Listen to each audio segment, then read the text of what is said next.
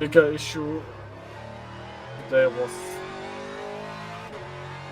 to get mentally through the race, because you're just here in the nowhere, can't do anything.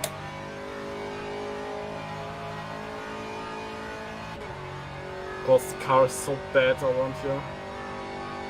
Incredible.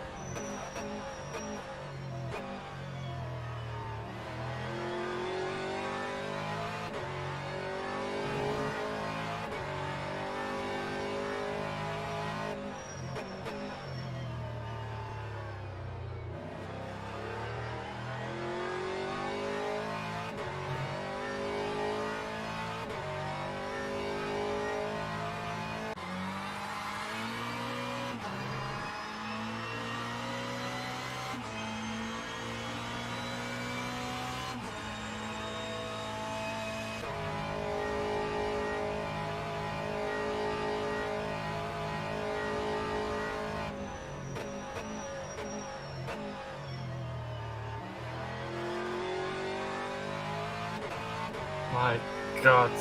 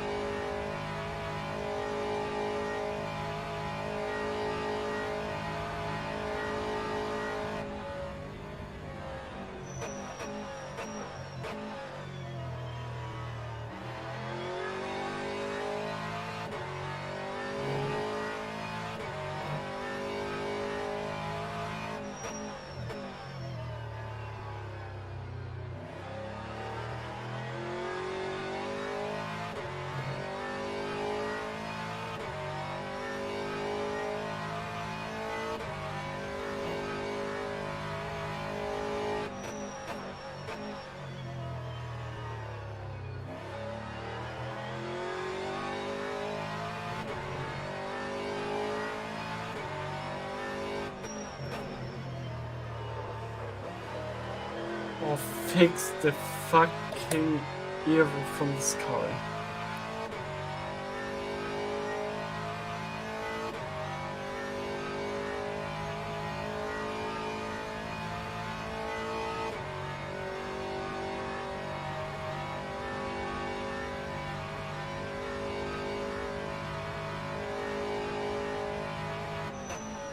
Microphone muted.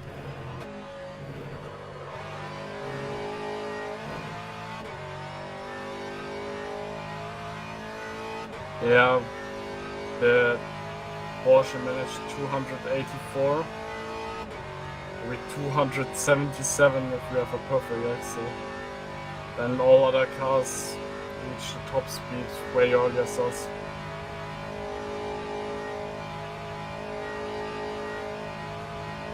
No, why? The BOP is fine.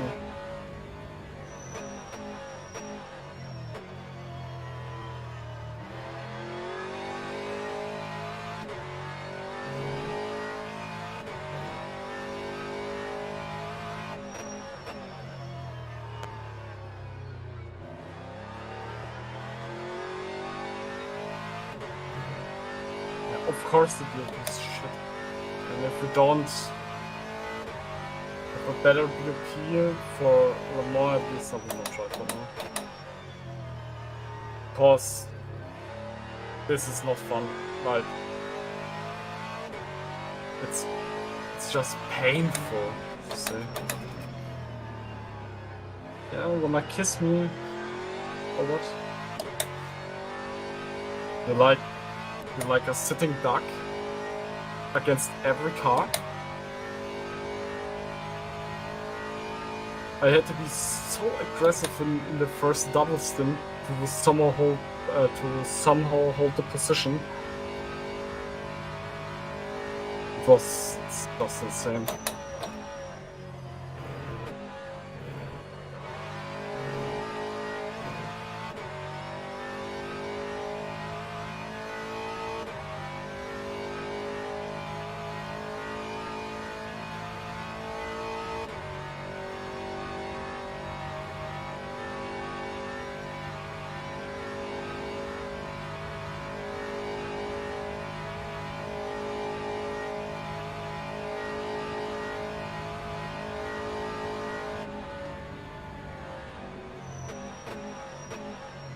Hit the step.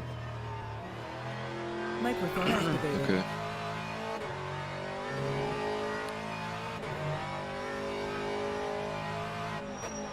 Microphone muted.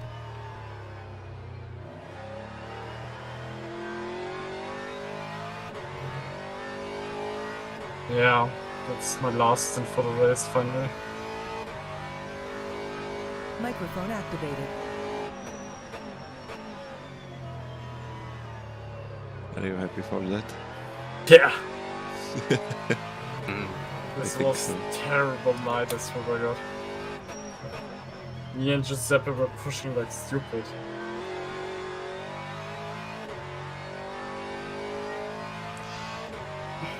I did a great job through all night. Like I said, it was mentally so exhausting. Keep it up all the time.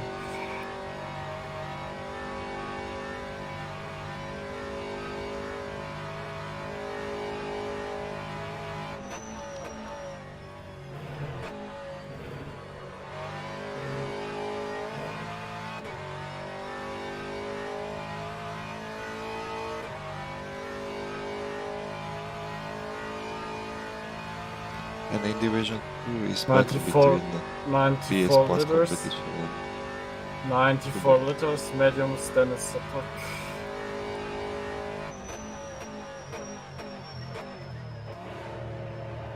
the McLaren looks so quick. The McLaren is fucking quick, it's stupid. Oh my god, What did you not know the entry? I was braking too early.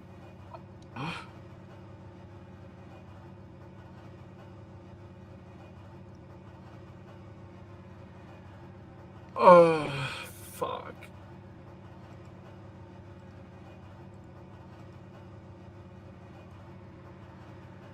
Yeah, let's see. P8 will be incredible. This race was fucking bullshit. Seriously. This was the worst race I ever had in sim racing. In 10 years, you did it pretty well for a long time. I started 2018. Yeah, Or and this two. is the worst? Yeah. Right. I The have worst one race I did. even worse race on 24 hours of Dubai. That was so Oh boring. my god. Dubai, it's like a special track. You can't crash car there. Because of corners or what? Go over to the right, please. As much as possible. Thanks. Because of the track itself, it's to safety. Yeah. Alright, focus now.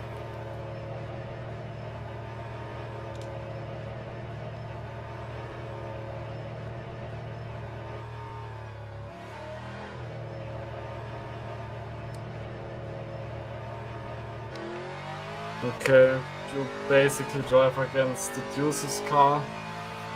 The next car behind you is one lap away. What about the 81? There's something on. Oh, we can try it, but I don't think so. Too hard. Aber war wieder auf 1 Minute oder war wieder so 1,5 Minuten? War 1 Minute.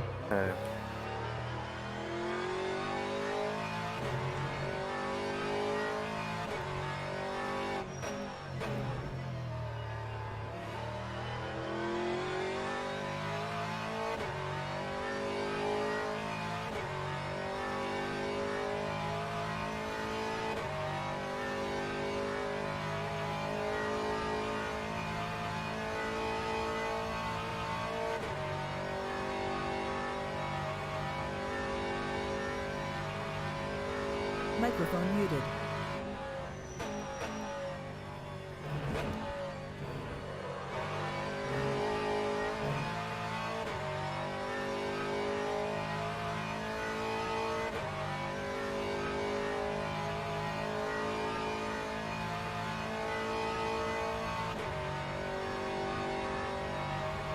It's already fair. It's some what the MJ meme we made. Oh.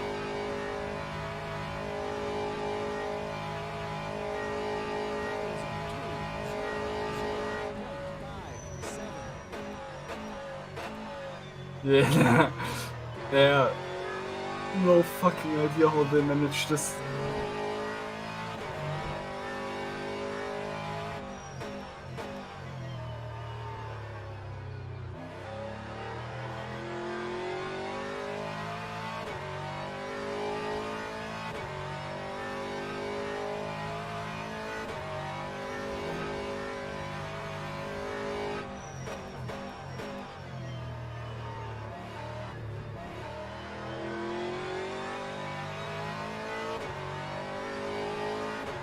I need a meme for this BOP as well.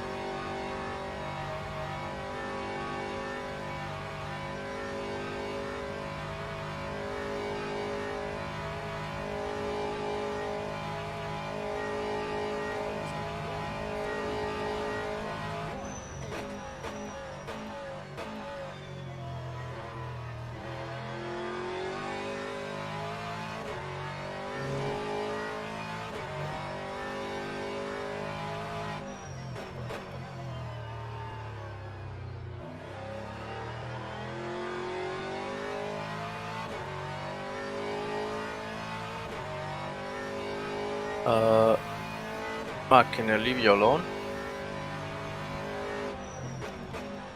Yeah, you need to take your rest. See you tomorrow on Discord, guys. Good luck. Good night. Bye bye. Good night.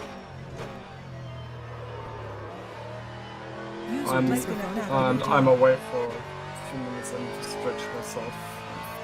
Everything hurts. Holy shit. Microphone muted.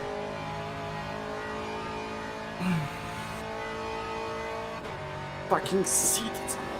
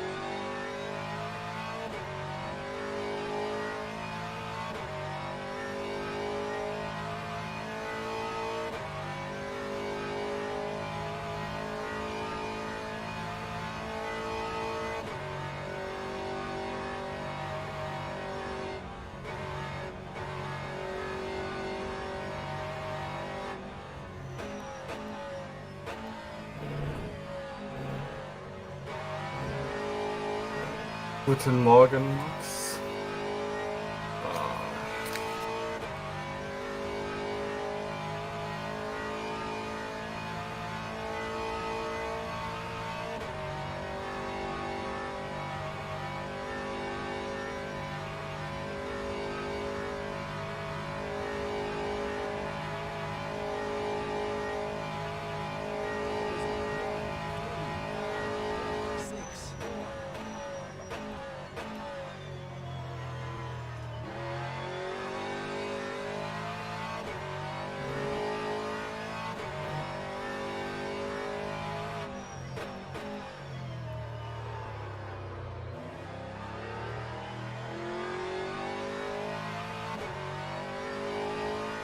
Nice to have a bit chocolate. Seriously.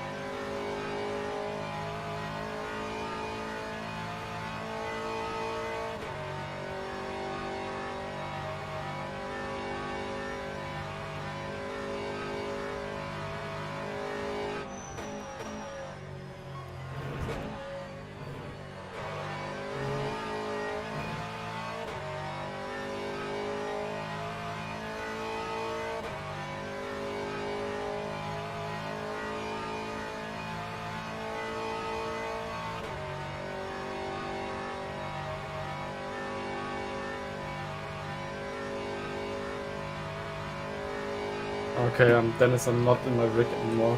Just for your info. Microphone I'm activated. back at my desk.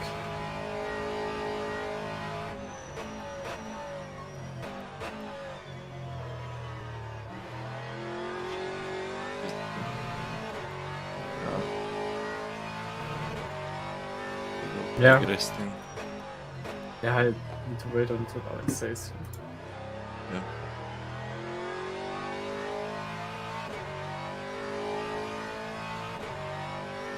Microphone muted.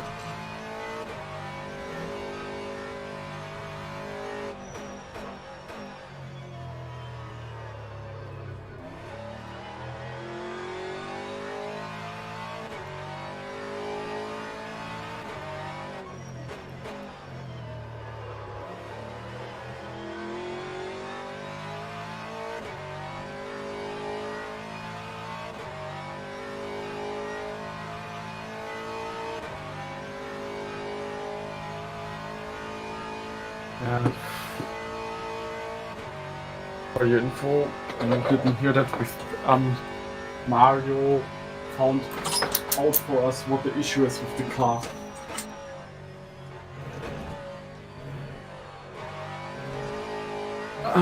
Microphone activated. So I will tell you now. First of all, the front of the car doesn't go down with compression. It's crazy. Mario said the difference between the hardest springs and the softest springs at the front is 0.5 centimeters when driving. Yeah. So it doesn't matter if you take a full soft suspension or hard suspension for top speed. Doesn't matter. The next thing is the sixth gear is way too long. We are entire time in low rev and can't build up speed.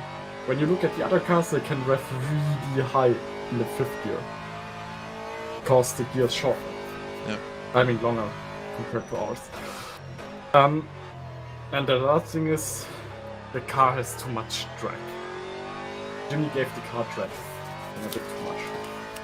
So with all these things in place, if you add it up, no way this car is not competitive in Daytona, and it will not be no more. So yeah, the car Well, doesn't power. And we can do nothing with it. So it doesn't No. matter. Like I said, the car itself is good, but it's just terrible in top speed and hot lapping. So yeah, we will message Jimmy about it. Ask him if we can get a better gearing and maybe a bit less drag, and that's it. Good luck with them. Come on, Nico and the others were joining with him in Discord and telling him, come on.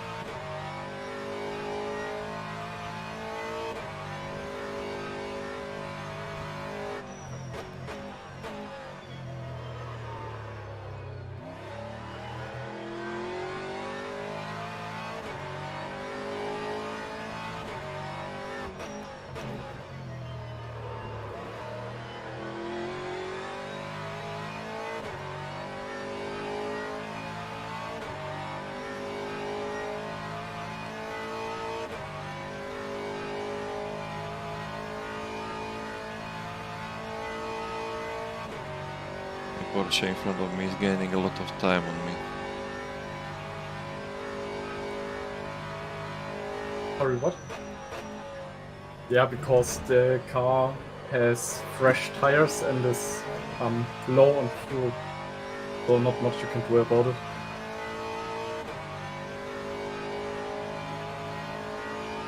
I can tell you my times if you want.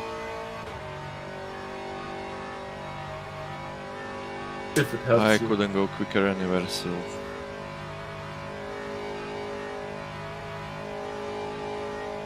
doesn't matter.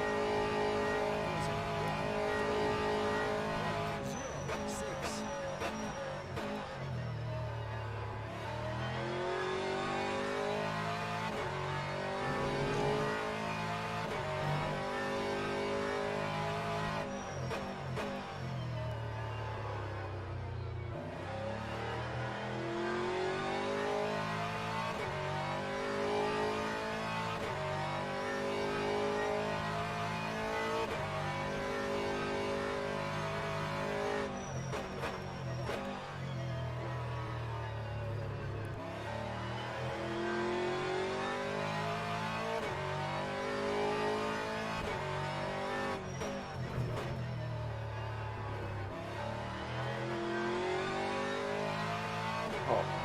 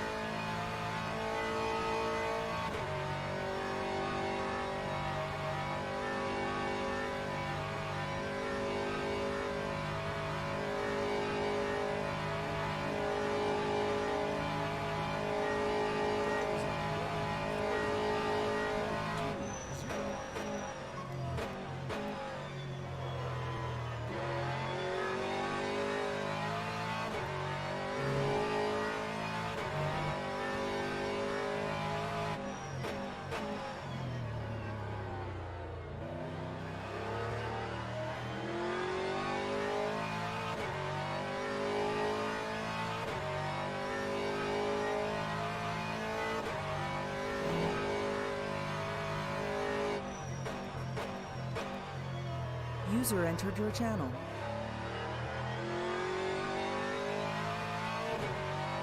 Hi, Alexei.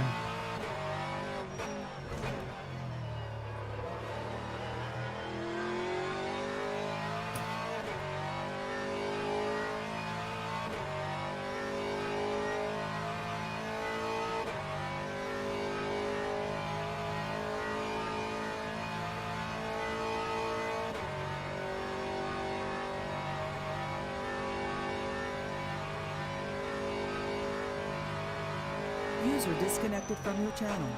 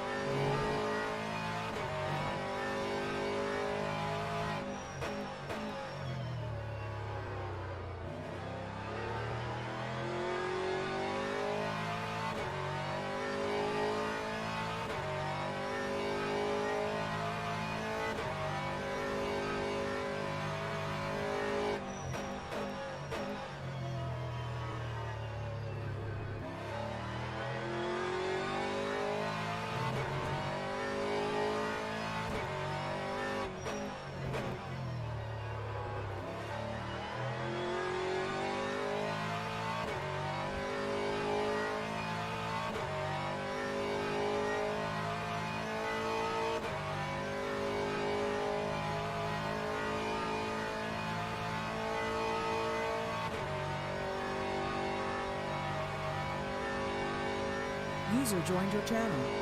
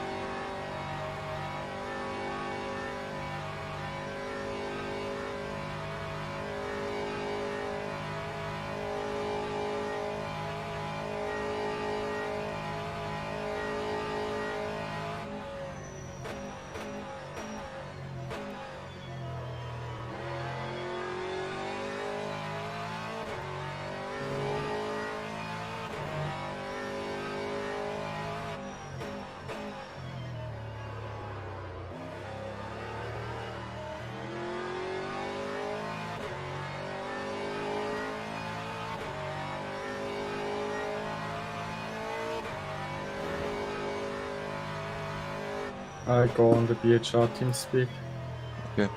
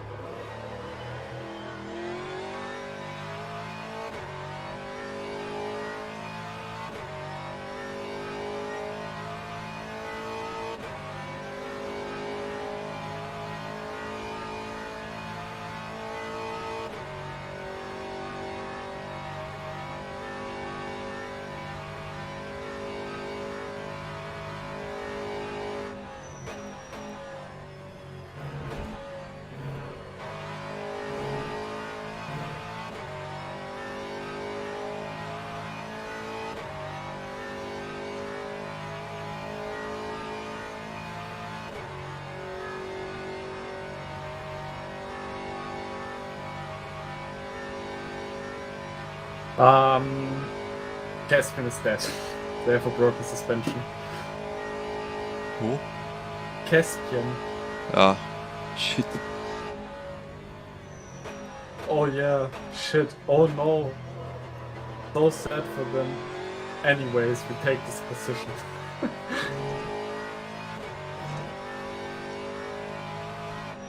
I mean, you can tell me I'm an asshole, but I am an asshole because they drive the Porsche. And I don't like Porsches today.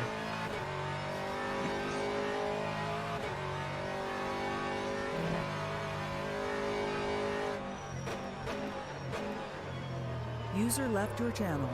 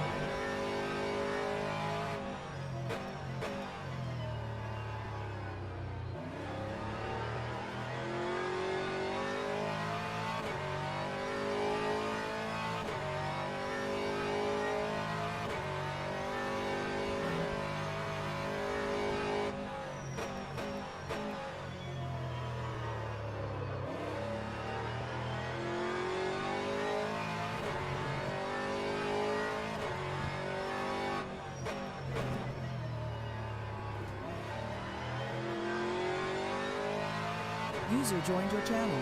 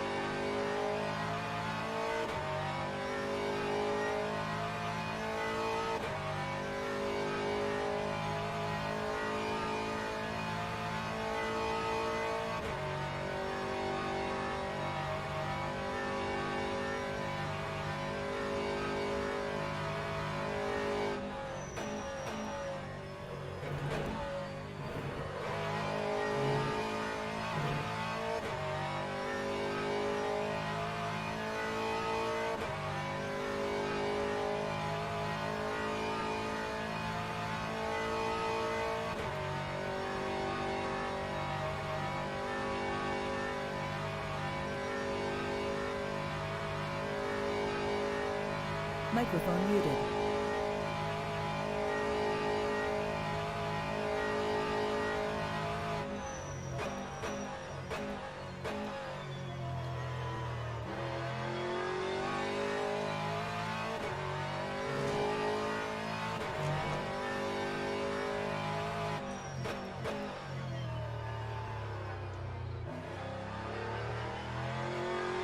User disconnected from your channel.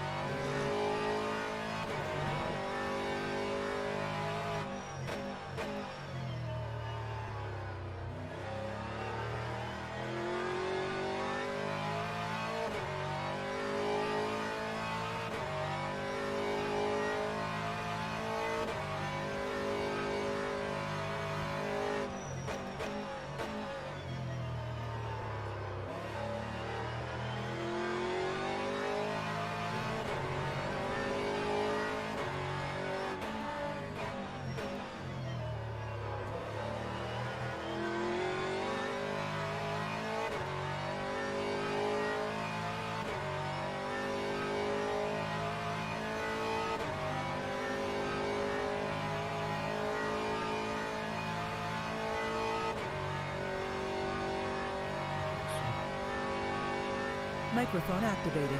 You hear? Microphone muted. For like half an hour.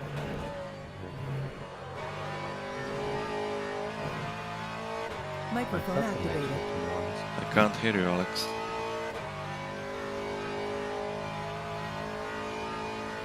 Can you talk louder? Probably like different. Same.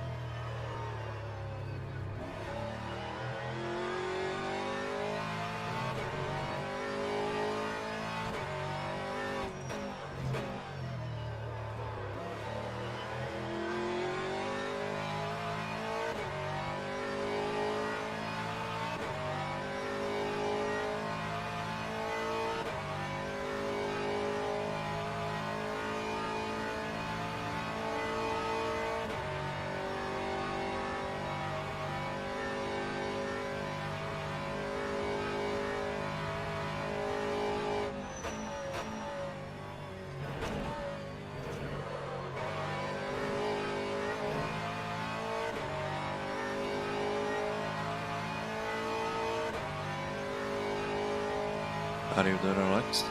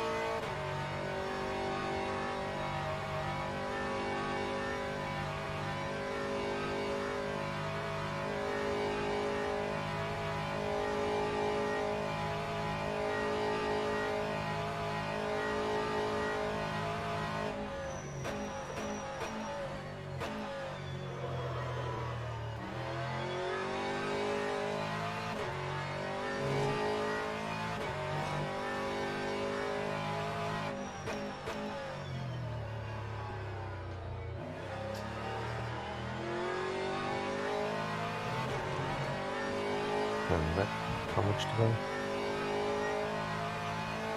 13. Okay.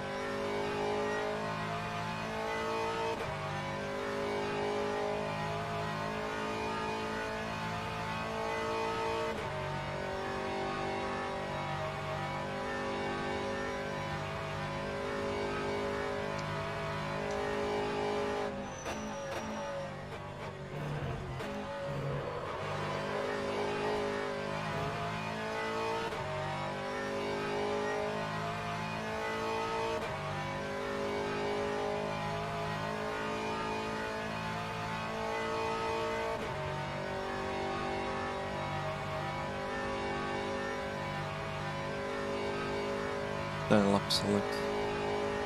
Mm-hmm.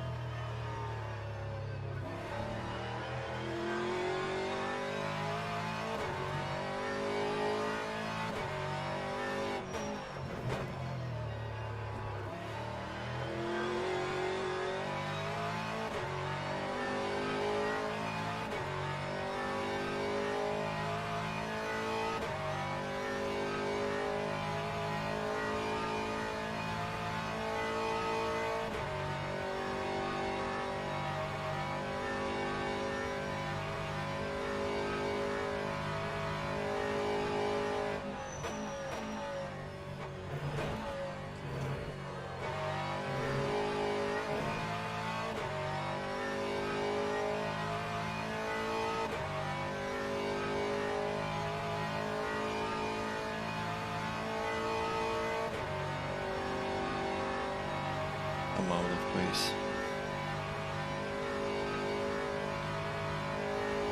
It's fine. Nobody's pushing now.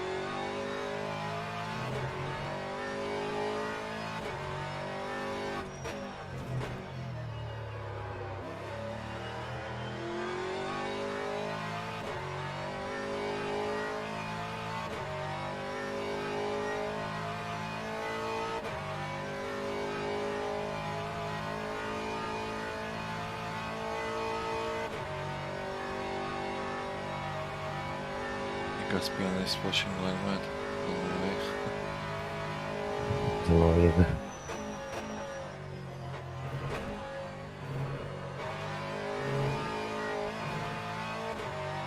Four laps, Alex. Yep.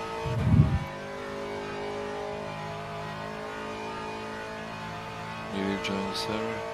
I'm already joining the working cars.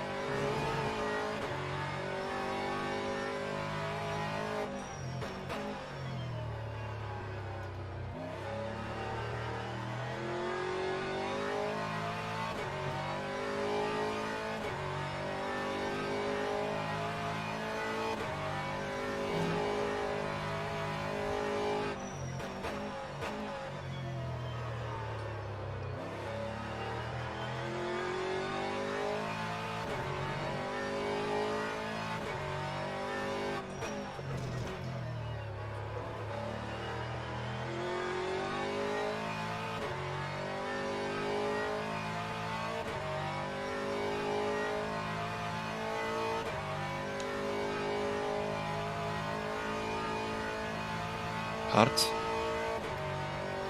Yep.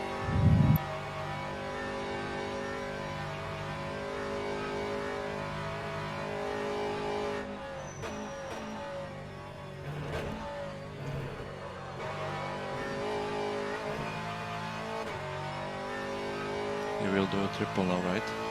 Uh-huh.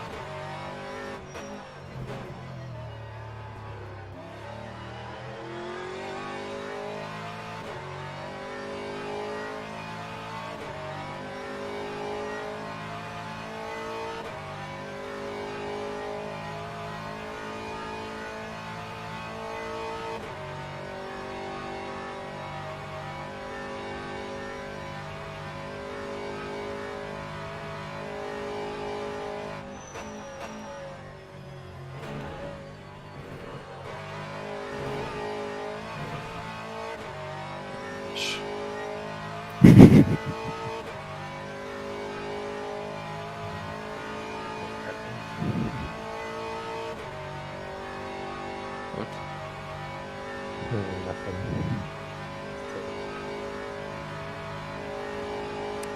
Last lap.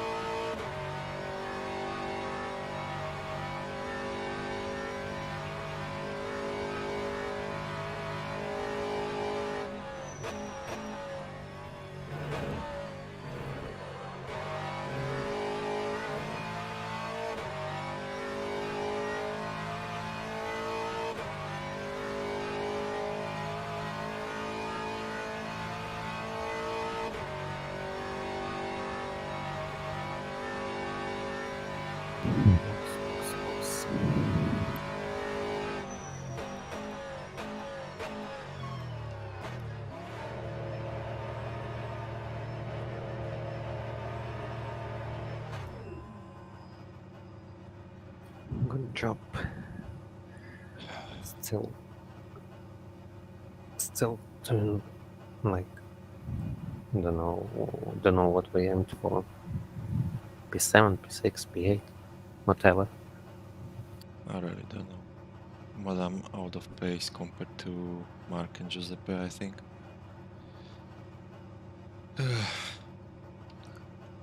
I have some serious issue with this car. It doesn't want to turn to me.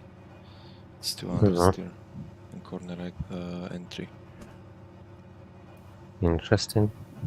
And I'm fighting with that, with the brake, trying to move the balance on to front with brake, and that's bad.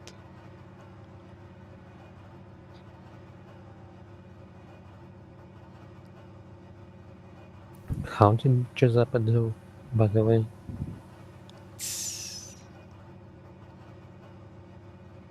Oh, wait a second. Be ready. He was talking me about mid 44 and high 44 in first stint, and then low 45s in second, so I don't know, man. Check the ABS and those things. Yep, it's fine.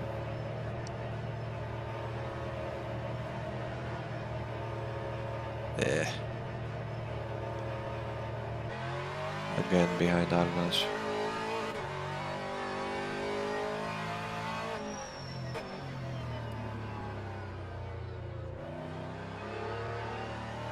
And that means we have quite similar pace with them.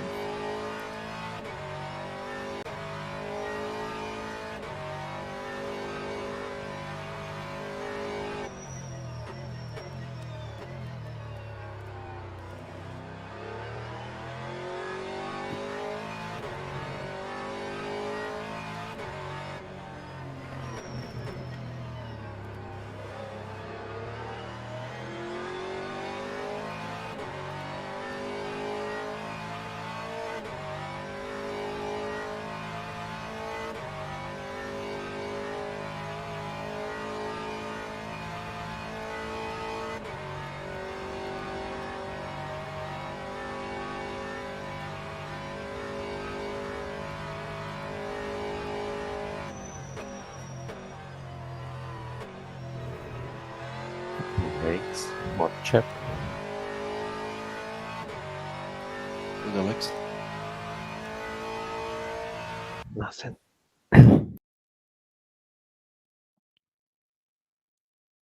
Okay, I will take a breakfast. Go for it.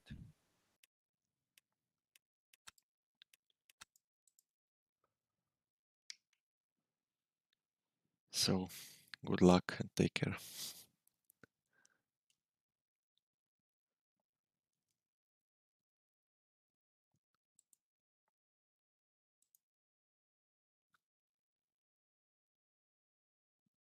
Microphone muted. Sorry.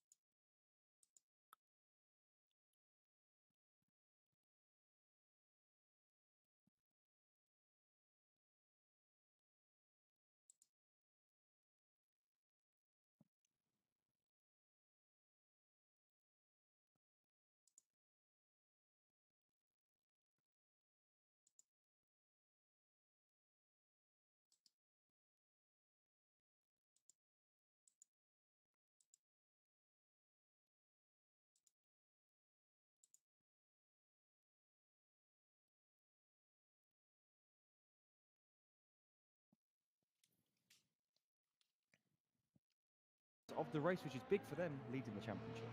Exactly, that's the sort of headline news, if you like. If you're just waking up, as I say, across Europe at the moment, and you've not been around so much overnight, the number 8 Winchick racing car is currently out of, well, they are out, not just currently, they are out of the race entirely here this morning. So that happened around there, 168 laps off the leader, which suggests it happened quite a while ago. These are the current standings, though. Let's just run through this quickly before we go any further. Race Clutch are leading, not by 2 laps at the moment. That's just when the sort of times have been taken, if you like.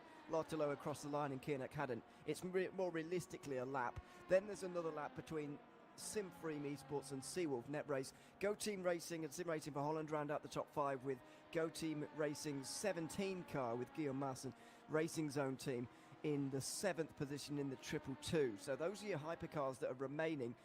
Then we've got the LMP2s headed by Ferrari in 8th place overall. They are also leading by a lap. User joined your channel. Driving for Team Iris. He's a lap behind, as I say, in 2nd. Then it's Hyperion Hello? who have recovered Microphone well. activated. Later on.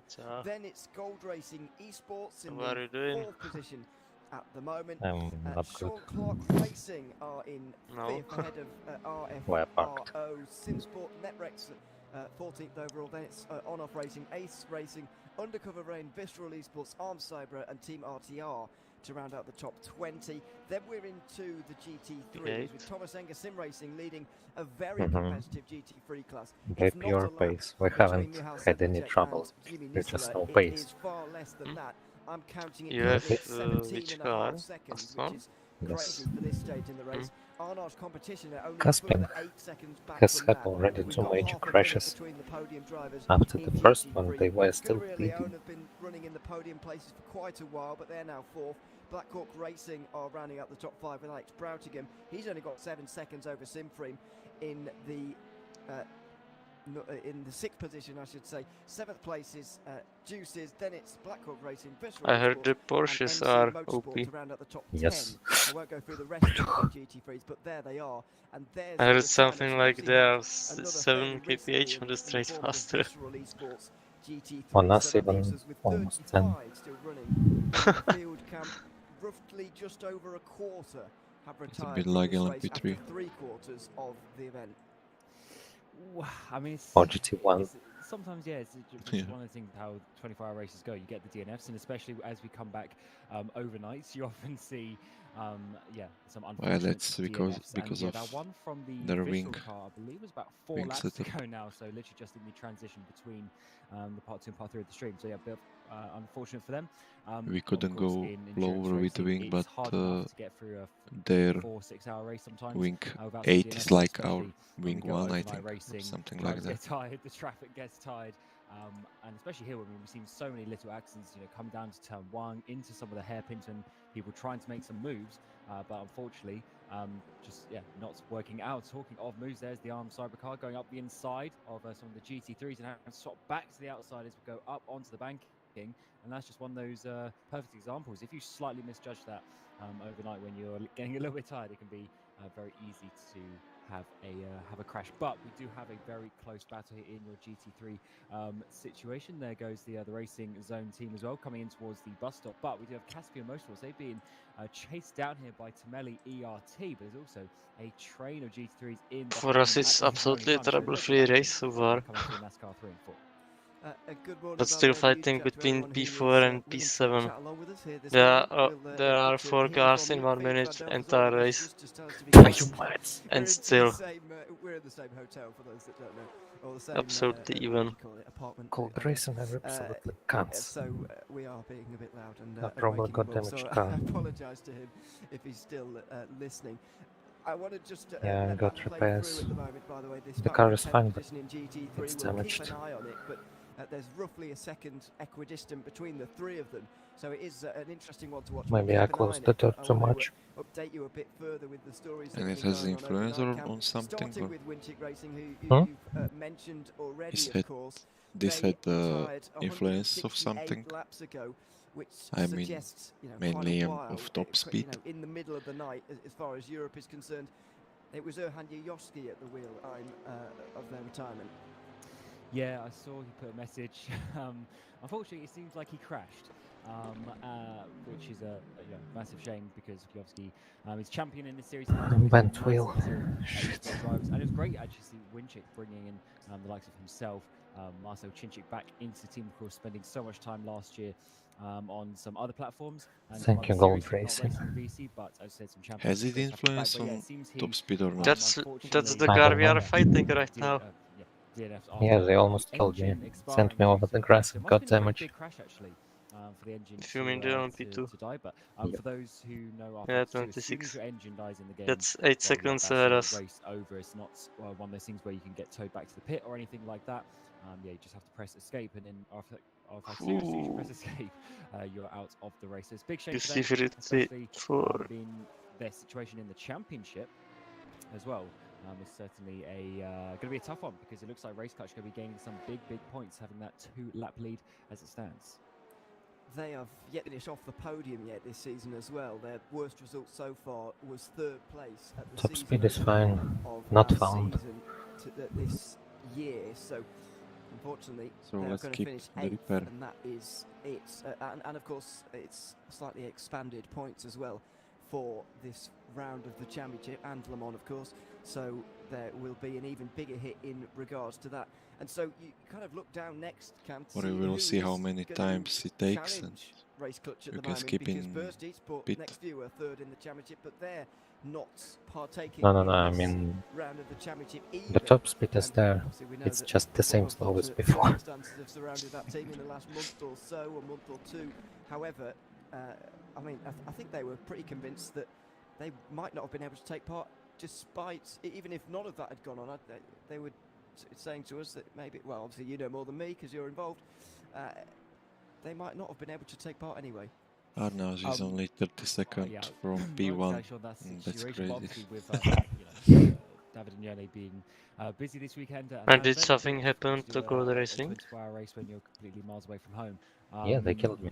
But we will see. So to my Not understanding, particularly they killed, but were- sent 'cause it's a big no-no in this, off in this track. league, as everyone knows, to start missing races. But I do believe they were sort of allowed to miss the race. But we'll see how Seeing that Freeman continues pits. in the second half of the year. We do hope that entry at least comes back because, of course, they're sitting 3rd place in the championship. They'll lose quite a bit of I points. believe you not to have been protested. here today, but at least they'll be able to. We'll see, continue maybe I've hopefully. closed the And door too Winchick much. dropping down as well. Race But I Clutch, guess pretty there's easy no win life for the championship, let's be saving, honest. right? Simfream are in behind. They're already 30 points though before this race, and that is basically a whole race win. So it's going to be pretty difficult for them to come back and challenge for that, I would say. Is talking of race clutch, Tom Larsu coming into the pit lane with 5 hours 51 remaining on the clock. But I do think, same as last year, actually, obviously they're the #1 car, the reigning champions. I think same as last year, they're going to be probably the team to beat, and they just seem to have that little bit of a pace advantage, bit of consistency advantage.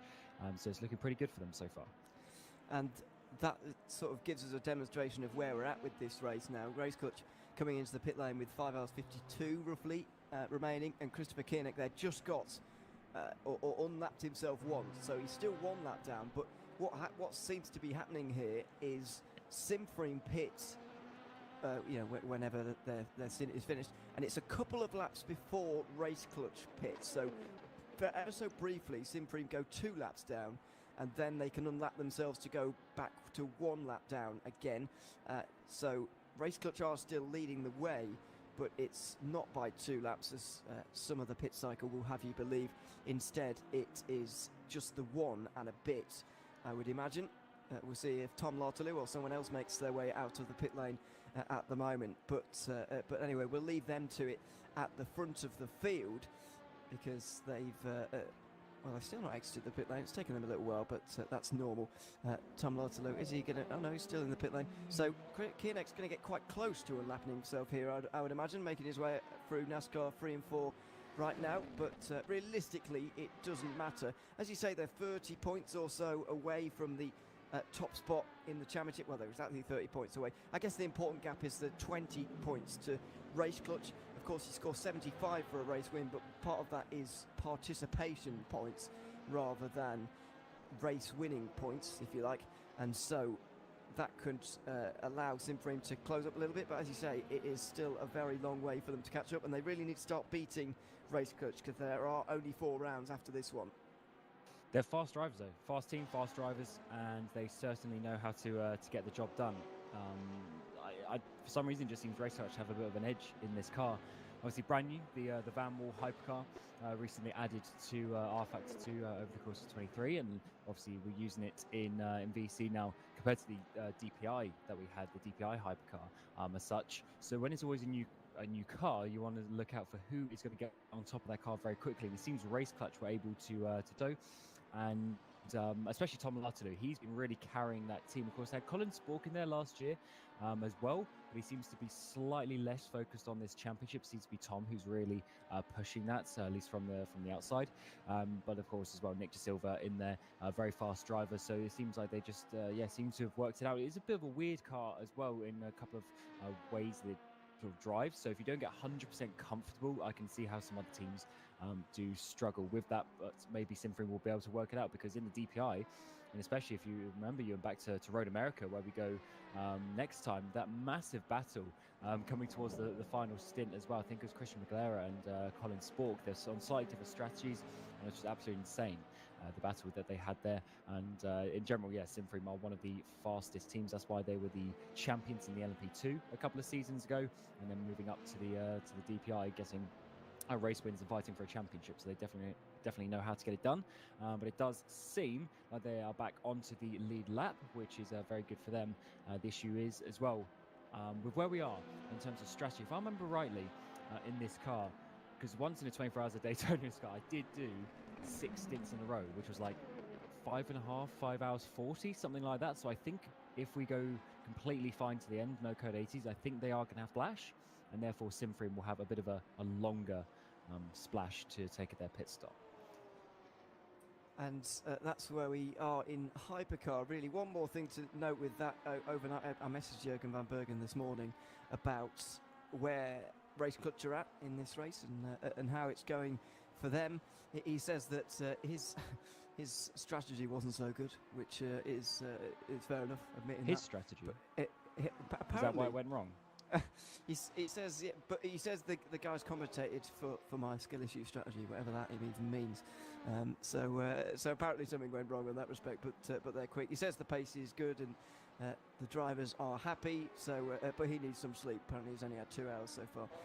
So that is about half of me and Cam. So yeah, maybe you should get some sleep at some point. What surprised me this morning, actually, when I woke up and tuned in, I suppose I shouldn't be surprised because I should just look outside and see it's the same. But it's still dark out there at Daytona right now, which I guess sort of mirrors real life, where it is constantly battling for the 24-hour race in the world that has the most darkness hours of any. Yeah, of course, a lot of the 24-hour races that we do, like the Nürburgring, Spa, the French countryside, all of that sort of stuff, they're in the summer in Europe. They're sort of May, June, July, around that sort of time. So when you come to Daytona, and it's obviously still Northern Hemisphere, and yeah, we have a long night of racing, which is actually quite interesting when it comes to the strategy and things like that, because overnight we obviously see cooler track temperatures, and the car changes a lot over the sort of those hours. When it's cooler, you generally have that a little bit more grip, you can go a bit faster, but sometimes that also adjusts the tire wear. So sometimes maybe if you're doing double stints, maybe you can push that to a triple stint, and it then completely changes the strategy. For literally 12 hours or maybe 10 hours in the race where it's dark, you suddenly have a race in a race where drivers start doing things separately, so they have to practice that. That's one of the fortunate things about sim racing. You can do practice, so hopefully the teams went on, they found out what it's like at the hottest time of the day, when we get to midday and towards the end of the race, and then also at midnight when it's the coolest, or probably about 5 a.m. actually, when it's the coolest track conditions. The car's going to handle very, very differently, and especially for a couple of these cars, they might even be changing the compounds that they use, not just the actual stint strategy. So that is Hypercar. We'll sort of go through some of the other classes, well, the other two classes that we have here today as well. Isaac Gilson is with Scuderia Ferrari Esports at the moment. He's towing someone around with him out over the line at the moment. Down towards turn one, he goes. Slow car right in the middle of racing line. Iris, Jan Krankvist. Then we've got Hyperion in the third position.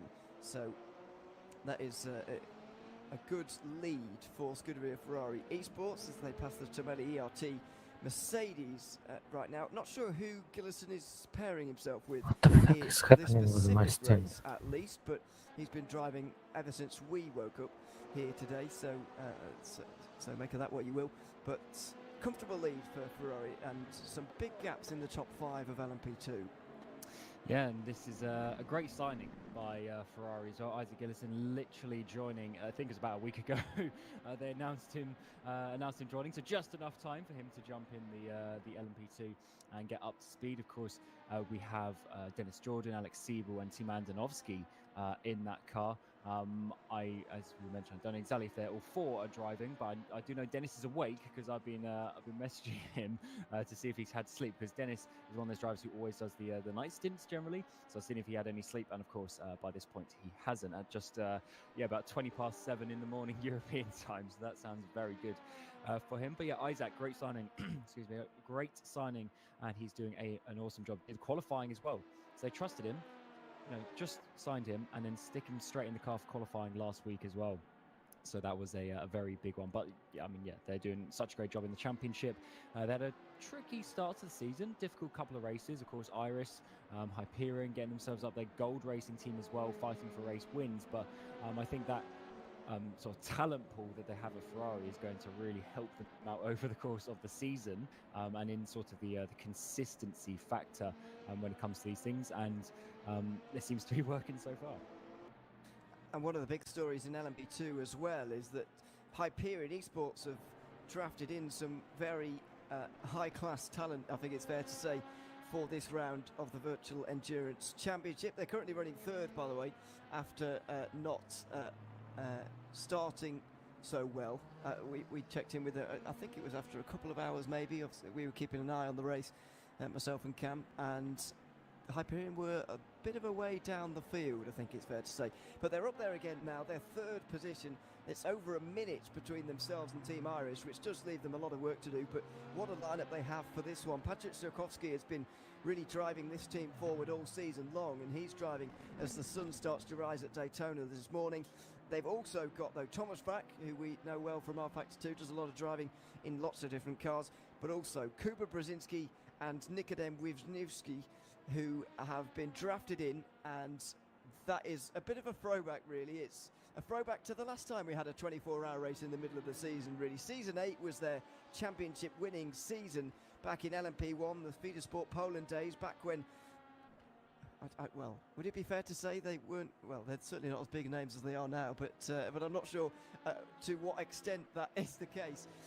What a lineup they have, though, and it's no surprise looking at that, the way they've been able to get back onto the podium once you realise that.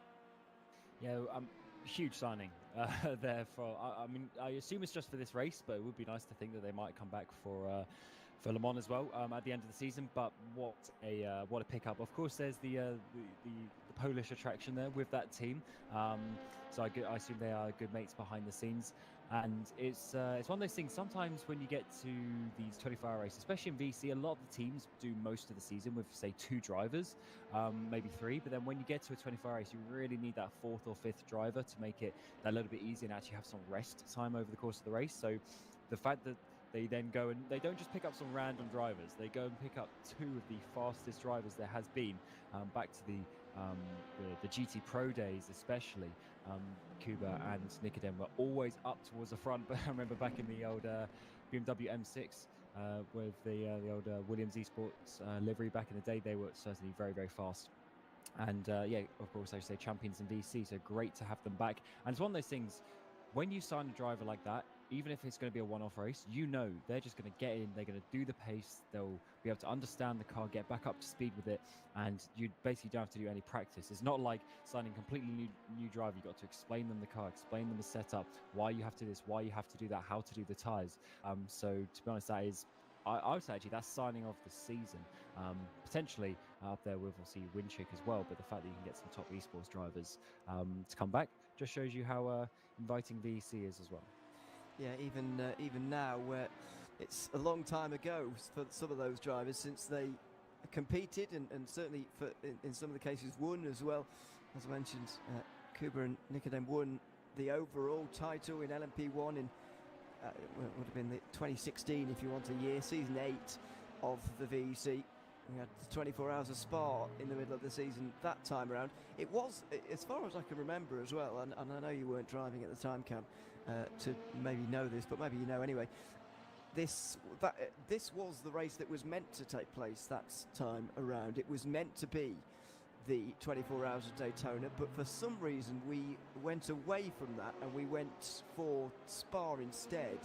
I'm not sure why. I don't know if I can remember why. Maybe Jimmy can, but I don't.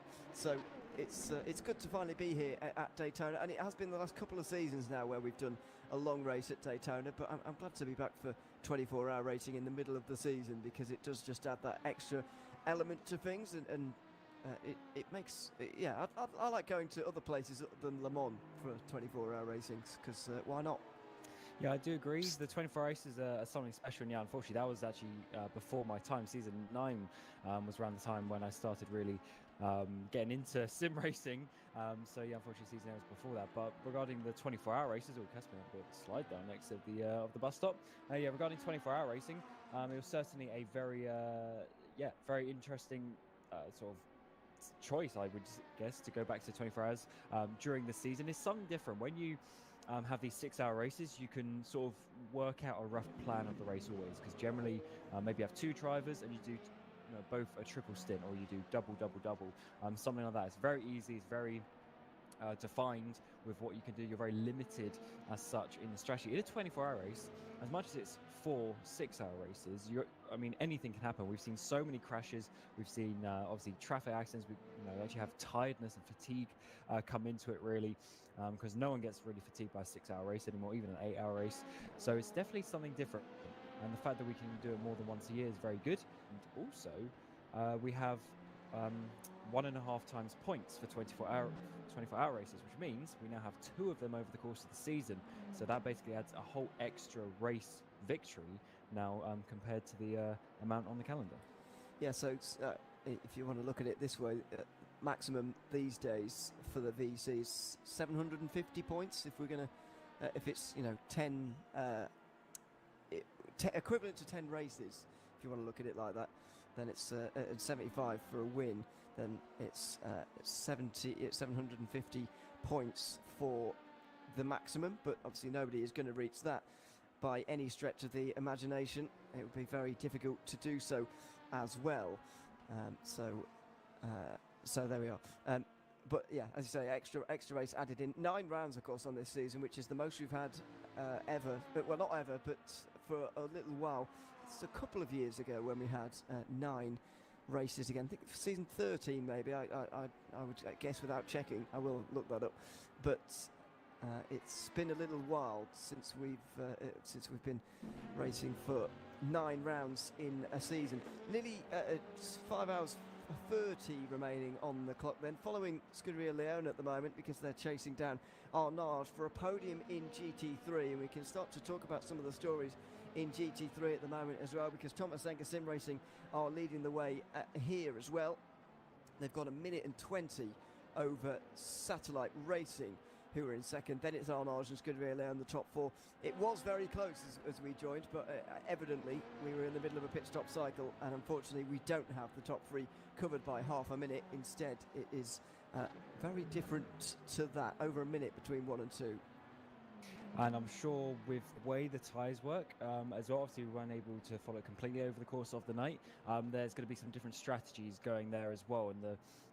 In the GT3s, you have obviously the soft, medium, and the hard compound tyres. The soft is, I mean, there's no point in using it because it won't last a stint. But the medium and the hard is definitely an interesting one. And as we've been overnight, I was mentioning earlier about how that maybe pushes you into triple stints, then there could be a bit of a tyre compound difference as well. And therefore, if you have someone doing 3 doubles in a row compared to 2 triples, obviously people doing triples save a tyre change as well, so they save some time there, so that can always offset the gaps just a little bit over the course of the pit stops. And that's why we come endurance racing, because well, we have to wait to find out which strategy is going to come out on top of that one. And obviously this team, Scuderia Leone as well, Ruben Correa Alves, not driving at the moment, but we were with him at Sim Formula over the course of yesterday, and he was in a Sim Formula in Maastricht, a few hours away from his house, but he had his computer and his monitors with him to do his work and his broadcast there. So he had to then pack all that up, go home, reset all of the equipment up to then go and do his first stint. And I believe he's going to be in it towards the end of the race as well. So that is some commitment to be traveling your PC all over the country to be doing these races. Yeah, I didn't realise he'd already been in the car actually here today. I was wondering a little bit about what they were going to do though, because they are not a team with too many people in the server at the moment. It's just Ian Boutons who's currently leading or driving the car, and Jupp Gillison is in there as well with him. I suspected when I saw that the two of them were doing the whole race on their own, but that's not the case, and they will get a bit of help with that one, which is good news for them. They're 4th though in the GT3 standings, or in the race at the moment anyway. I thought they were chasing down Arnage for 3rd, but it seems to be one of those gaps that is not quite coming down quickly, certainly not quickly, maybe not at all at the moment. 3.9 is now the gap. It's just extended slightly, and so we may have to wait a little while before a bit of a battle there, as I thought I could see rain there. That would be especially odd. Apparently we were told last night, or Jimmy told the others last night who opened the broadcast, that there's a 0% chance of rain until Monday, which doesn't give much hope for us. Yeah, you made me think that the day was wrong there when you said Monday. But yeah, I assume that means it's going to be a completely dry race, which the teams will be happy about, as you say. Would be nice to add in some rain into that, but unfortunately it looks like the Florida weather isn't giving us anything. They have had quite a few storms and everything, as they do towards the sort of autumn period, but obviously not in this first couple of weeks in January.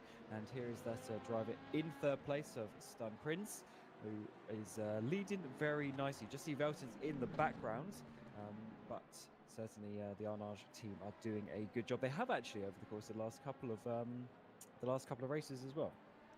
Chance of rain's gone up to 5%.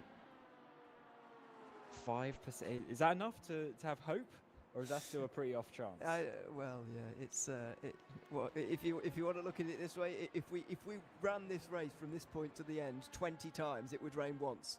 So put it like that, and it's not very likely. But is the 20% chance? But whoa, sorry, 5% chance doesn't necessarily mean that it's going to be raining for 5% of the time. It just means there's 5% chance it might rain at any time of that period. Yeah, that's what I so mean. it's even less so. That's what I mean. Yeah, it's this shot here. It's this one here. I don't know if it's just me. Maybe it is, but maybe it's our TV screen. We're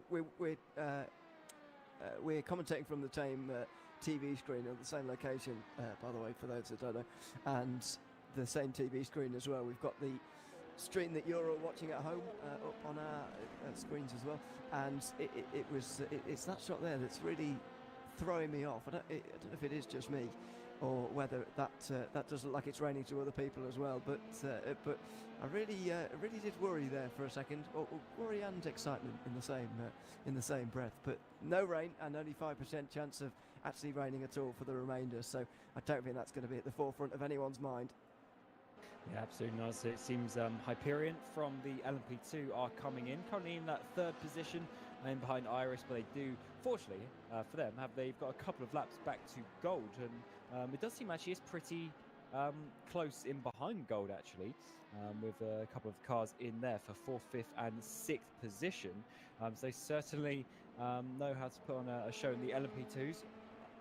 When you lose a couple of laps, they've obviously had to somewhere a little bit earlier on in the race, but it's good to see that they are still in there, and there's actually going to be potentially a bit of a fight in there over the course of the next part of the race. But for these LMP2s, if I'm not mistaken, it's about 9 stints in 6 hours.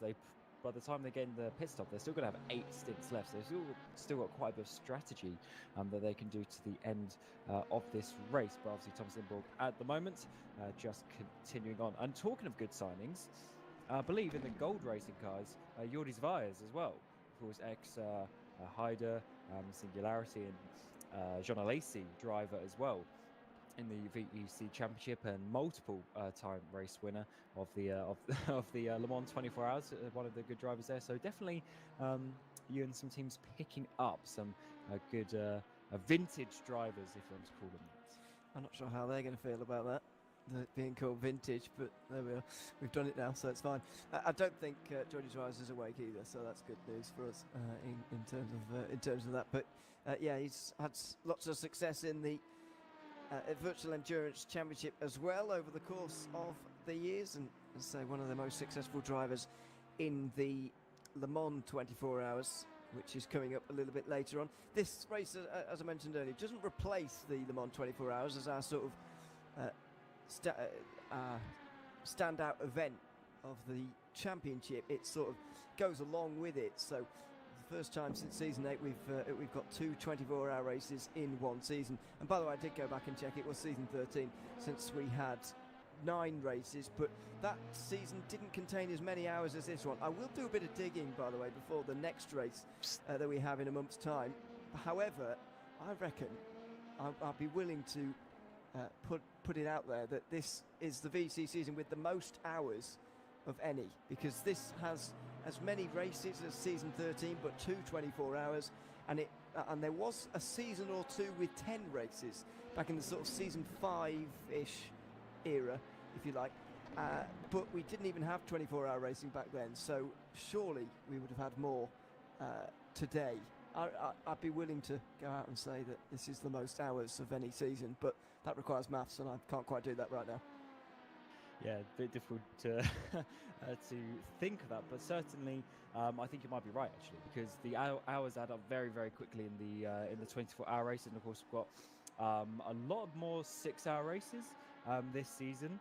We did have obviously just recently we had the 6 hours of Spa, when that has been 8 hours over the course of a couple of the seasons. But yeah, I think you might be right in that one, which is good to see. And of course, there was a few years ago where we actually had quite a few 4-hour races coming into it.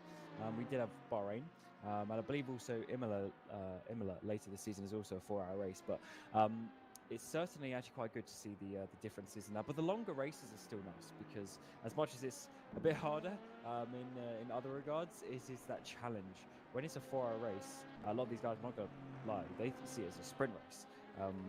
Because especially if you have 2 drivers, you do 2 hours each, which is just about one driving stint, so very easy. So we get a yellow flag there in sector 1. Someone's obviously having some sort of issue, but that does go back to green flag very quickly. But this driver of Pascal Gross that we're on board with, I mean, he's really pushing it. I don't think we've been quite just seeing, but he's been locking up, he's been sliding through turn 1 and 3 there, but it seems to be calming it down as we come through this middle section. Yeah, as I find my button to talk. Yes, it was season 5, by the way, the last time we had 10 rounds.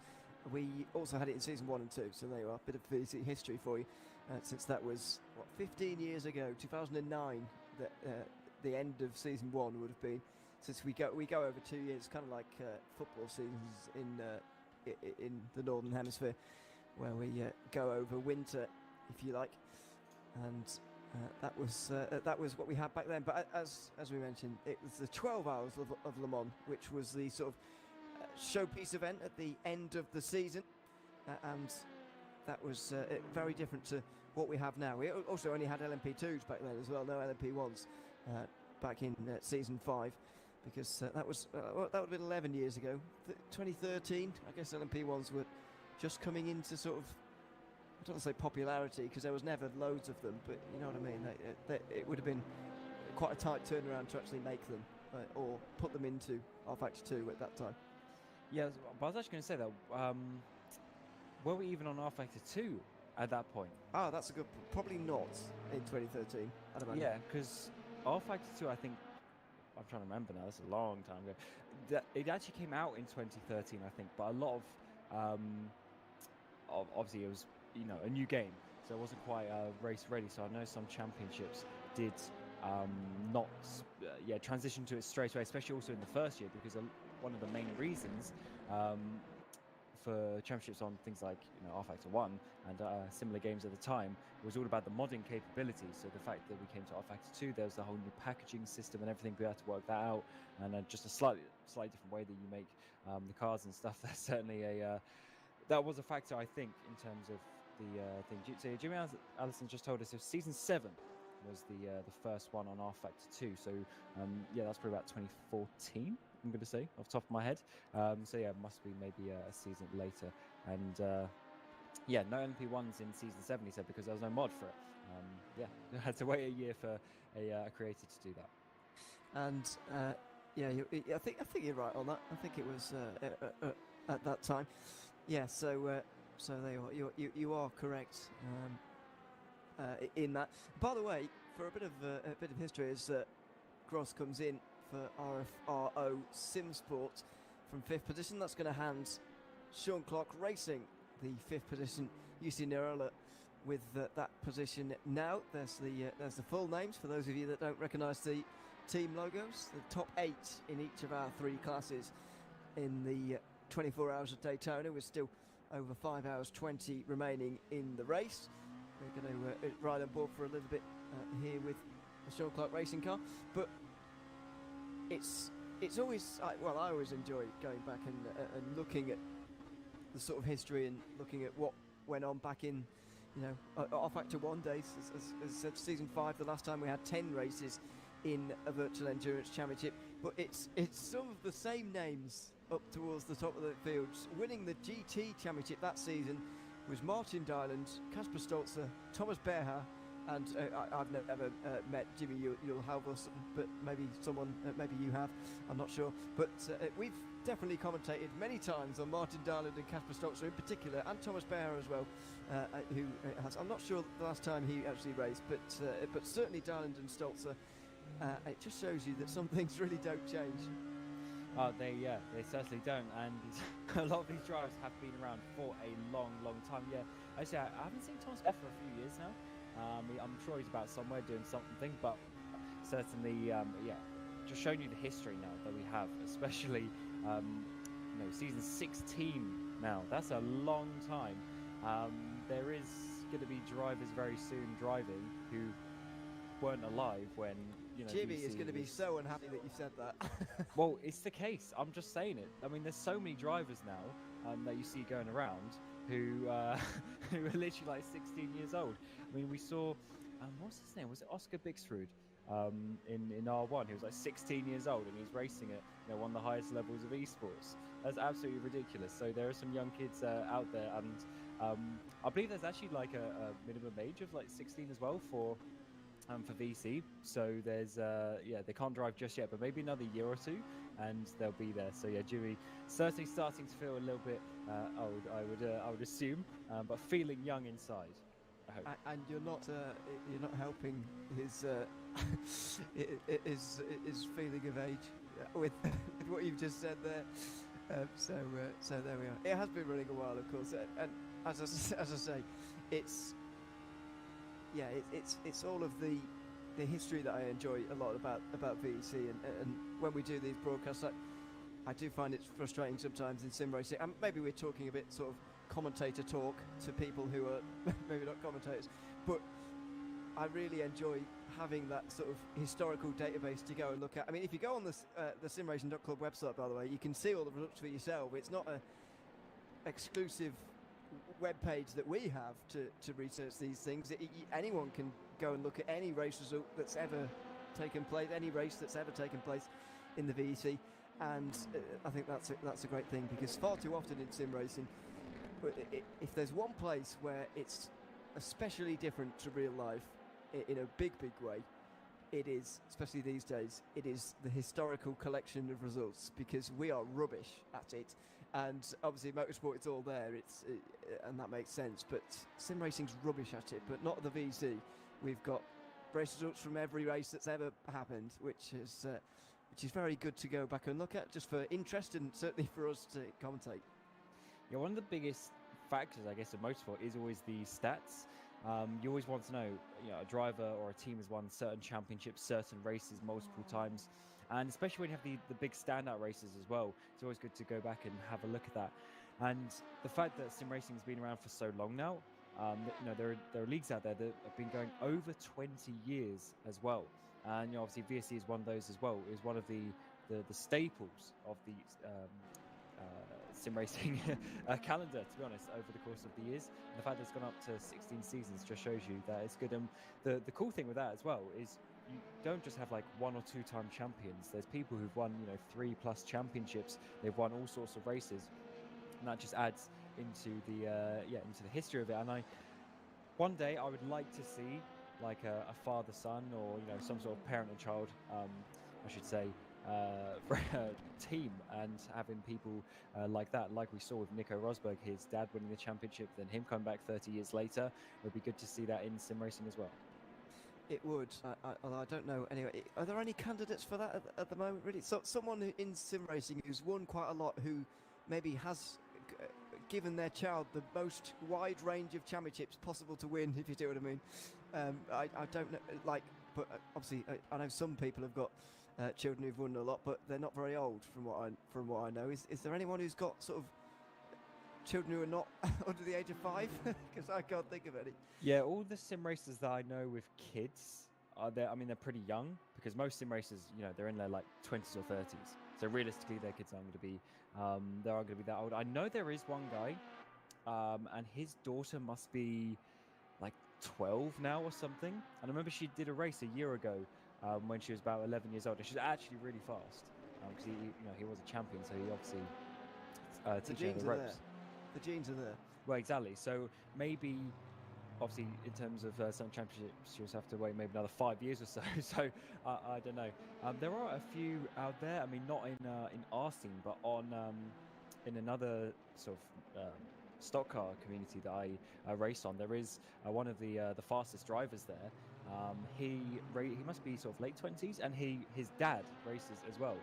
Obviously, you know, he's maybe in his 50s, that sort of age now, late 40s, and he's still out there racing, which is really good. So we do get it, but in terms of winning championships, I'm not sure yet.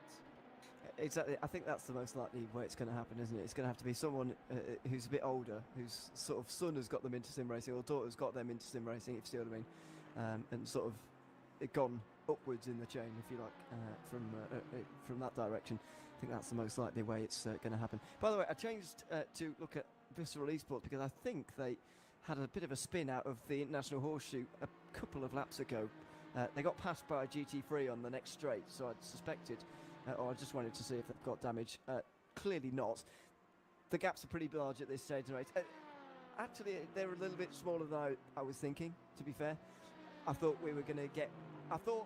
that gaps less than a lap were going to be a rarity when we woke up this morning. When I knew that we were going to be here for this stint, and well, we knew that from quite far out, of course. But I suspected that this would be the case. But a lot of these gaps are a lot closer than I thought, if I'm honest. So that's good news. It's been a decent race so far, but it's also true that a quarter of the field is retired so far. Although for our sake, obviously, we basically, when it comes to the tower, we only see the top 8 or so. And unfortunately, in each category, you do get people dropping out. But it's, as you say, it does seem like there's at least some battles. The gaps, they always increase, especially in a series like this where we don't have anything like the safety car, like IMSA or something to bring people back together. It's just all about that pace. The gaps do generally just ever grow over the course of the race, but especially that battle in LMP2 that we were looking at a little bit earlier, they're still within about sort of 5 to 10 seconds each, so that is certainly a very nice thing to look out for. But we'll have to see how the strategies work out. Let's look back at the Scuderia Leone car coming through. Where is that? And NASCAR 4 out onto the front straight, trying to chase down Arnage, but the gap has stayed pretty similar at about that 5-6 seconds. So no extreme pace in Belton's at this moment in time, but he's still keeping his podium hopes alive. Yeah, and this is the closest battle. We're talking about close gaps. This is the closest battle out there on the circuit. Just want to ride on board here for a lap with Ian Veltons as we have 5 hours 15 remaining. The sun has most certainly risen here over Daytona. It happens very quickly here at Florida because there are no, or in Florida I should say, there are no hills anywhere. So the sun is sort of up like you open the curtains in the morning, and there it is. It's not taken very long at all for us to get the sunrise, but often, even at this time of year in January, because it's quite southerly, shall we say, in terms of latitude, is it? Yeah, I guess it must be. Latitude, longitude, something like that. And it means that you get some quite spectacular sunrises even at this time of year. I can't remember what year. I think it might have been the first year of DPIs at Daytona. In real life, that is, not in the VC. In real life, there was a spectacular sunrise that morning. And obviously in the UK, because we wake up, I don't know, even if you wake up at like 7 maybe to watch the race, you just watch the last 12 hours maybe, but it's still 2 a.m, so you get to enjoy the sunrise almost as you're eating lunch in the UK and Europe as well. Maybe you can relate to that as well, which is quite nice. And sometimes it's quite spectacular, but it's down to the sort of location that we're at. Very, very flat around here, but still plenty of sun even in January. It's not as warm as you might believe, though, just from looking at this at the moment. By the way, the temperature's still in the single digits as far as air temperature goes. Yeah, Florida, of course, basically just being a swamp in the middle part of it. Obviously, Daytona slightly further north of that, but yes, absolutely dead flat.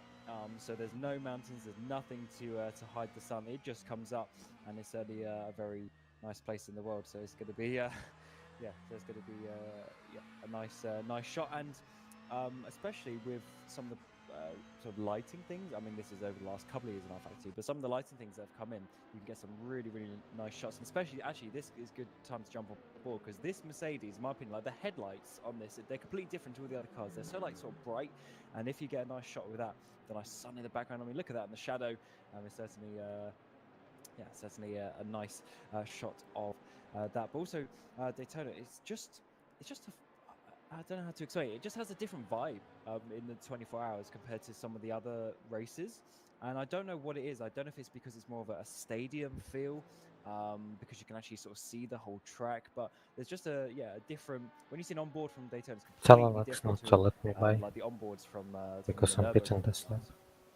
I guess we always talk about we always talk about, some people always talk about, I certainly do, talk about the sort of big four endurance races in in the world, Daytona being one of them, the first of them, of course. Then you got Nürburgring, which used to be in like April, but it used to keep snowing, and then they stopped doing that. And then, of course, we've got Le Mans in June, and then we've got Spa in August or July, late July, August, kind of thing. So, if you're talking about the Big Four, this is by far the shortest of the tracks. I think it is one of the differences. I mean, Peterburg just did a 1:30.1. I mean, you're never going to see that at any of the other circuits. Maybe if you went with a different car at Spa, you can get somewhere towards that, maybe in an F1 car, but we're not doing any endurance in that. So it is very different, really, this circuit. So I get what you mean about different feel. It's more of a shorter Grand Prix circuit, because all the other three of the Big Four are very long circuits, abnormally long in some cases. Yeah, that's possibly why. That's very true. You're a lot closer to home, as such. You're closer to the pit lane. You're not going 3-4 kilometers or more away. So that's potentially is something. We did see a yellow flag come up, so I assume that was probably satellite that we're just seeing here. Unfortunately, 11 laps off the leader. They've had a few issues. It seems to be, and of course 4 laps off the next car. But fair play for continuing on in the race. It is not easy to keep going when you're this far down. Still over 5 hours remaining in the race, though, so there's potential that other people can have issues. But realistically, you're never getting that 4 laps back on pace. And one team that haven't, unfortunately, been able to go on to the end is Monaco, and we were expecting them to be able to do so, and with flying colours as well. They're unfortunately DNF'd from the race. I can't remember exactly when it happened, but we did find out how just before we went to sleep. So I'm going to assume it happened around midnight in Europe, although don't quote me on it. Although I can't remember what happened. I know you've told me about 3 times, but I can't remember already. You found out this morning, or last night, I should say, as I mentioned, and unfortunately they're no longer in the race.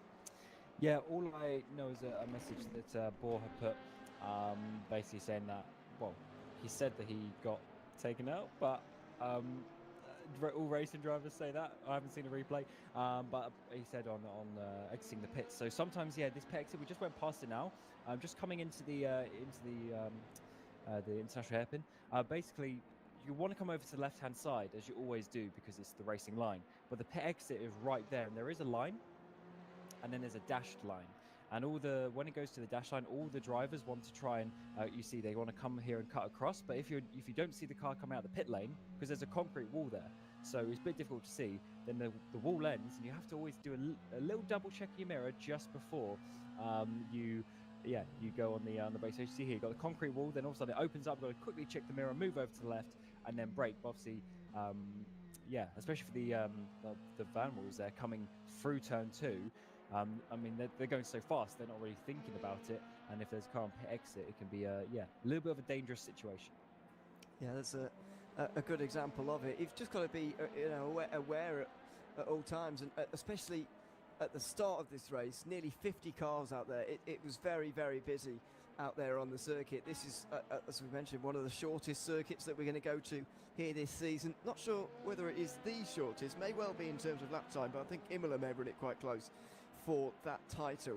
It's going to be a similar race around there, although the huge difference that you've got to note between Imola and Daytona this season in the VC is the sheer length of the race. We're going for 24 hours around here, whereas at Imola we're going for what, 4 hours? You know, it's a short race, so that makes it very, very different. It's far easier to deal with a circuit like this for 4 hours than it is for 24.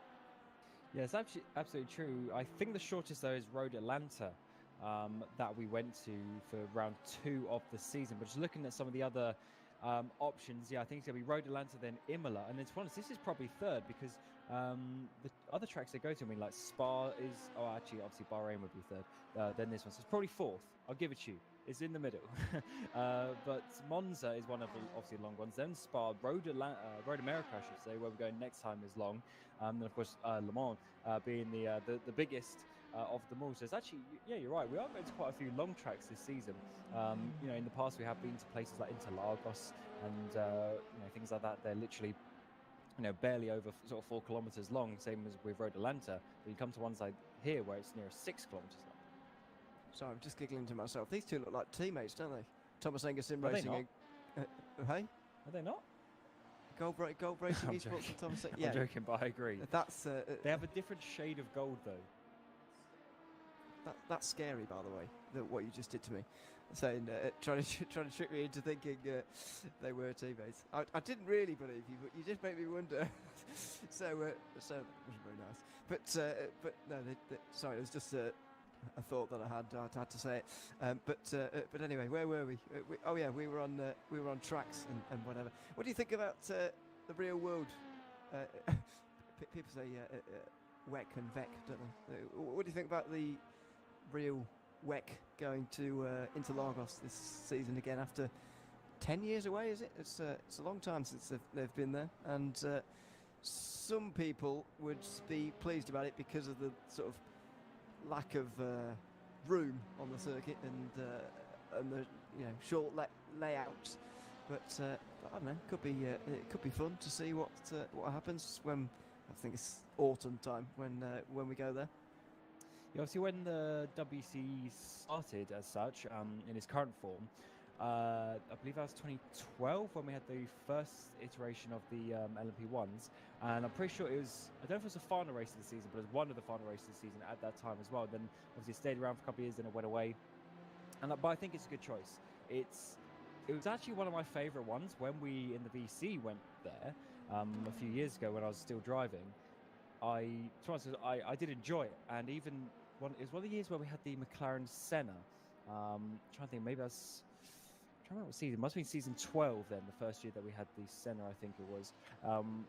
I was I was in Division 2 as well, which was slightly more interesting with the traffic, but it's definitely it's a fun track, and I find it quite difficult as well, which is good, and it's fun to try and work your way through. Of course, being a shorter track, everyone's more congested, so it is almost like 6 hours of traffic, which is going to be an interesting one to see how those hypercars go through the field. But especially this year, when it's just going to be Hypercar GT3, possibly it's going to be less important. Actually, that's another thing to discuss is the balance, because obviously here we have roughly 10 hypercars, 10 LMP2s, and we have a bigger sort of 15, and previously it's about 20 car GT field. But then sometimes you see championships, and there's going to go back to a balance of about 20-20. So I think that style, when you have a lot more prototypes, might be quite interesting. These days, of course, we have 10 hypercars, 20 LMP2s, and 20 GT3s as well.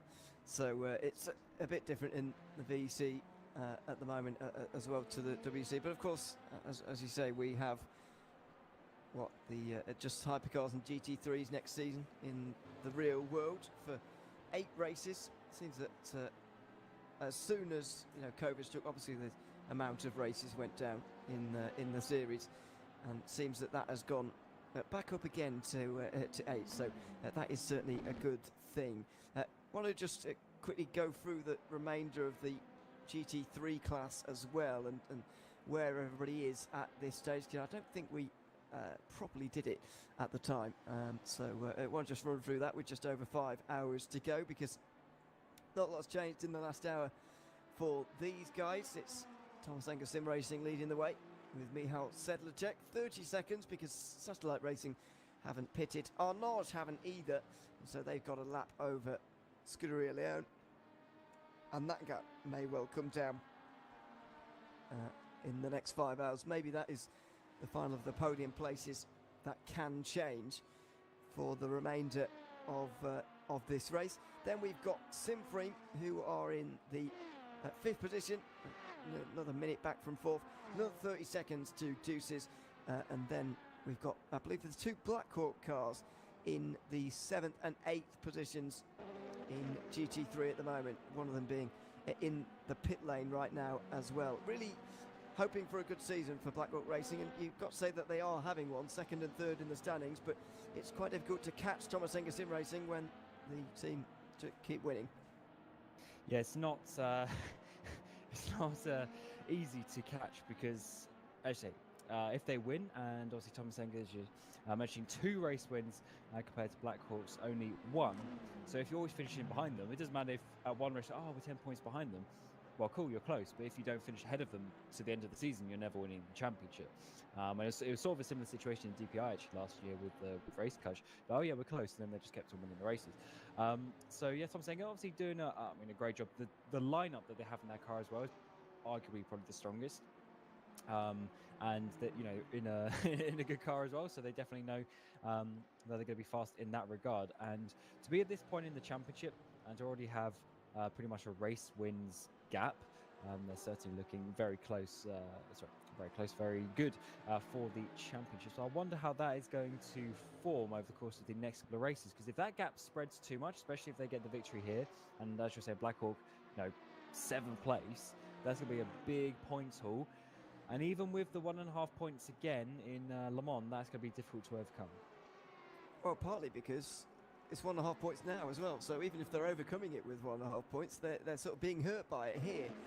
They're 3 laps down on the leader at the moment, which I understand is not actually, you know, that many for this stage in the race. When, as you say, we've got no safety cars in the VEC, only code H's, which help to shake up the race, of course. But we don't have any safety cars to close the field up. 3 laps is not actually that much because it's only it's a bit longer for these guys, but roughly 90-second lap. It's 4.5 minutes or so. That's not too much for, it's just over a lap at Le Mans. And if you're just over a lap down at Le Mans, you're doing okay in the VEC. So it's clearly not been a terrible race for them, but they do need some people to have problems in front. I'm about to try and work out, by the way, how many points they'll lose. So bear with me on that. But it's going to be pretty large. I'm going to put my bets towards 20 points. Yeah, they're not going to like the look of the calculator. That is yeah, for sure. And I don't know if you believe this actually.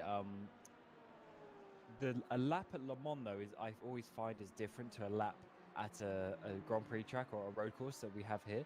It's always I guess maybe because there's less corners, there's a lot of straights. So the time that you actually spend in the corners is sort of what you think about. So if you actually get Le Mans and you close up all those straights, and you sort of bring the chicanes closer together and that sort of thing, maybe it will actually drive in a pretty similar way in terms of how the lap count works. As just in the background there, we saw Race Clutch. You have Simframe all over the back of them. 5 hours remaining in this 24 hours of Daytona, so 19 hours are complete. And it looks very good for some of these teams, including Race Clutch, who now have Peter Berlak in the car, and of course Simframe chasing them down with Sebastian Vantage following them on the track, but 2 laps behind. Although we did see them get back onto the lead lap with strategy, so I wonder how that is going to work out. Although actually they're pretty close on. There's only a few laps in terms of the pit deltas. They're only 2 laps down because they just pitted. Yeah, Sebastian Wunsch has not been driving since we were here. Christopher Kiernack was earlier, of course. He's just got in. So Simframe have been in the pit lane. I think the concern is the growing time between the 2 pitting right now. That sort of leaves you a bit worried in terms of making, not necessarily an extra stop, but even if it's not an extra one, just a longer one. Because it is a good 15 minutes ago from memory, 10-15 minutes ago, when Simframe came into the pit lane, and that is a bit of a problem. That's a quarter of a tank, maybe more, in the Van Wall. So that's a significant amount of time, and you are going to end up losing that. I mean, Simframe, I think, are going to sort of given up on winning this race on pace, and sort of just going to have to hope for other things to go awry over the course of the race for Race Clutch if they are going to win this one, because as I say, 2 laps is not going to be closed by just just speed alone. Oh yes, they it seems like, I'm trying to remember the race. There's one race that we saw before as well, and I think it might be in the Simframe car, was always going there a little bit earlier. And it just seemed like race cars, I mean, obviously they just have a bit more natural pace, so that helps with the fuel saving as well. But obviously it looks like they got that strategy absolutely worked out. But I don't think necessarily the pushing strategy is too bad. It just depends how much fuel you can actually save. And this track isn't so bad for it because of the types of corners that we have, especially like coming into the bus stop as a prototype. Sometimes you can't get past the GT, so you just have to lift off and you get a nice bit of saving as Peterberg there going down the inside of Iris, who is 2nd place in the LMP2 field. So situations like that are a little bit less so, but especially the bus stop coming to turn one is a big one as well, because you can see it coming for so long, and there's sort of the little kink. You can do quite a bit of fuel saving there. So it seems like that might be something that Simfree and maybe other teams need to look out over the course of the rest of the season, because there's also there's fuel mixtures in the car, there's driving style. There's only quite a lot of techniques you can do in this car.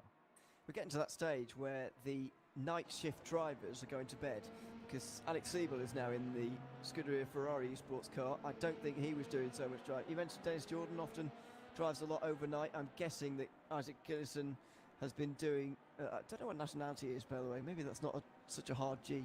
But anyway, Alex Siebel is now at the wheel of the Scuderia Ferrari esports car as well. And so that is a change there, and it means that, as I say, the sort of nighttime drivers are out of the car. We just saw Christopher Kienert get out of the Simfree car, for example. It seems that, as I say, a lot of the nighttime drivers are starting to get out of the car. It's going to go 3 wide through the middle here. Oh dear me, that's close, but it's fine. 5 hours to go, and we're going 3 wide. And well, if I was Alex Siebel there, I maybe wouldn't have done that. But anyway, he had the trust in, I think it's one of the Black Hawk cars there as well, isn't it? And the ARM Cyber car, that there was going to be enough space there. But there was a moment where I thought they were all going to end up on the apron quite quickly. Yeah, I think Alex Siebel was making the same sounds that you were making going through the middle of that one. It's not nice as well, overtaking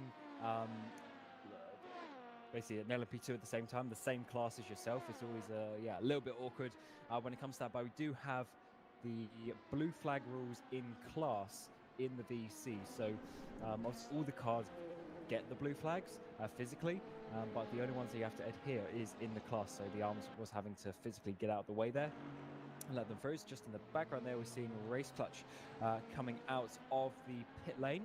And here's the Gold racing team getting down the inside of Satellite as well in their quest up towards 4th place. So that's only about a 5-6 second gap now, actually. So that is getting fairly close once more.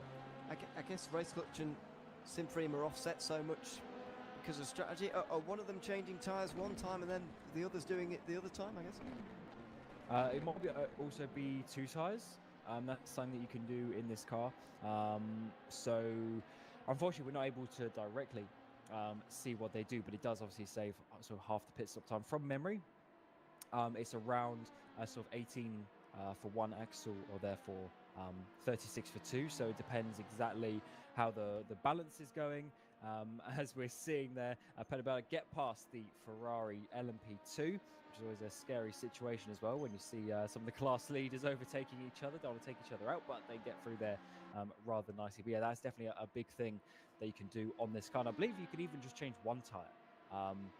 But there's not too much reason to do that as such. So yeah, generally it's a sort of an axle situation. I've had some news in from Division 2, by the way. It's from the YouTube chat. A good morning to Jörg Vogel, although he's not going to be pleased to hear from us.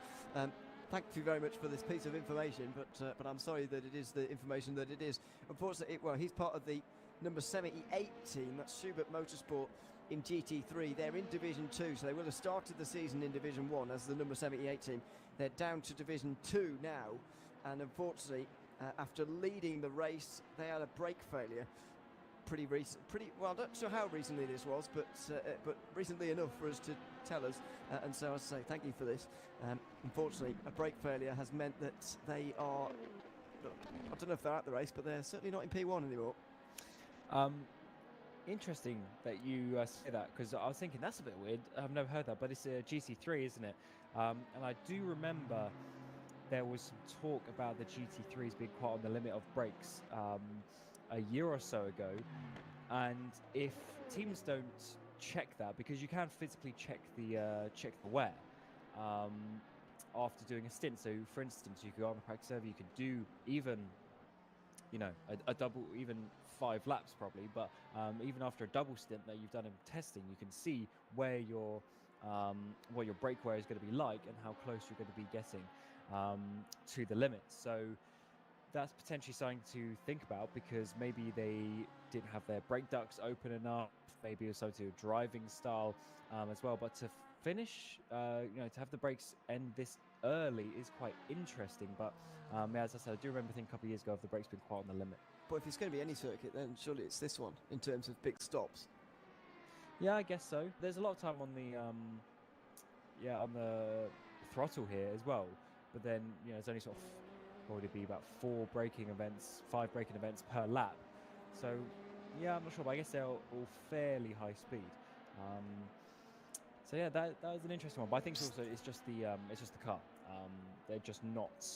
Yeah, they don't have quite as much brake life compared to some of the others as the teams would want. There's some real classic names, by the way, and in that team Schubert Motorsport. I'm not sure we've seen so much of them in Division 1. I'm not sure why really, but maybe the fact they're in Division 2 now says to us why. To be fair, but we've seen a lot of BS Plus Zoom competition, and they're now down in Division 2. So you know, it doesn't all make sense. Schubert have got likes of Bram Balin at the wheel of that car. So that's good to see. Maybe you don't remember him from. Oh, you do remember him. You're nodding. So yeah, a classic name. Although I didn't realise he was still driving. To be honest. Was he Zantro? I don't remember him being Sanchez. I remember him being one of the Ferrari teams, the 458. That shows how long ago it was. It's like season 8 kind of times, season 9 maybe, in the 458 that had sort of a very amplified. Well, I don't know if it was an amplified sound, but it sounded very nice, and I'd never really heard it sound that nice in real life. Yeah, I think was it season 12? I think it was that season when Zantro won the GT championship, and there was an amazing shot because they had like 3 cars in GTE in the Div 1, and obviously each car had 3 people. So if they were on the practice server together, there'd be 9 Zantro cars just in a massive train. There were some quite funny days. I'm pretty sure it was part of their squad back in the day. But that is a name from the past as such. I don't remember his name so much in the last couple of years, so great to see him back. But yeah, you're just mentioning about BS plus Zoom competition as well. What we have in VC, as most people know, we have the promotion and relegation. So every couple of races, the top 2 and the top 2 performing teams in class in Division 2 move up, and then the bottom 2 performing teams in Division 1 classes move down, sort of thing. And obviously BS, they just had a couple of bad races and moved down, even though on pace they're probably, you know, one of the faster teams in reality. I mean, they were leading races earlier in the season, but if you unfortunately, you know, have issues over the course of the race, then you get moved down. So hopefully they can get back up, at least in time. I think the goal for anyone who moves down is to get back up into Division 1 for Le Mans. Exactly, and try and win a race there, which would be possible. As I say, as I was thinking that, yeah, they've had one of the most unlucky seasons I've ever seen in terms of driving anywhere, never mind just in the VC. Schubert, by the way, also have Peter Grau in that car, and he's done a bit of driving recently. I feel like that's a bit. I've not seen him driving for a while either. So there you are, a couple of names I've not heard so much from recently, but good to see that they're still around and driving well in Division 2, although unfortunately their race is not going so well. I think Liam Rance has been slightly concerned though, because Satellite Racing are currently running second, and he immediately asked, was hearing that in YouTube chat also, he asked, what brake blanking are you using? Please please help, because I imagine maybe that will be sending worry through everybody now, knowing that someone's managed to reach the end of the brake life after 19 hours. What's it going to be like after 24? Well, exactly. I mean, I think that is one of the things in off-highter where there is a bit of a random, like a variance factor as well. I don't think it's completely linear or analog like a couple of the other factors, but it's the same with the engine, or similar, I should say, in terms of how the engine works as well. There's very specific limits or scenarios where you wear the car more. So if it's just something to do with your braking style, or maybe it is your brake bias or something like that is a little bit off, or maybe it's yeah, I mean, for me, I know my braking is absolutely terrible compared to some other people, and maybe it's the distance as well. So if you have to lower your brake pedal force because you struggle with the feel, or maybe you're locking up or something like that, you lower the brake pedal force, but then your braking zones are longer, therefore you put more heat into them, and it's the little fractions that add up. Over 19 hours, if you're on the brakes for 1/10 of a second more every single braking zone, because you have less pedal force, for instance, then yeah, obviously you're going to be having more wear. Just adds up, doesn't it, over the course of a long time. And you're going kind of to your point there. He said in the chat, I've got no idea why brakes failed, because yeah, that random factor is playing a role as well. People discussing. I won't get too technical because this is. I don't understand I don't even know what brake blanking is. Could you explain that to me in sort of 10 seconds or so, or is it too complicated?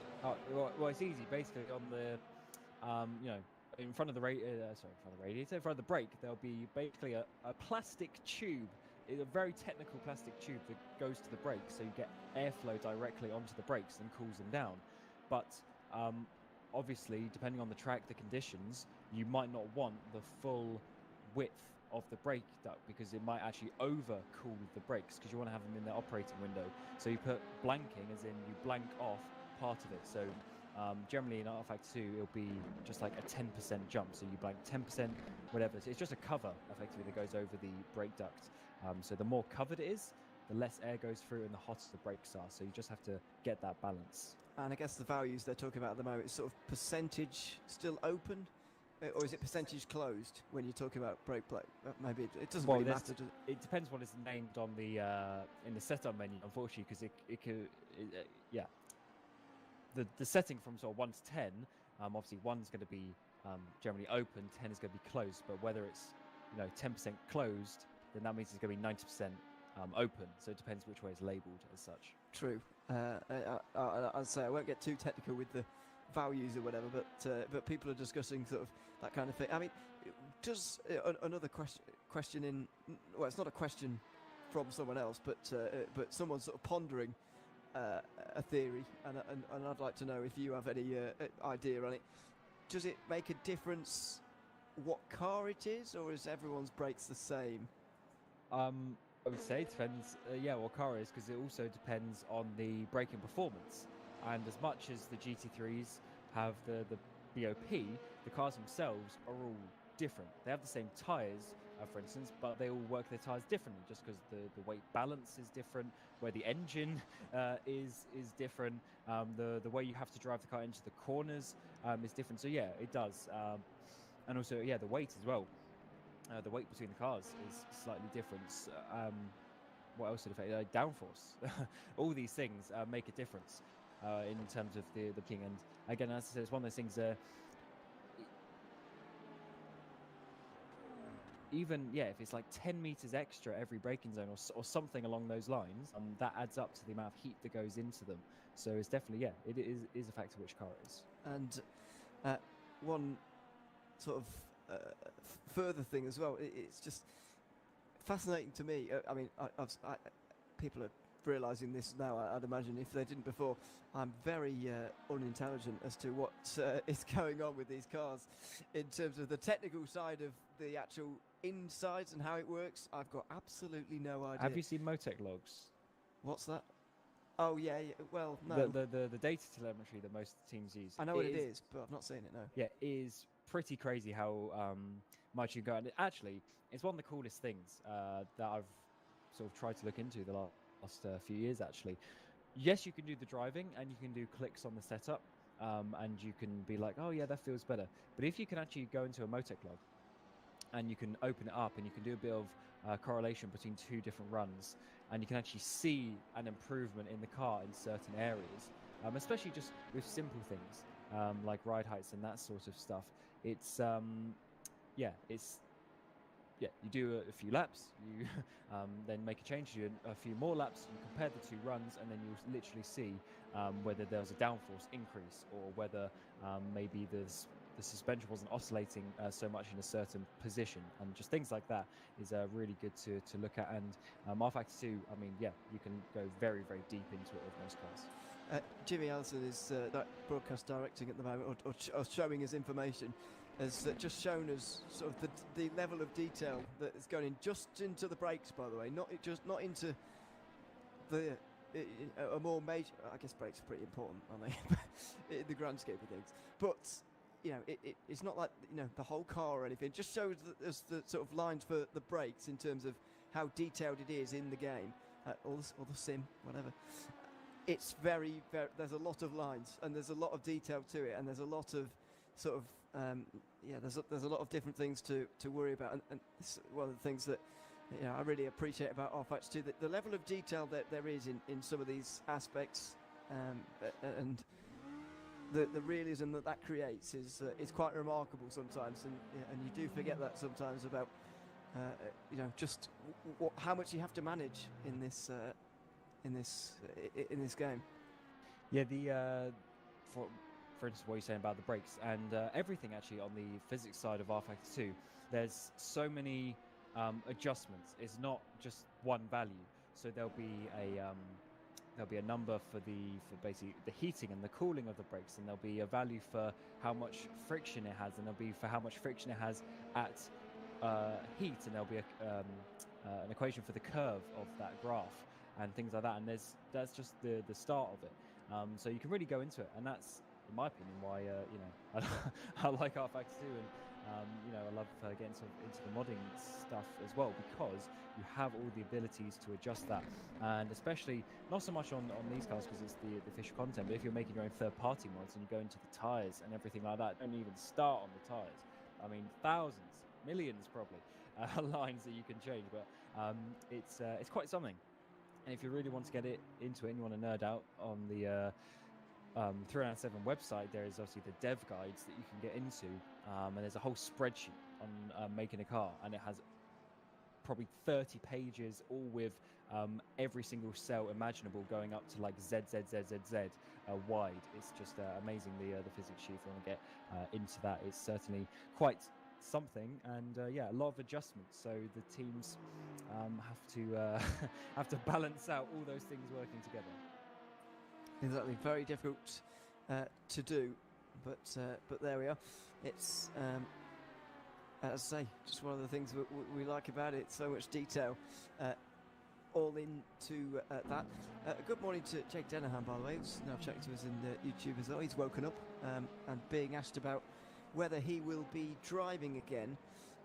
He says that he will be, but his shoulders are sore for some reason. Don't know what he's been doing, but maybe his force feedback's just turned up high. I don't know.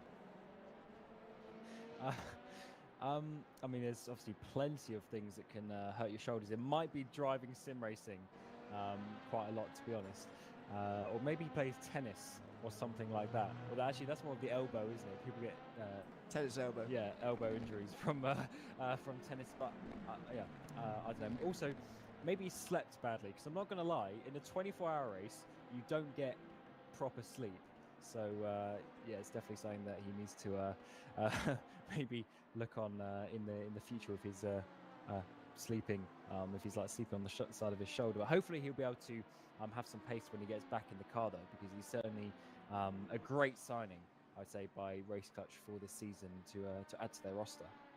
Yeah, absolutely. He's being told to get on with it in YouTube by everybody, which is a bit rude, really. But anyway, he'll be back in again at some point in the near future. They've still got a lap over the Simfream car at the front of the field. Peter Perlak is currently leading the race for that team, and there they are, making their way down towards turn one at the moment. There is the 2015 FSR World Champion, as we know. 9 years ago now, that was for him. I'm sure he's loving that. And he's heard that phrase so many times, because, you know, it was a good achievement, and you know, it needs to be said, but obviously it hasn't quite worked out in some years after that, so we kind of said 2015 for a long time. Does he want me to start saying second in 2020? Potentially, but don't say that, because that will bring up the wheel failures that he had to help decide that. Multiple wheel failures? Well, he also had one in Indy Pro as well. I can't remember if he was fighting for the championship in season 1, but he was in season 2 as well. Very fast driver, of course, as we all know, and was once part of Williams. and then there's now over at Race Clutch and sort of slash Alpine as well with that whole group. So definitely a solid signing there, and I think they only added him to the car for this race. He was in the car a little bit more full time towards the end of season 15, but for season 16 he wasn't there at the start. But maybe he'll continue on as the season progresses. I hope so. And maybe you could tell us something else that he's won that we can mention. Although has he won anything else? That's a bit rude. If you're FSR World Champion, surely you will have won something else. I mean, you're not getting there by accident, exactly, are you? So. Yeah, but there's. Well, for instance, like what we were saying with Risto Capit yesterday. Actually, obviously, once off. Oh God, what was it called? AAA, was it? AAA, yeah. Back then, when they were sort of having that whole rebranding of that team over there, yeah, when he was racing there, his stat sheet that we had yesterday, Aston Formula, all but one was like second place. So you do get drivers who are like that. I mean, it doesn't mean you're a bad driver. It means, especially in an esports situation, you probably lost out by like half a second. Like, it's very, very fine margins. So some drivers are just like that. They just can't quite get to that championship all the time.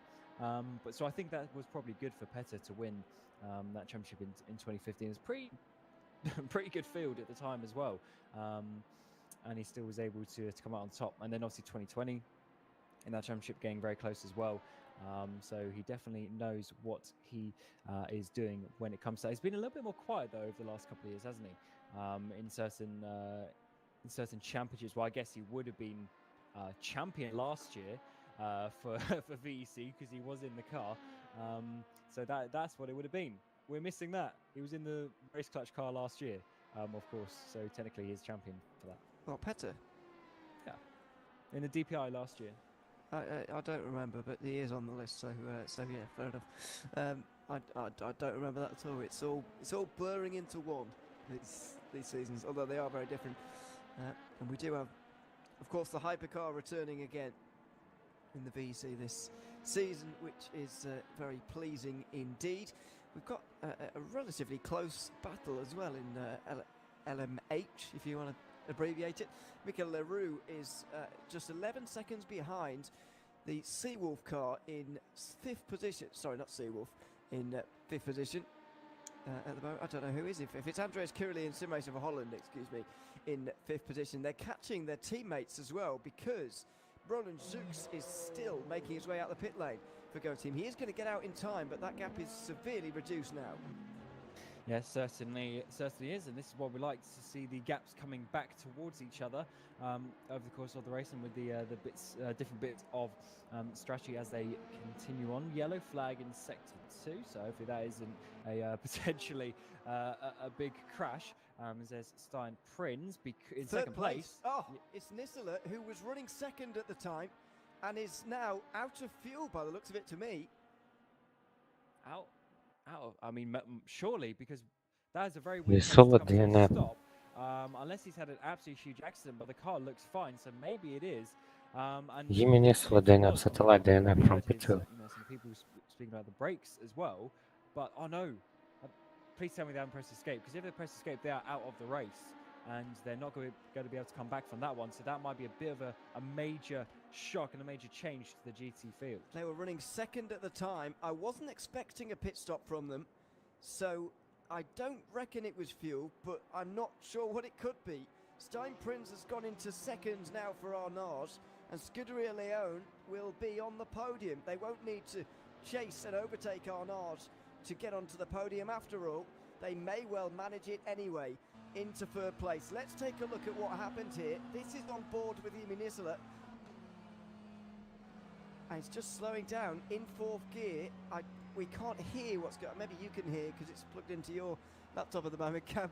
So maybe you can hear what's going on. But he's got damage there. You can see the suspension is whacked out of line also at the moment. You can see he's got some right hand down there. So I reckon there's been contact somewhere. But that doesn't explain that. Maybe he's made contact with something, damaged the radiator and blew the engine, or there's no smoke. I'm just trying to think. I'm not sure. Normally when you see it just slowly come down like that, it might be fuel. Henry Sinix told me its engine died. Engine? Interesting. So we've now had some brake failures. Now have an engine failure. So I did mention when we were speaking about the brakes, but actually about the engine as well. It's a similar situation with your revving mostly.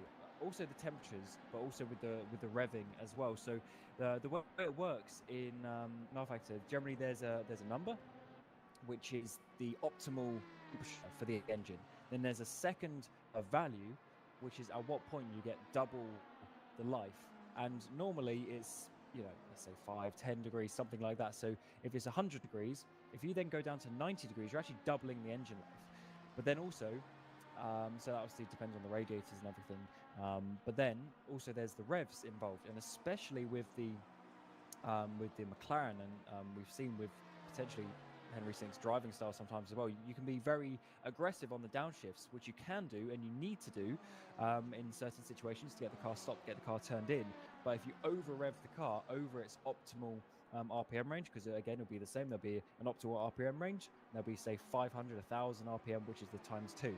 So if you're always going over, literally just going into that range, yeah, you can overwear the engine as such. But are they back? Well, they're not DNF'd anymore, they're just pitting, so they're still in the garages, but no longer DNF'd, which I guess is a good sign. But if they've killed the engine, then I don't see how they can get back. Because I believe sometimes there is obviously the setting where you can disconnect, reconnect, and then you have a new car, but I don't believe we have that in the VEC. So I believe, yeah, especially as it says DNF, to my knowledge, they're out of the race. That is a huge shame for them. Henry Sinek, by the way, reporting to me that, well, I asked him anyway, if there was any contact before the engine failure, because that's sort of our next best suggestion, if you like, the engine being damaged by some sort of contact and then it failing. But no, and as you say, Cam, that they were in the pit lane briefly, but as you say, no engine. And so DNF'd from the race, and that might well be it for Satellite now. And I think that means their chances of a podium are certainly gone in this race. Their chances of a top 8 may well be gone as well, because one of their cars is already out of the race, to my knowledge, and the other one is way down the field. I can't remember who it was being driven by earlier on, but we picked it up a little bit earlier, and it was well outside the top 10 even. So not their sort of one saving grace, if you like, with that car being in second position, has now gone too. Yeah, absolutely. It's funny how races change around very quickly, but that is why we go 24-hour racing. If it was 6 hours, we'd be, you know, shut up shop over 12 hours ago now, but it's not. It's 24 hours, and therefore you have to keep consistent to the end of the race, and it's very, very difficult to do that. And especially as we're getting the car situations coming into it now, that is a very interesting one, because that's going to be something that these GT3s, they now know the brakes are a bit dodgy potentially. Obviously it depends on your driving style and blanking and all that sort of stuff, but potentially the engine as well. So teams do have to be careful. They can't just go flat out for 24 hours potentially. Someone joking that they're made of paper, these GT3s, which is not quite true, but they have fallen apart in 2 separate ways in the last hour. Yeah, I think it's more carbon fibre and a bit of metal and some wires, but maybe paper is the way to describe it. Because yeah, I mean it's a machine. It needs to be, you know, looked after, and especially I mean, yeah, I'm not so much a GT driver as such. I don't have the most experience in that car, but I do remember some people talking about that a few years ago. Definitely something to look out for. But it's also something that you don't test. Like, no one does a 24-hour test race. I mean, in the practice server, maybe you'll do a practice double or triple stint, but you're not going to practice a 24-hour race. It doesn't really make sense, because you don't actually gain anything from that as such. I guess maybe you gain the knowledge of the breakdowns, but that's about it. I guess the only sort of practice you have, in inverted commas, is just experience doing these races. But I mean, it's not, that was quite close for Ron Zooks, just sending it down the inside now. And I was just thinking, as he was staying behind Ferrari there, going through the kink, I was thinking, what a sensible man. he's the only person. He's staying behind the Ferrari before the kink, and you know, you know, sensible pace and driving. Well done. But then nearly crashed straight into this Vantage. So I'm not saying he's not sensible, by the way, just before anyone gets the wrong idea. But anyway, that was nearly not a sensible moment from everybody. What were we saying? Oh yeah, it comes down to experience, doesn't it, really? And that's the sort of only practice you can really get. But it's not like we've seen inexperienced teams just go out the race. We've seen Schubert Motorsport, which have been around for ages. They've been, some of the names in there have been around for certainly longer than we have. I know he's not the longest time in the world, but you know, it's a marker. Getting towards a decade for some of those drivers. And then Satellite Racing, who have been around forever and a day, as Roland Zooks gets it all wrong. Maybe it's not so sensible. Sorry, Roland. Yeah, they've been around forever, so it's not inexperienced teams. These teams have done a lot of 24-hour racing. I mean, yeah, you'd think so, although this is our first year at VC with the GT3s, but I guess in other championships maybe they have done the 24 hours. It's certainly something, and sometimes though it's just something that you don't necessarily think about, to be honest. I mean, you know, I'm never the setup maker or anything like that in our teams, so I wouldn't even look at the brake ducts, and I think maybe some other teams are the same in that regard, because you just kind of assume that they're gonna be okay, to be honest. So maybe that's something that they need to look at in the future, although as I said, I think there is definitely a bit of a random factor. I'm not sure how bad that is, but it's certainly something that they they have to take into consideration, to be honest. But I do think, especially with the engine, I would put my money on that to do with driving style, more than, oh, it's a bug. And it's sort of down to, but also that driving style may produce different outcomes on different days. So even if you do exactly the same thing twice, because that random factor you talk about, maybe there's some disparity there in terms of the randomness of an engine failure, which is sort of into the thing. Liam Rat's also wondering if there's a way that you can check the sort of engine wear in R-Factor 2, or if that's something you can actually see, like the brakes as well. We were wondering that about the brakes when we were talking about that with Schubert in Division 2 earlier on. If there's even a way that you can check. I think people concluded that you just sort of keep the temperatures down with the brakes and you'll be fine. But as you say, nobody monitors the brake temperatures. Maybe it's the same with the engine. You sort of just got to keep an eye on it and hope it doesn't go wrong, because the actual wear is not something you can necessarily gauge. Yeah, as I say, it's not something I've directly looked at, but brakes you can see, because you just do a few stints, and then once you press escape and you go to the in the setup menu where you go to the brakes, it comes up with the thickness. So you can see that. But when it comes to the engine, also because of the ×2 situation, you can very easily go between 1x or 2x. So as I said, there's an optimal thing. So if you go, and sometimes it's only let's say 5 degrees or whatever. So if you go 5 degrees over, then you go ×2 wear. But then if you go 5 degrees below, you have half the wear. So that little range of 10 degrees, you have a huge ramp of how much wear goes. So if you're just slightly above that or slightly below, just by accident, maybe you only look at it and you just see one number and you're like, oh, this doesn't make a difference, but it does with just how it works in the game. So I think in terms of checking it, the only thing I could really think of suggesting is trying just like the scales. So obviously you're not going to do a 24-hour race, but maybe you could scale the damage in some way, and the mechanical damage, and try that. And yeah, just do say an hour stint and just see if you can work it out that way. That's really it. It's just a bit of trial and error. If you don't have the too many races experience with that car. Also, just note it down now. So note down now, if you for instance, in Liam's situation with their car, at least, just note down what the brake pads were when he pressed escape, and then obviously what your blanking were, what the ambient temperature was, that sort of thing. I mean, the more that we sort of talk about this, the more that everyone's sort of confused about why it appears to me anyway as if it's a sort of random, randomish. What I mean, I know there's some sort of driver input into one of these instances, but more sort of, the more things we suggest, the more they're saying, well, no, we didn't do that, and this, you know, we've got, you know, we've done this and all that. So we're at a loss, is what I'm saying, really, as to how that could have happened, because it's certainly not usual. It doesn't happen very often, and it's very unfortunate. I think maybe it's one of those things that's what you kind of have to put it down to. It's one of those unfortunate things more than anything. Is there anything they could have done?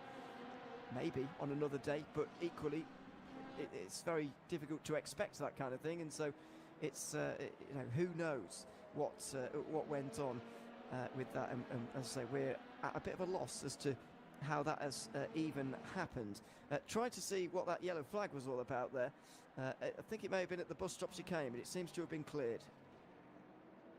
Yes, and there's someone else just going wide in the background in turn 1 as well. Oh, that is big damage on the front end of the gold racing esports car. Definitely a bit of you know, crinkles and whatnot going in there. So Thomas Imborg has had some sort of heavy contact on that front end, and I wouldn't be surprised if he has some top speed damage or something like that, as Simframe from your hypercars coming back into the pit lane as well. So yeah, it's going to be 5 stints to the end from where they are now. So still, more tyre stops to come, of course, and everything, despite them doing some longer stints. So they still need to keep on pushing through. But yeah, for the gold, obviously you could see it, but I mean, surely got to have some damage from that.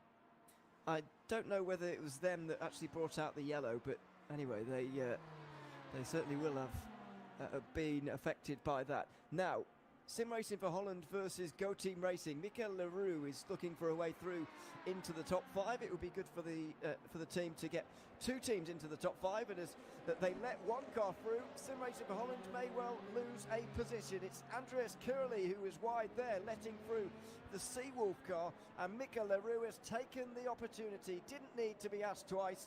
He is through into 5th position, and Sim Racing for Holland have been losing a bit of time, I think it's fair to say, since Curley got into the car. 10 seconds have been lost in this stint, by the way, and now Go Team Racing have 2 teams in the top 5. Yeah, that was not necessarily the best piece of management there from Kirill. Probably could have done a little bit better, but when the Go Team car is so close behind and following the Seawolf car through, it is a difficult situation, to be honest. And also, because he has those blue flags, he doesn't want to get a penalty, so it's a difficult one to weigh up. But Michael Leroux, he's easily got that gap now, so should be able to hold on to that with seemingly Sim Racing for Holland missing some seconds in the more recent laps. So yeah, good thing for Go Team Racing as well. Getting their couple of cars up inside the top 5. They haven't potentially had the season that they would have wanted in a very difficult and competitive hypercar field. So that is looking a little bit more like it, and only 12 seconds or so between the teammates. Yeah, good start for them. 5th and 6th in the championship as well at the moment, by the way, but they should get ahead of Burst East. Well, they will get ahead of Burst East, but with this performance here, they'll get a bit closer to Winchick. By the way, I was checking earlier, and this just to go back to GT3 for a second, this of course helps Blackhawk Racing, because they're now up to 6th position and 7th instead of 7th and 8th for Satellite Racing. So that's just reduced the amount of points they're losing. But I checked earlier on, by the way, how many points were between 1st and 7th in a 1.5 times race. It was 24. It's pretty big loss for them. I can imagine that's only come down by a couple of points, maybe 3 points at the most, but at least Blackhawk have gained something, and that's exactly what has to happen for them, really, if they're going to gain some more today. That is that's a difficult one to hear for Blackhawk, because they've done well. They won the first race of the season in the 91 car, the very car this is awkward, by the way, on the screen at the moment. But yeah, doubling that gap. This is very awkward, by the way. Alexei Kutzak just had to cut around. I can't see what GT3 that is, or what. Well, it's a Mercedes clearly, but I can't see what which one it is at the moment. But they just had to scoop around, and this Mercedes is going to have a difficult time getting out of its box as well. Yes, the 253 Mercedes there. They were the ones that I saw off in the background there. The MC Motorsport car, obviously coming up from Division 2 with Laputra, Mick Laputra. Can't do that one. Coming up from Division 2 at least, and showing themselves in Division 1. But they went off. I didn't see if it was a spin, but they've obviously got some damage, because they were in there for, it was 130 seconds the number got up to. Maybe they Oh dear, oh, someone's off in the background there. One of the LMP2s down at the West Horseshoe. Now, who was that? There's a lot of LMP2s in that region, so it's difficult to tell quite who it might have been. I reckon, though, it could be that battle for 5th position at the moment we've got going on in LMP2. Those two only separated by a second and a half at the last split. Yeah, and maybe some traffic involved in that one in some regard, but no, they're still going. So they weren't the ones going to spin around. It was one of the sort of whiter LMP2s, but actually that is a bit of a hold up there by for Mendez, and in the background that's going to be a huge run coming out through NASCAR 3 and 4. This is an overtake potentially for a position as we come through around the outside of the banking. It's going to be the RFRO Sim Sport car with Goubert around the outside. He had a massive run there, as of course the car, unfortunately, Sean Clark Racing got held up in the bus stop. That is just showing you how the traffic can affect things. We go side by side in towards the braking zone around our turn 1. They have pretty decent top speed, but actually look at Goubert, massively more confident on the brakes and gets himself up into 5th place. Enzo Guibert up to 5th then after a nice pass down at turn 1. I was thinking actually on the exit of the bus stop that actually it was almost too much speed on the exit there, because you kind of need that slingshot on the exit of NASCAR 4 really, or that's a more ideal situation. But he got the run up off the exit of the bus stop chicane there, and sometimes when you end up on the outside there you can go backwards pretty quickly, but actually it worked pretty well. Yeah, the outside line is just longer, pretty much. So yeah, you're right. If you want to be in the slipstream after the final corner, you don't want to be already overtaking. But he managed to make it work. Well, I say that. He's getting a little bit held up now himself with the traffic. Round to the outside they go. Ferrari doesn't come up high, so they're able to continue. They've got the Visceral LMP2, giving them a little bit of distant tow at this moment in time. Is that maybe on the Blackhawk GT? Seeing as might be the 91 has exited the pit lane. Now come down towards the bus stop once more. Let's see if the Visceral car gets involved in this battle. Of course, being blue flags, he'll have to get out of the way.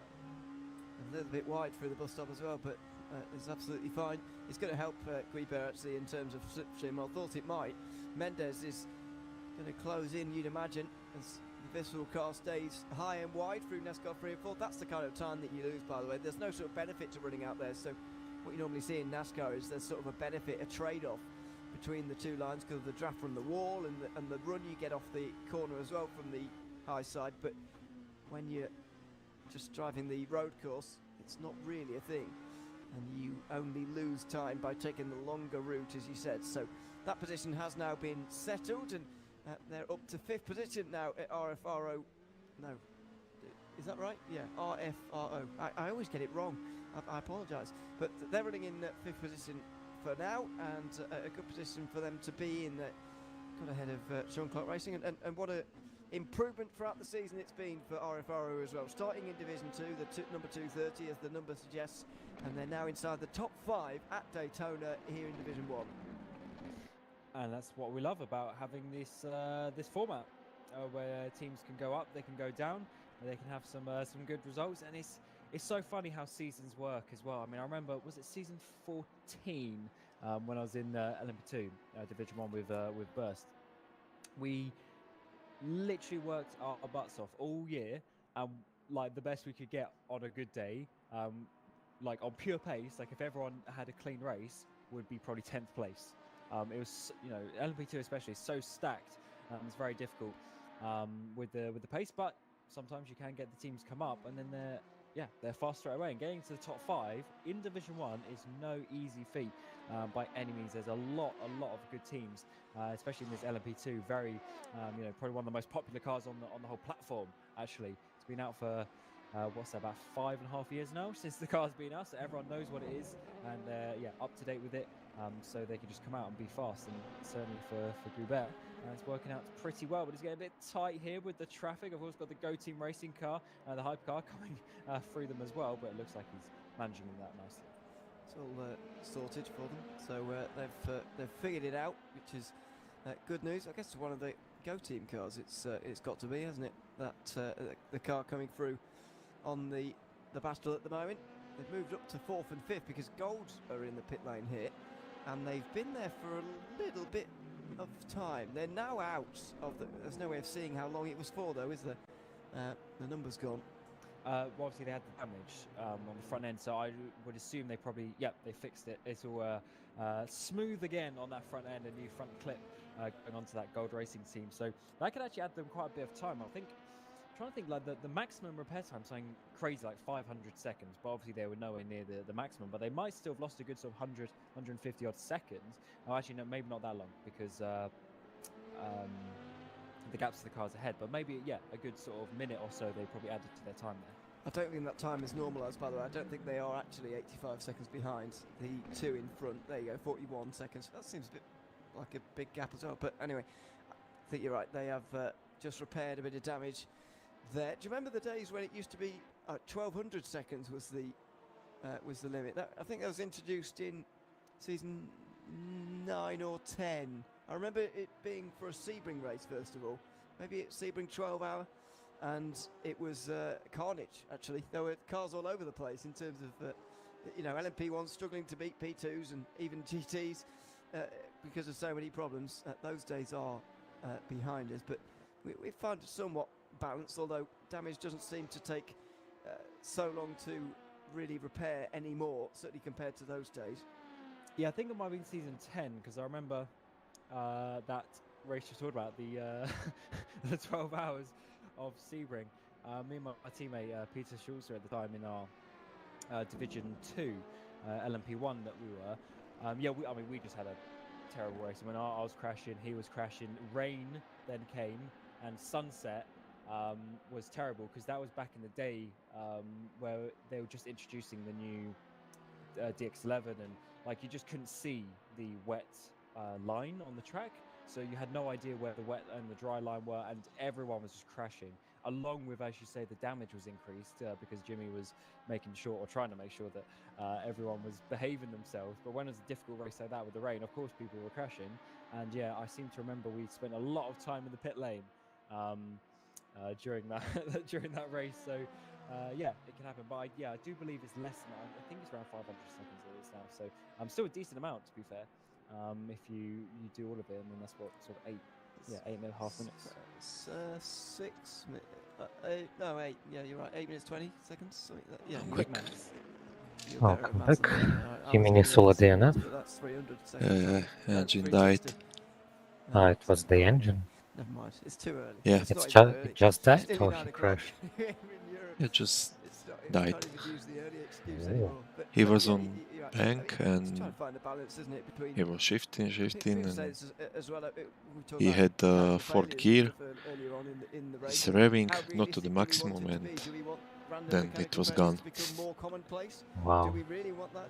Do you really want No, that's fully realistic interesting. damage where Oh, sometimes the slight, especially in a P2, maybe you chop the dive plane off and you lose half a second per lap for the rest of the stint before you can change Did the you front nose. repair I mean, how the realistic damage? do we want it to be? That's No, that's it costs balance. 30 I seconds. think Oh, Additional 30 seconds, I It has mean. sort of two parts there. In terms But of I too can't much. feel the difference. Yeah, I can't feel the difference, to be honest. I'm doing the same slow pace as I have before. Well, it's driver dependent in that regard. So if you crash the car, and as you say, or you chunk a curb, or you hit the back of a GT and you lose some dive planes, you lose some damage, then I think you should have the damage from that. But when it comes to the random factor, that's the part that I can't really agree with, because I know in real life The little there's a exception bit that I of a have, random factor, potentially, it's more with parts, but to when it where comes the to rear, esports, particularly the sim rear racing, left.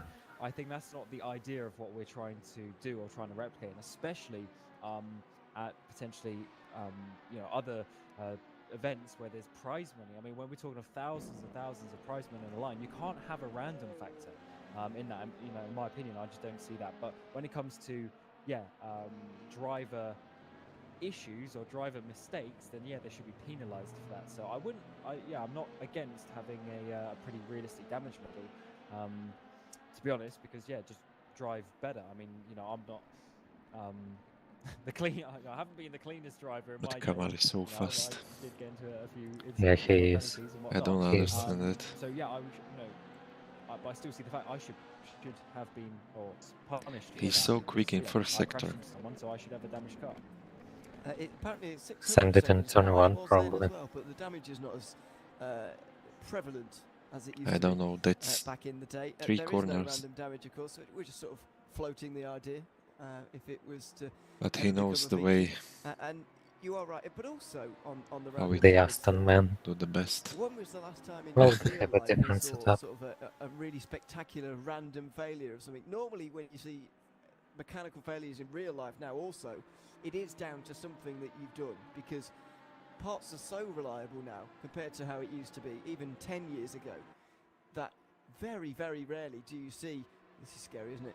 Very rarely do you see any sort of purely random failure. We'll come back to that in a sec because I just want to mention about Visceral bump drafting the Sean Clark Racing because Left they're side down, 45, 38. well, no, laps down. So if they go ahead, all they're going to do is the blue flag. Although that's getting a bit tight, then they're going to be going for a spin. That is not what you want to do, and that is causing yellow 45. flag. So I thought they were going to sit At the behind, front, but they decided yes. to go deep on the brakes, and Oh, unfortunately that's the too Visceral car much. there gets spun around. That was not the At smartest. the move. rear, So I thought they were 38. just going to push the Sean Clark Racing car along. Because that would be the It's smartest fine thing to do, anyway. because if you go ahead, we've had the blue flags, but in the Yeah, end, it's fine, but the balance Herman is Stoshi- not there. I'm surprised to see that from yeah. Herman. This is so Visceral. Actually, they had a couple of LMP2s. It used to but then one be got relegated, the one got same promoted, which during they my still do, previous but triple, it's but just a not to different that number, on extent. the car because it's technically a different entry. Herman Stoshi in that car. I mean, he's experienced. Yeah, maybe got a little bit caught out with the traffic there, but I was a bit surprised to see that, to be honest. I thought he was going to sit behind.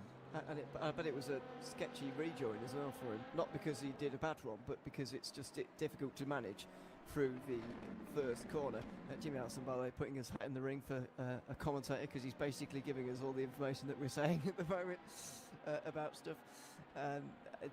Mentioning also that you do sometimes see sort of random doors not closing and stuff. That is true. I guess that's the sort of last time I saw a random part fail on a car. I guess I was thinking more about sort of actual, well, door Holy mechanical, isn't shit. it? I guess if you This thing sort just of. doesn't stop at turn 1. Yeah, I was thinking more about the engine, the brakes, all that kind of thing, because you don't see. I the door stopped it open only in, sideways. In Factor 2, in terms of making driver changes, it just happens. That's not the So, proper way So there you are. how to break the Yeah, car. I know. I think the last one I can really think of is potentially Toyota in Le Mans.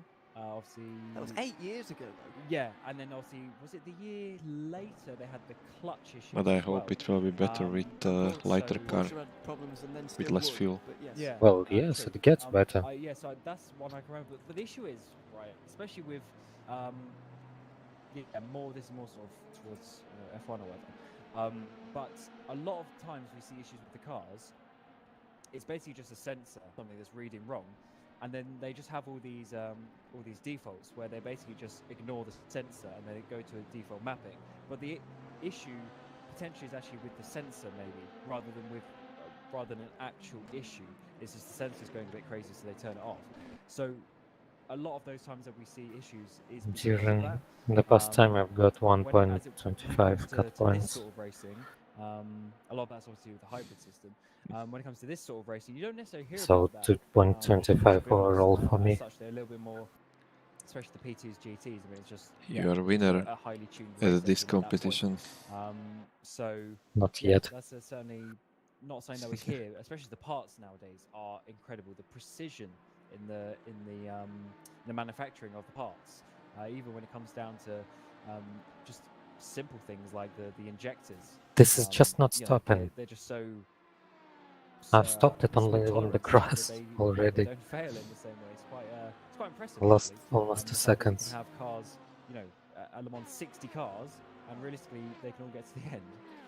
It is truly remarkable. I mean, it's got a lot of retirements here, but crash damage has been a fairly obvious reason for a lot of those issues that we've seen over the course of the day. Cameron, though, he is pretty close right now to his teammate Alexei Kutzak, and part of the reason I've gone to these guys because it's so busy around, so many prototypes making their way through on a lot of GTs. There were more hypercars there who've also gone away at this point, but for whatever reason, Alexei Kutzak is being caught by his teammate Kamil Nui, 6 seconds behind right now in this battle for 6th position. I'm not sure what they would do if the two Black Hawk cars actually started running nose to tail, really? Would they let one through in favour of the other? Would they try and manufacture it so that one finished it ahead of the other for points? Because they're both up there, second and third.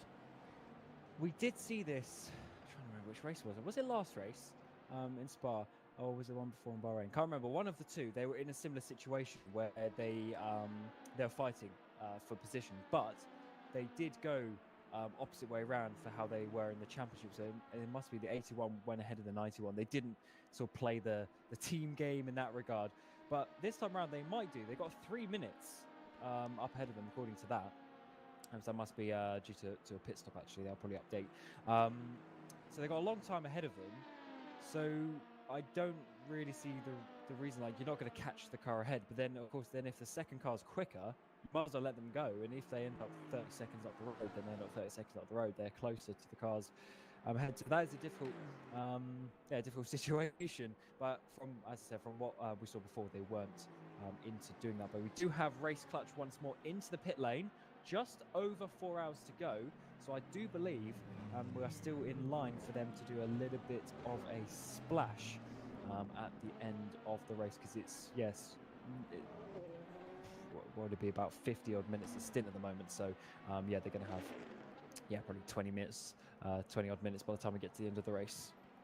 Still quite a long way to go, and that's kind of the conclusion I would reach on the Black Hawk situation, in my opinion. I mean, there's too long to go to be worrying about that kind Arnash P2 of nebo ne? games, trying to get someone to finish ahead Sorry? of the other and all that. It's Arnash P2? a little bit too far away from the end for us to really think about that. I mean, we've got races on the calendar this season which are longer than what we've got left in the race right now. That says it all, really, about where we're at with this race.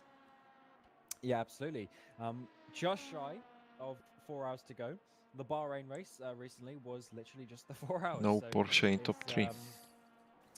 It's funny Well, how that the works only out, because Porsches it left feels are different. So when you useless. come into the 4 hours of Yeah. Bahrain, you have a different mindset as to how you come into these 4 hours. Like here, you've already done 20 hours, so it's like, oh yeah, easy. And Like, oh yeah, just, they could win I'll by a drive for a couple mile. of hours and you drive for a couple of hours. Easy, 2 driver stints left in But the they race. didn't. But when it's the other way around and it's a 4 hour race and it's counting down, you're like, oh my god, it's a long race. Oh my god, get the strategy. Like, it's very weird how you just sort of get into the 24-hour race. And I've always said 24-hour races aren't actually that long.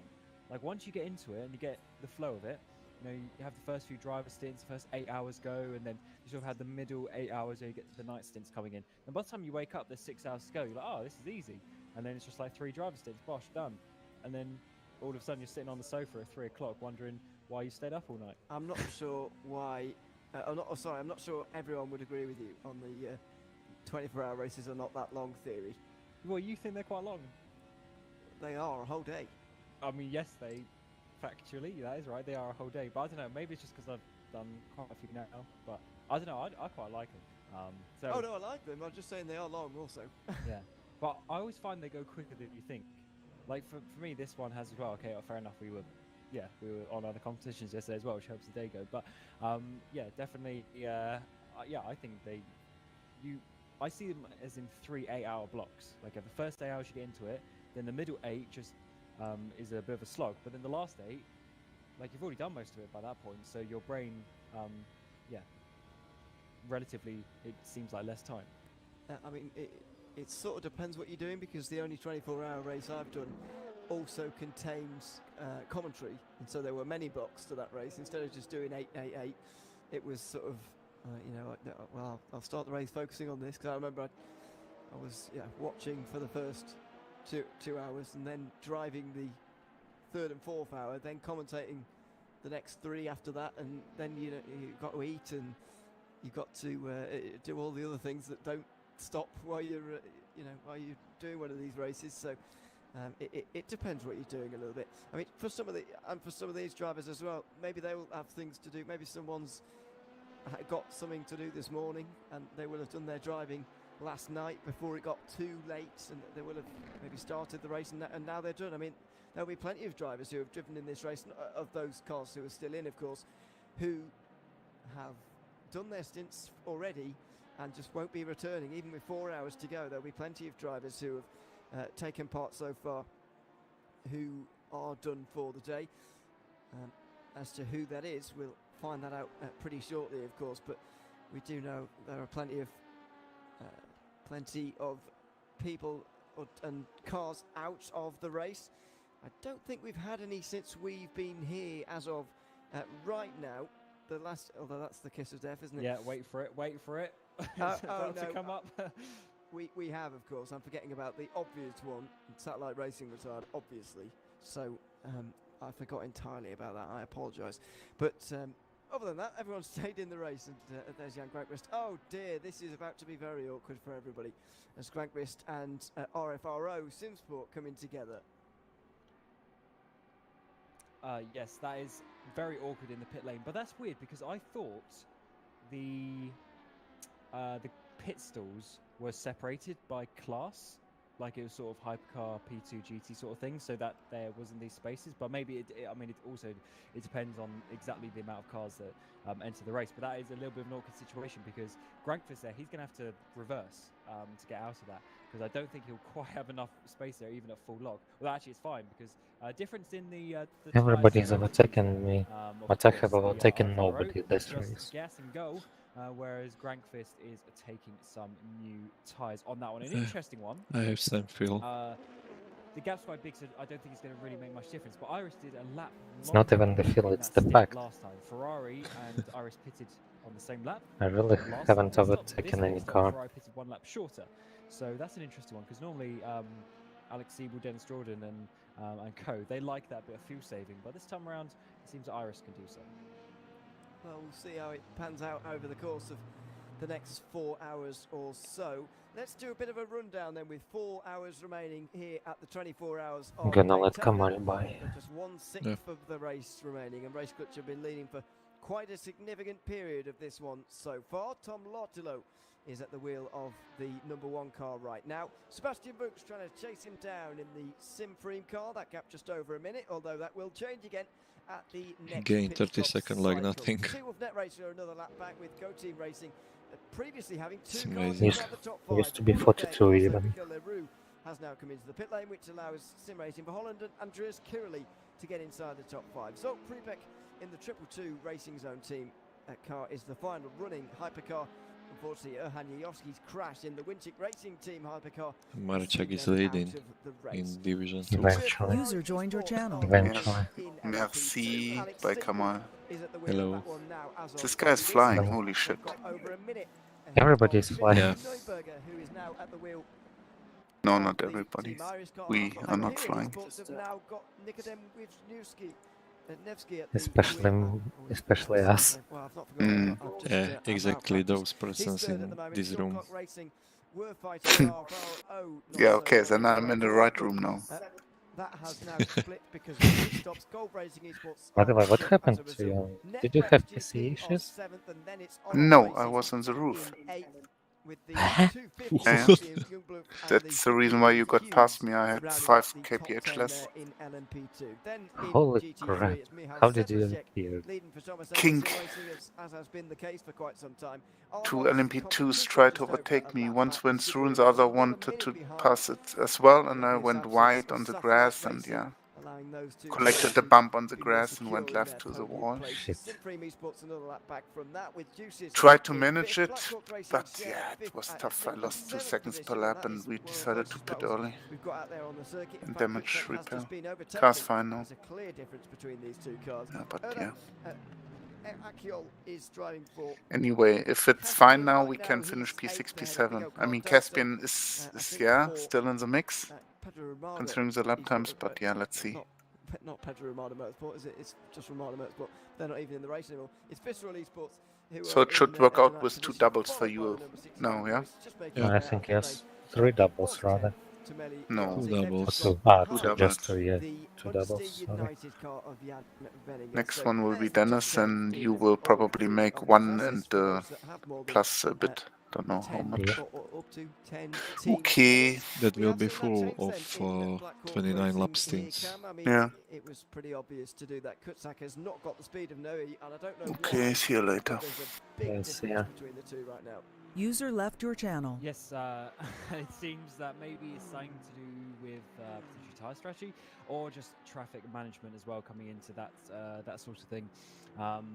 We do see this though over the course of a race. Things will flip-flop because it depends also how the driver's feeling at the time, how the fatigue is, and also some drivers are just faster than others. Not everyone in the team is the exact same speed. Even and I after love, they were on the roof, Green they to are point still out ahead because of us. I was Holy that shit. one in all the teams that I've Yeah. driven in.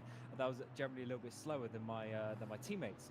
So you have to balance that out and work out how you're going to do those stints. And maybe you get into a certain part of the race where you have a bit of a gap behind you. So maybe then actually putting one of your slower drivers there to sort of eat into that time a little bit, as long as you're keeping that track position. On So stream they are something extra talking to, about your to pace. think about, because not every Which single is you driver are has a slow. balanced lineup. So Yes, this could be I a am. similar situation here, because it's not always by a second a lap. It could just be a few tenths. Yeah, but Kusak, Everybody we know can Kusak's see a it. good driver. It's not down to that, surely.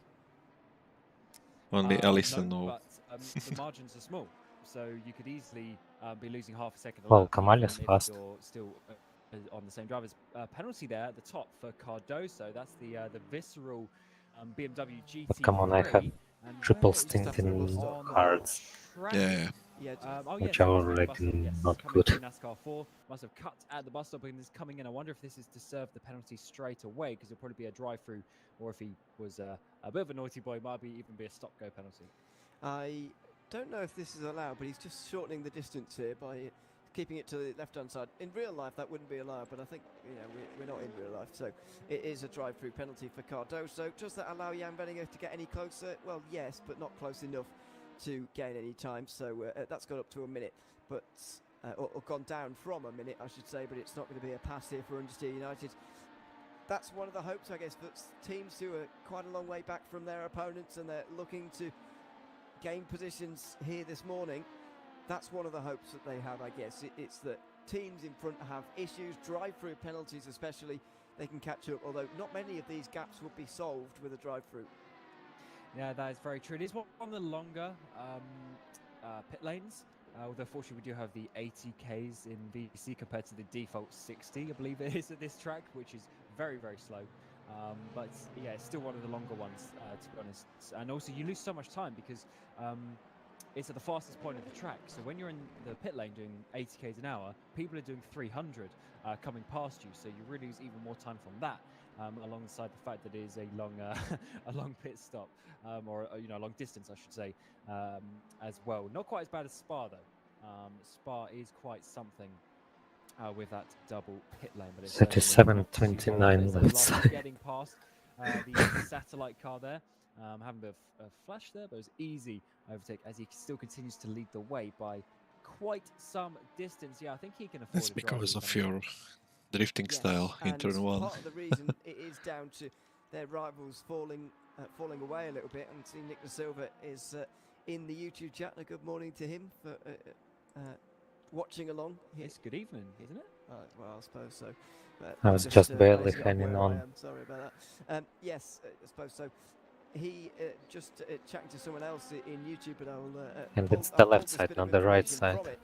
I guess one of the reasons Race Culture got such a big lead is first of all the Winchit crash that obviously we talked about at length already, but also the Seawolf net race disconnection, which has seen them down into 3rd position. So and they're in the pit lane actually. Benjamin Gilsinski makes his way down pit lane right now, but they were leading for quite The a right bit side of this is race. They got off to a very good start, 38, Seawolf. 35. They've not a great season, if we're being honest. They've certainly had better, notably that season where they were pretty close to the title. But this time, I think that was the season, the first one, wasn't it? Where they came pretty close, relatively so. Venninger is doing I think it was 2 44.4. years Yeah, ago, the Holy first shit. DPIs, because we had Nita Velix What the first, and then Seawolf for 3rd.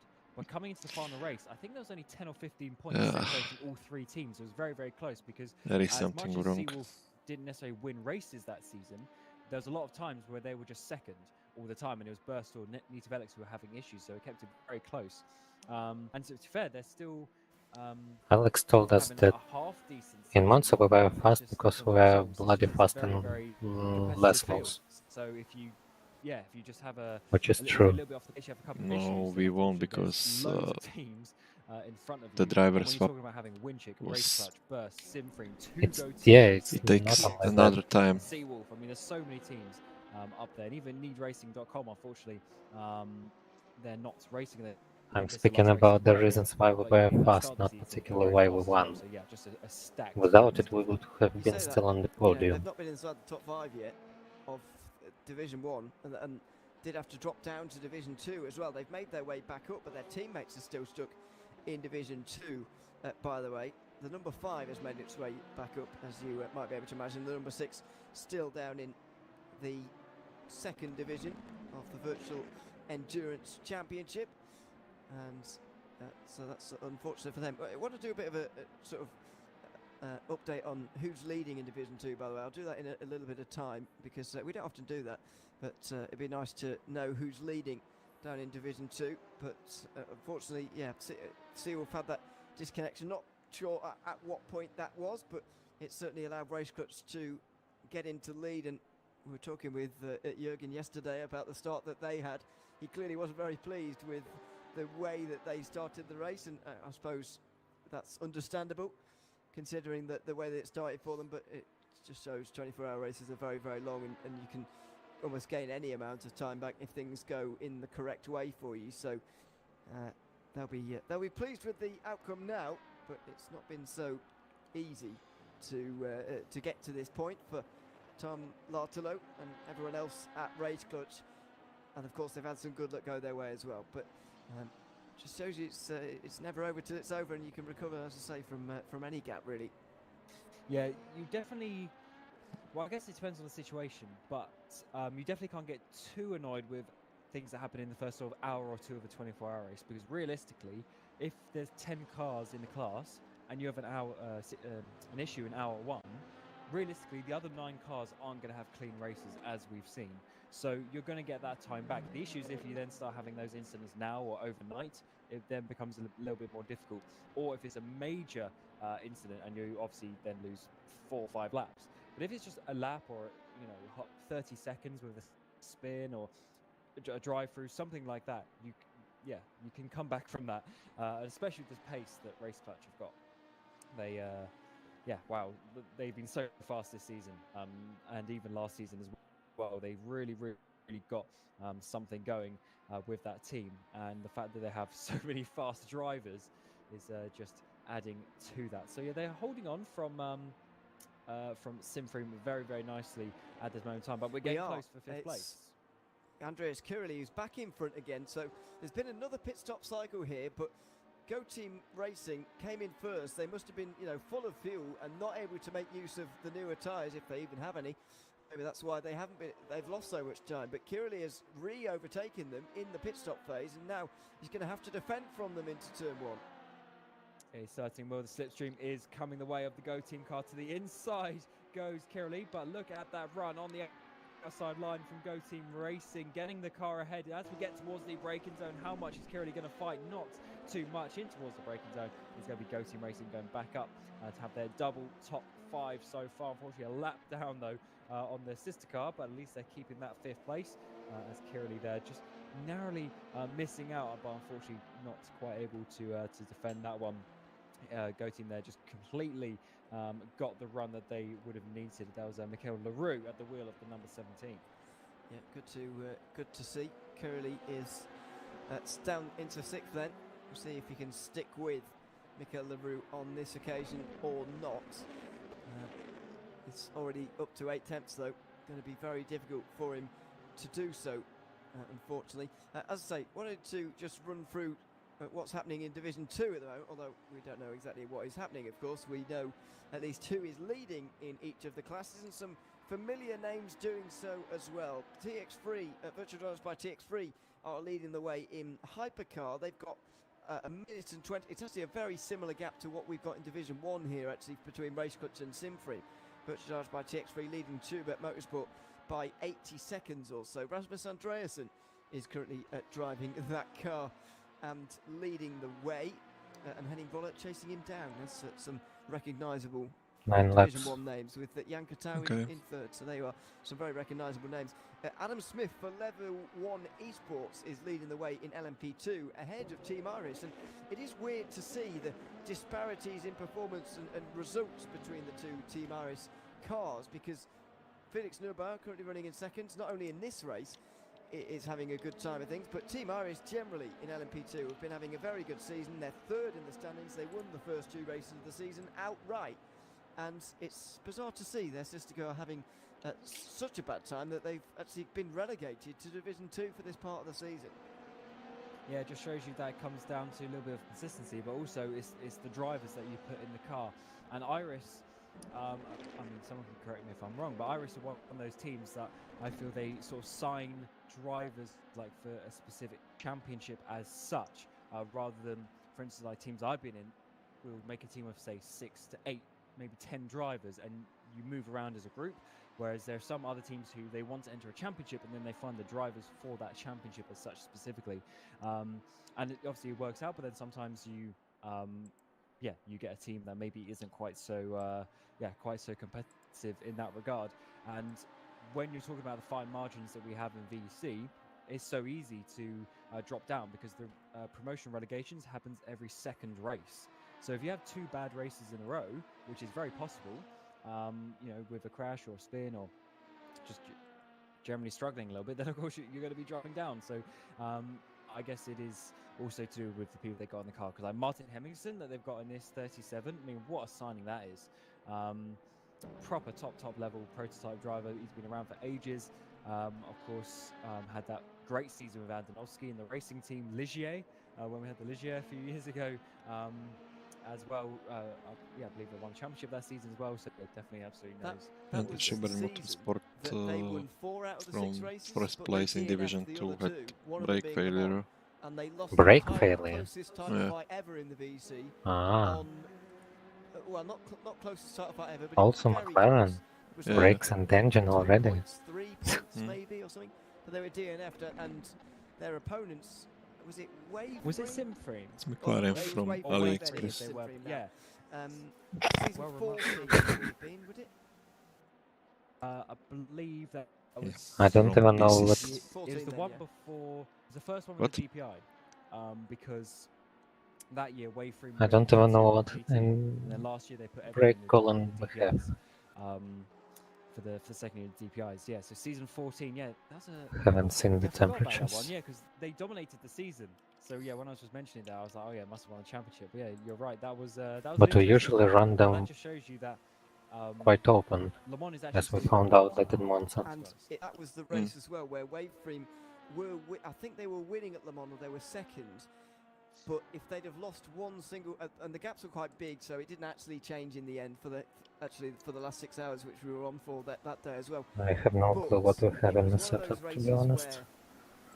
We had 66 and or if 33 they'd have or lost something one like position, that. But Waveframe, I can't don't know remember Which whether means- they on down front third or end. down second, but if they'd have What? It lost is one closed position, or open? they would have lost the championship on It's- countback with I don't know. because it would have been tied points, and obviously racing team had won 4 out of 6, as you say, so they would have lost the championship on countback. guess It was a 66. remarkable season. It's like 66% and that was closed. the season, of course, where Burst had a lot to do on the final race to win the title. Which is very on that bad, day, to and be then fair. By the time we came back to it, I think If they were it leading by 2 really races. like So that. it wasn't that close in the last 6 hours. I think that was the Seawolf It season. might be which was the like same, you where they got said. pretty close. And it was a season as well where Red Bull and Like John 66 Mason's is Academy raced pretty much to the line almost for the closed. race win. Red Bull having the title sealed realistically at that point, but the race win was very exciting between those two. Yeah, I remember the GT battle because during their one, John Mason won the race. They still had a point, obviously, they weren't there to make it easy for them. They wanted to win. So they won Le Mans, which was one of the championships as well. Not very funny, I would. Can you look at the Motec files? What brake temperatures we have? If it's possible to look at them, obviously. Yeah. They need to actually not show up to the front race, and then you'll see whoever it was Yeah, Seawolf, yeah. And as you mentioned, who were the ones who were therefore, as you mentioned, they were like 10 or 15 points, just like the third, only 10 or 15 points back, because the points difference, it was like 15 points from first to second in the race. It was like 45 to 30 per second or something like that, the point system. So it was, yeah, squeaky bum time. It was that year with the black one. Yellow or green? Single both. I should know as part of that, but my current perception apparently is wrong.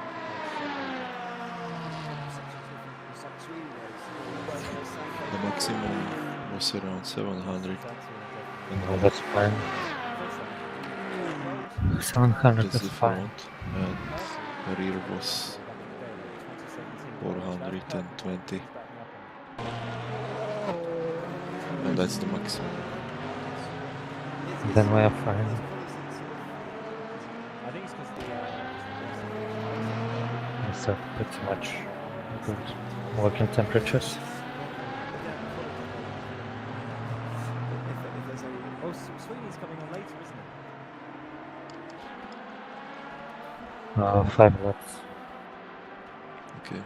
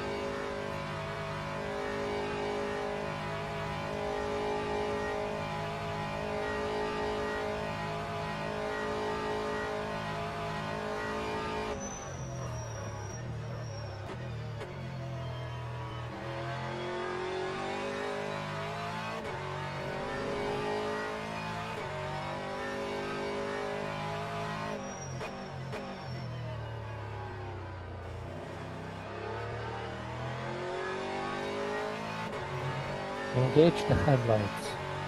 Man.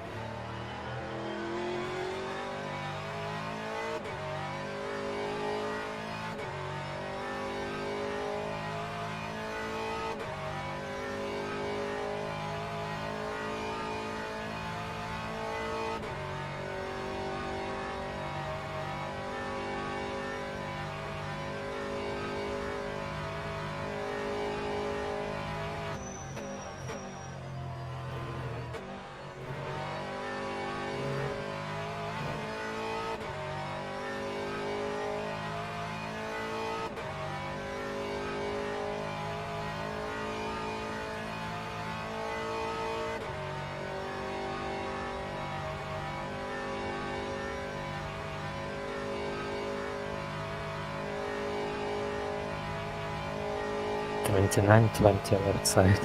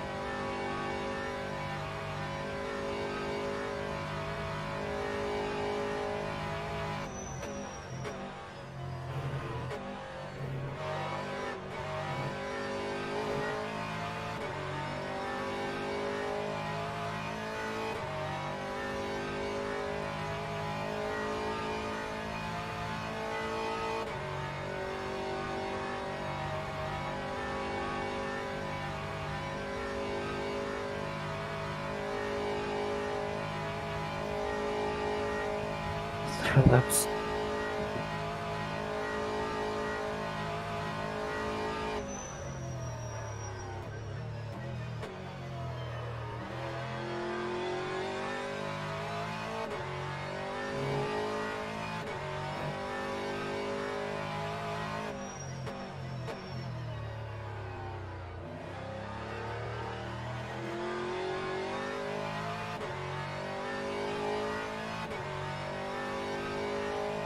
Microphone muted.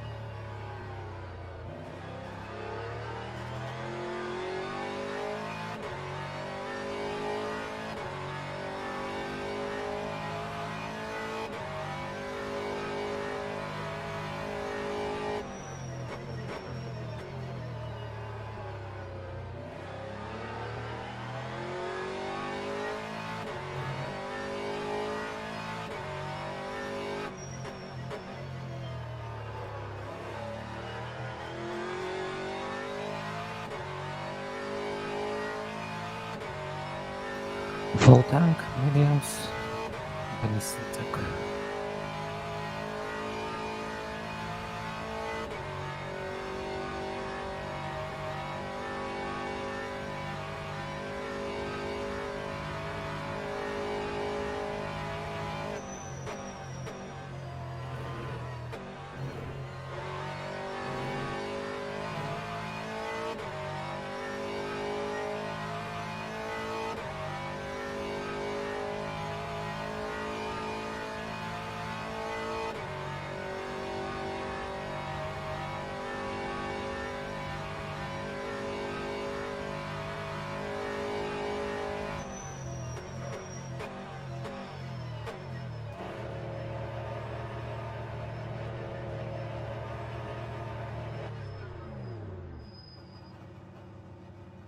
Nice, Alex.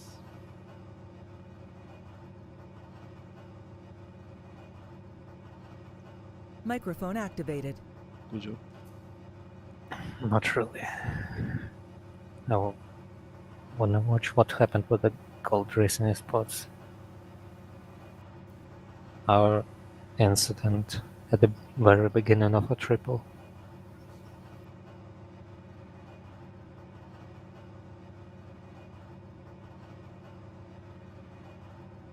The chances are you would rejoin right ahead of Kamal. But the difference here is a lap ahead.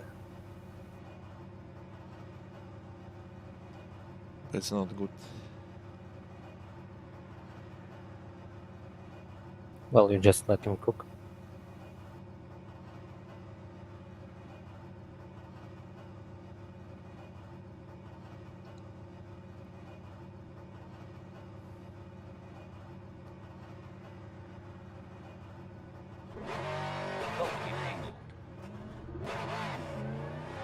So adjust everything you need to engage the headlights.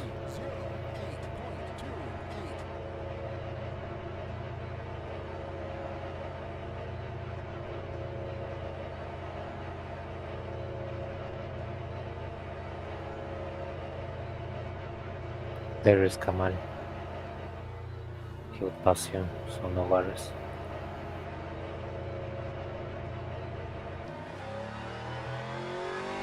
Clear.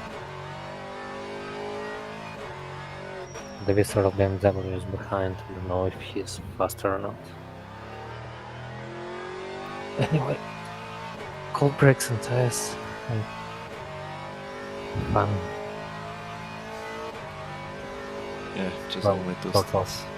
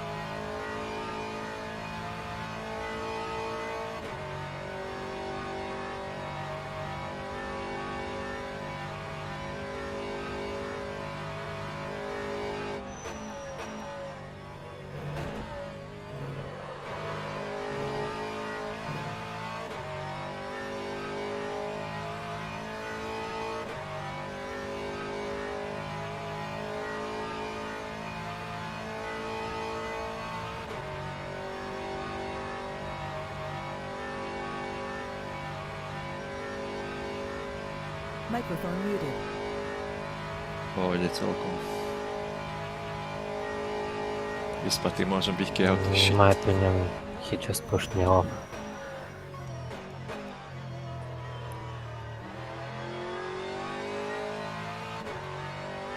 But it was big time code, bro.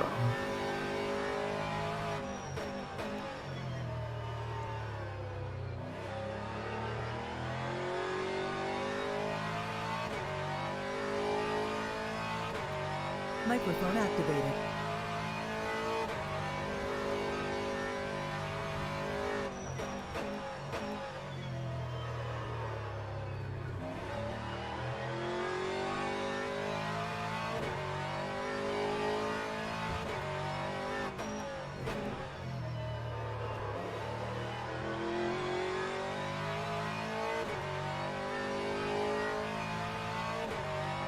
Breaking into curve one is crazy.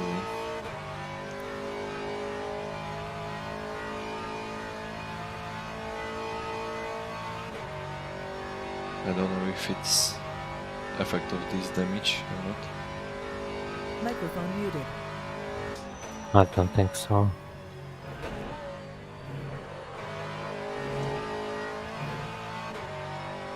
Personally, I haven't been feeling any damage there. Nemali sme žiadne komplikácie v noci ani počas celého závodu, ale proste strácame na rovine asi 5 alebo 6 kg ako na ostatných.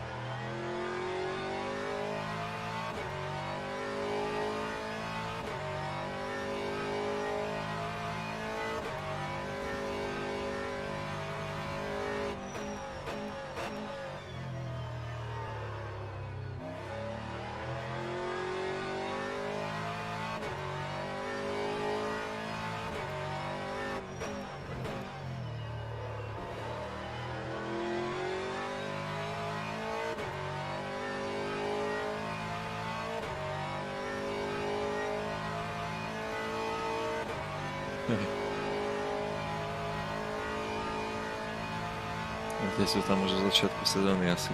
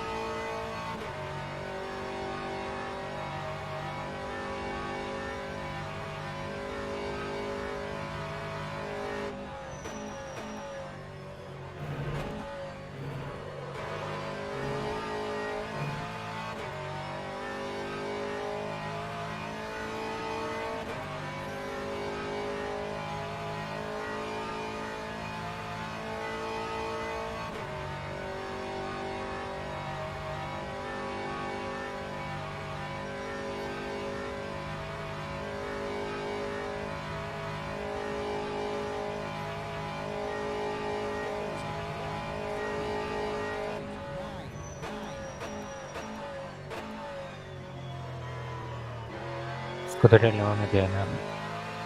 Lol. Scuderia Leone, Microphone activated. the Ferrari. Yes. Oh my god.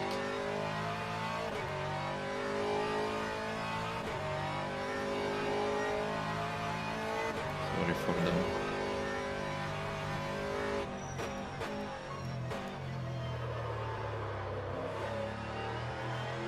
You know what's happened? No idea.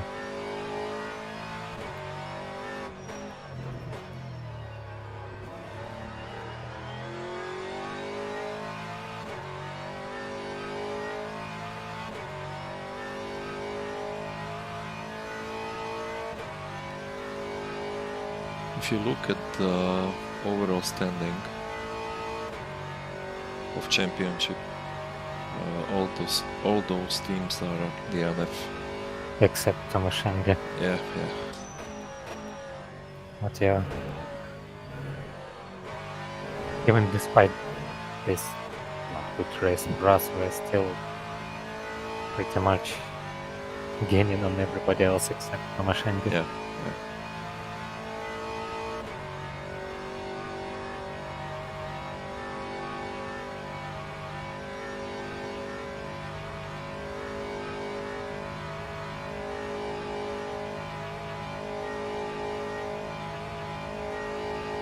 It was a disconnection.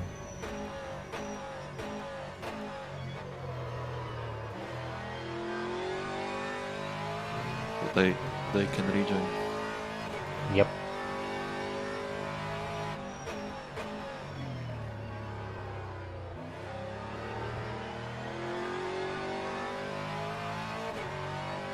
Still in a good position.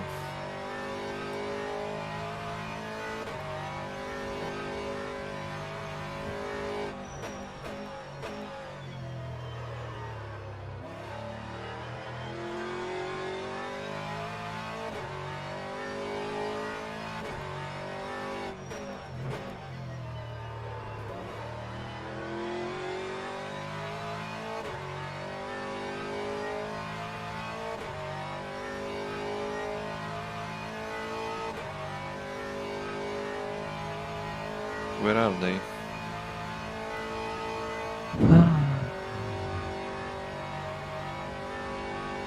Well, in Aston. Yep. Yep. They've disconnected at the very beginning of a lap. Aye.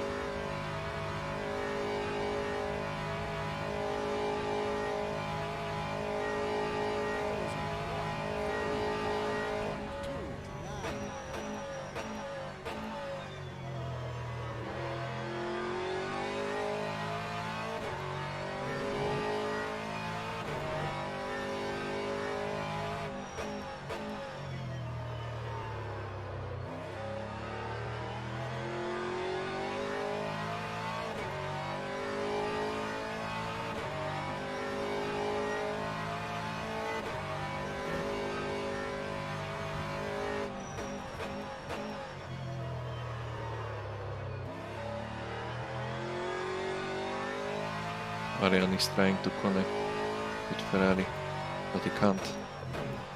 He can't?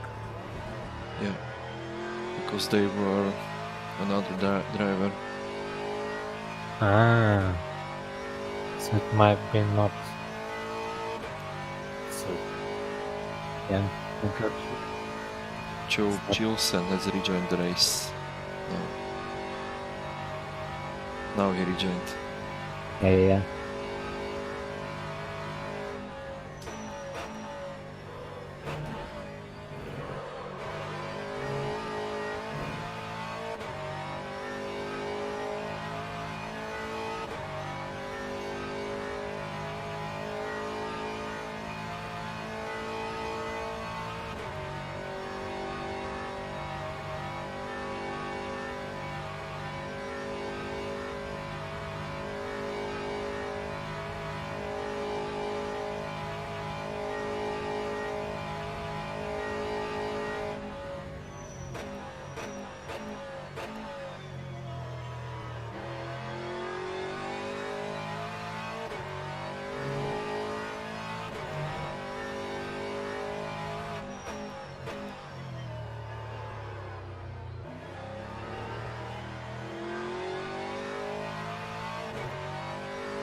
Can you check my time in first sector? Yeah, time at the first sector.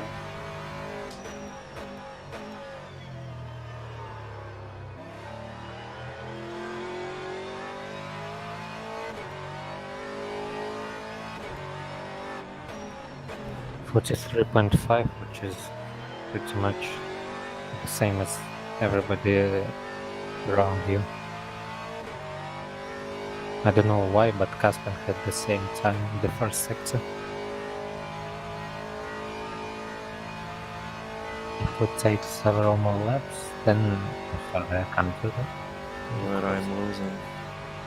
Can you check the other sectors?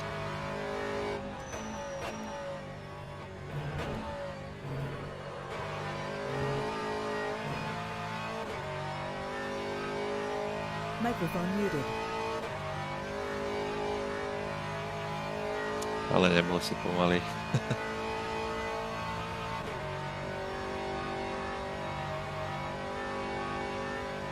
Microphone activated.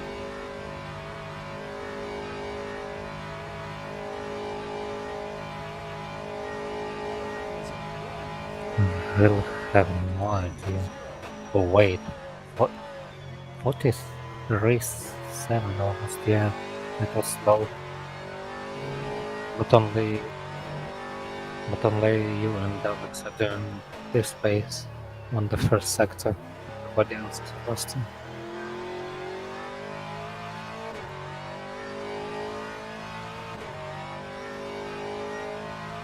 The second sector is fine. Everybody is having this one.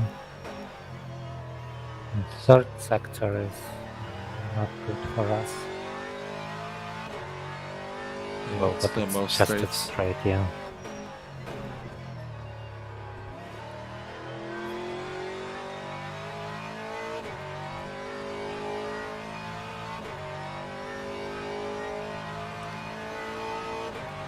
Can you check first sector now?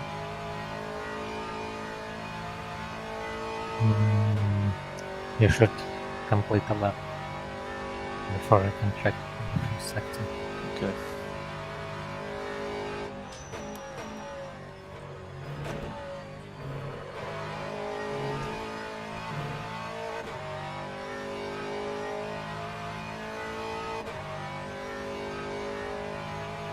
Microphone muted. No jazdili sme to blbo celkovo, to je fakt. A tak Air Factor si jazdil celkovo nejak inak ako toto. Microphone activated.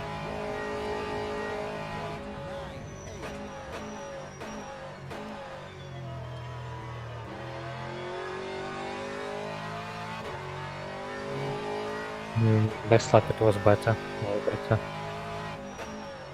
Even the second sector was better.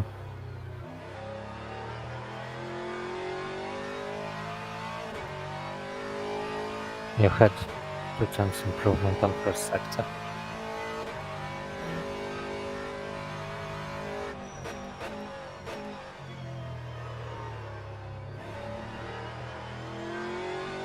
I still can't manage mid 44s. Giuseppe couldn't either. His best lap was 14.47.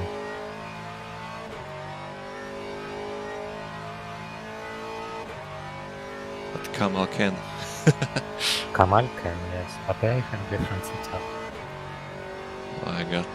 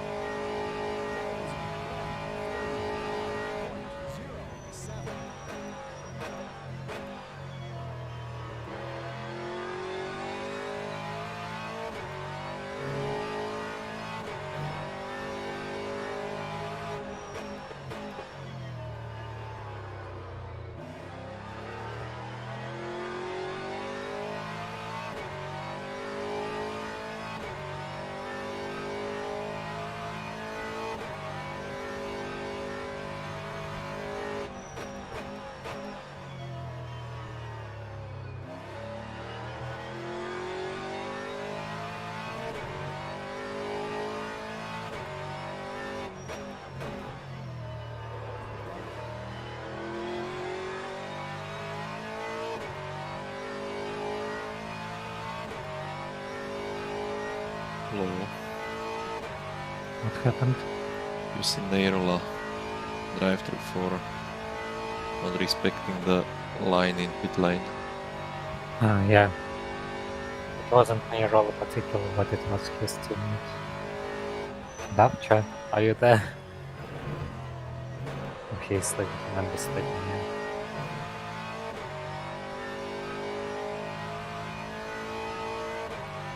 There is only one blockchain game from Oh, you're Deuces. here. I'll sleep.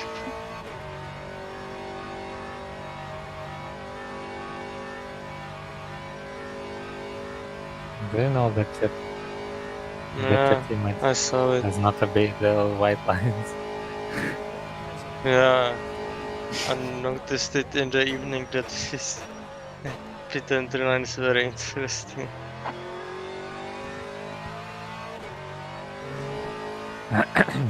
Well, that's fight for P4 down. Yep. I know the drive through.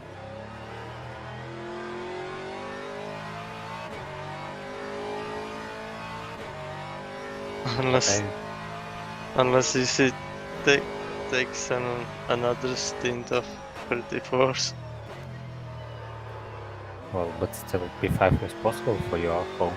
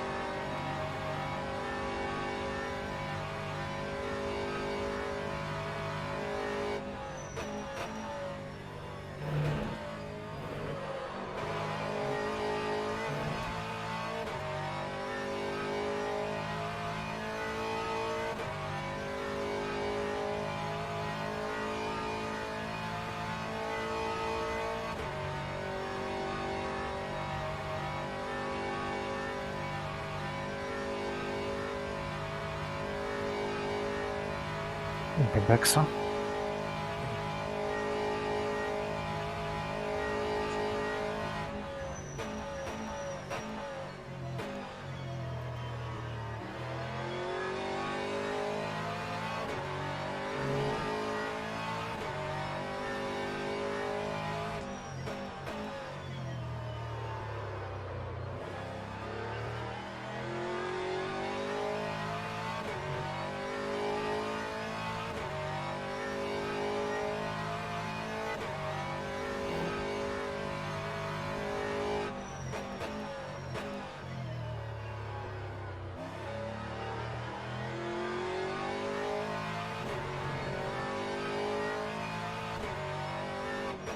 Yeah, it was in the stream, so I wonder.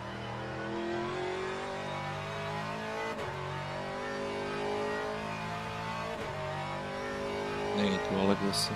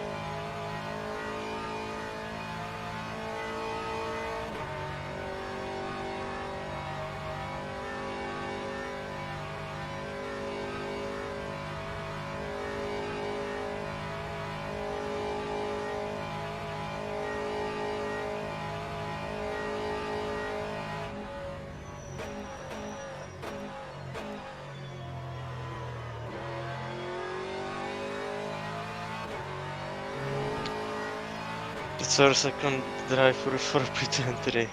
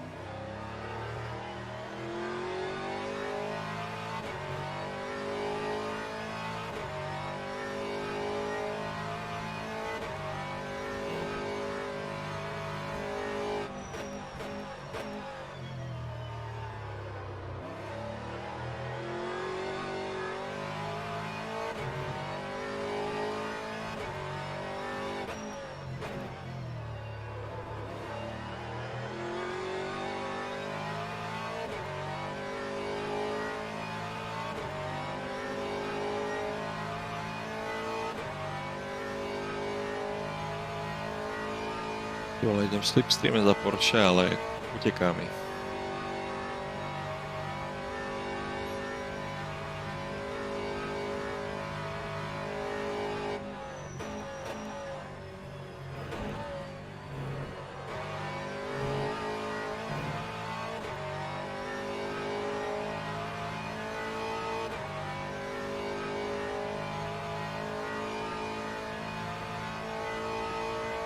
Microphone muted. Microphone activated.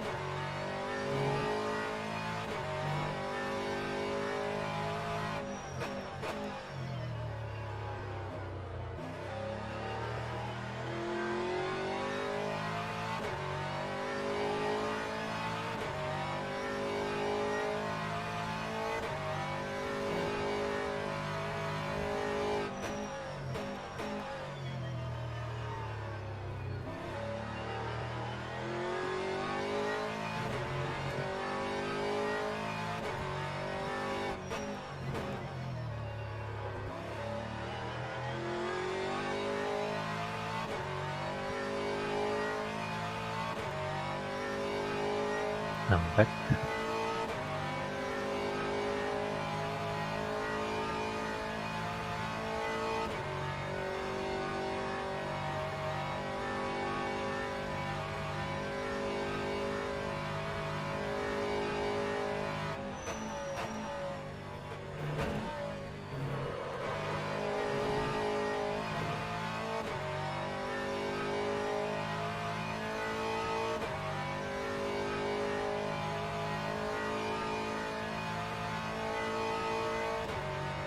I'm doing my maximum, but Alex gave me 3 seconds.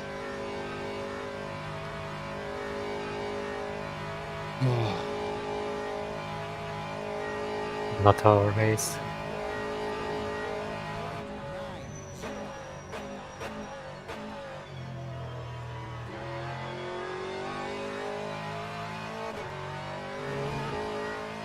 I don't know what I'm doing wrong.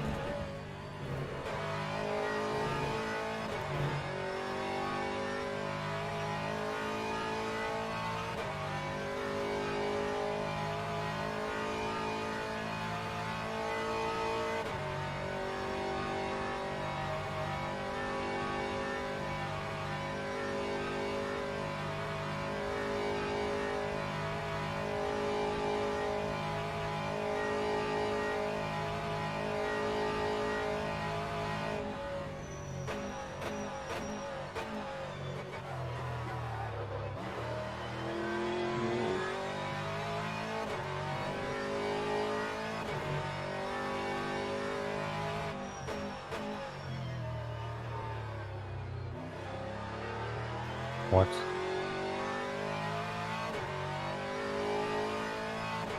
Donkey Kong. Internet.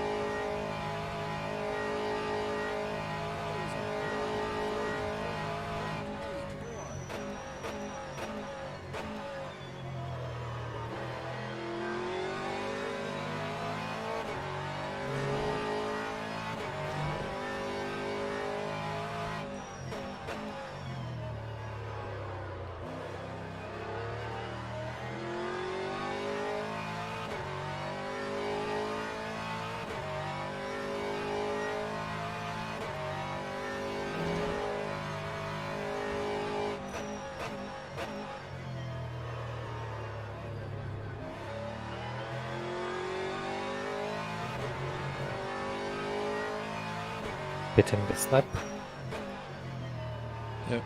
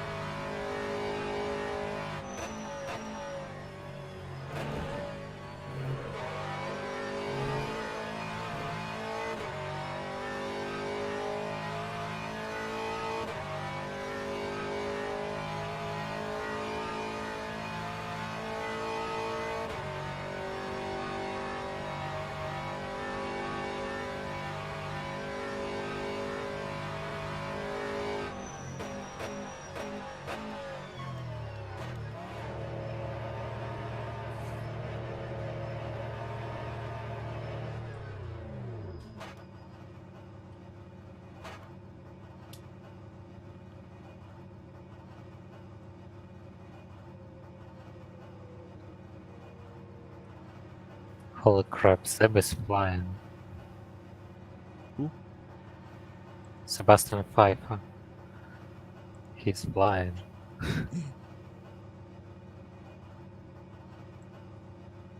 Everybody is flying except me.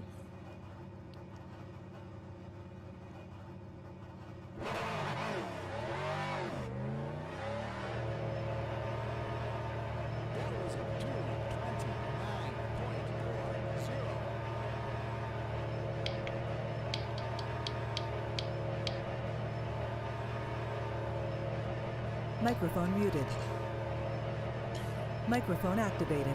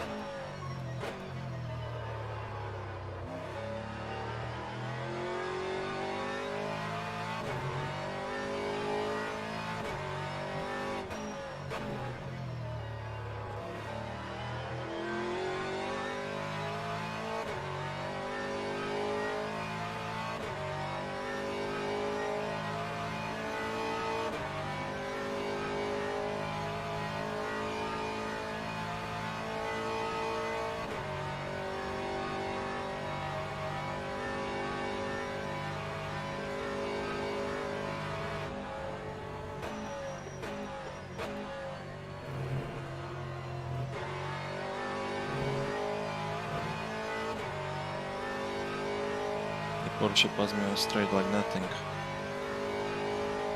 That was before chicane. Yeah, he unlapped us.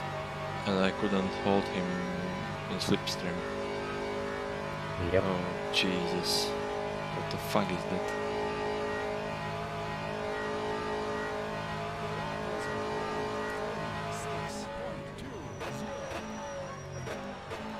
Kamal says Oh. Porsche.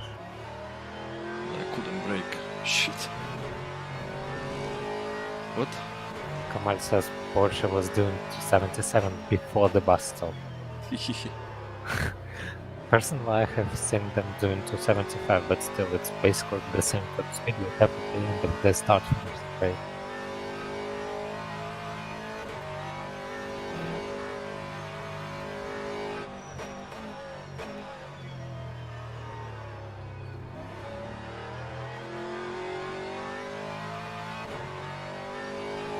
.277, Kamal.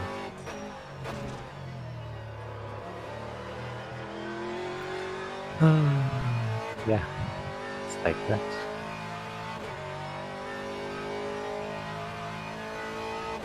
Microphone muted. Yeah. But you were Exactly. flying, Kamal, Microphone actually. activated. We had no clue how to do that. Yeah.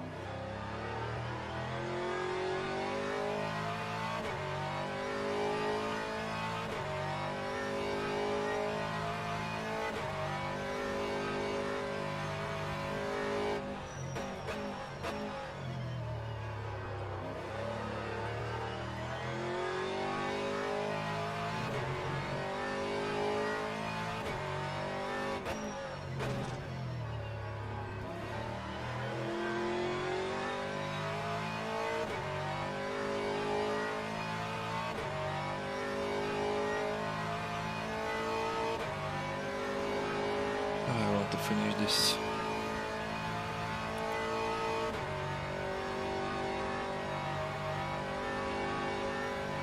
Not much to go.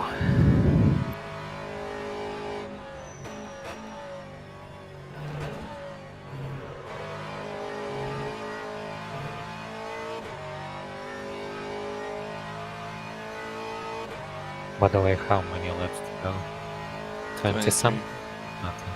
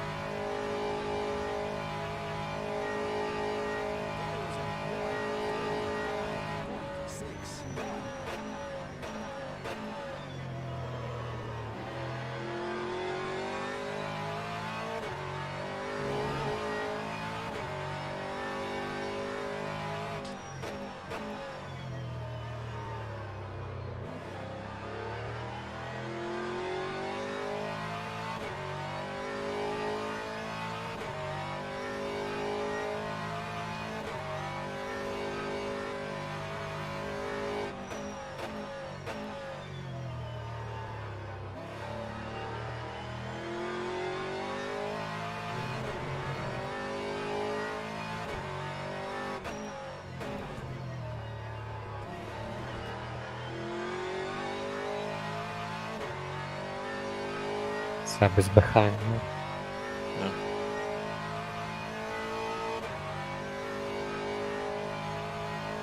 I think he will pass you before turn 1.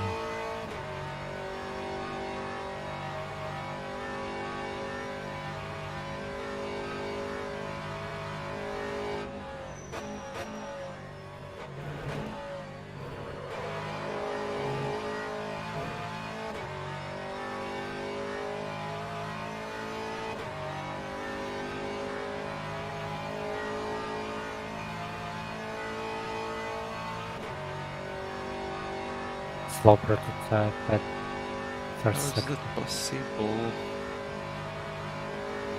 How?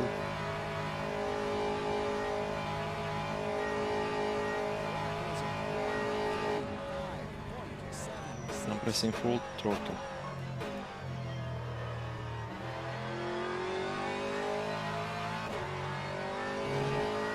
Holy crap, he's sending it.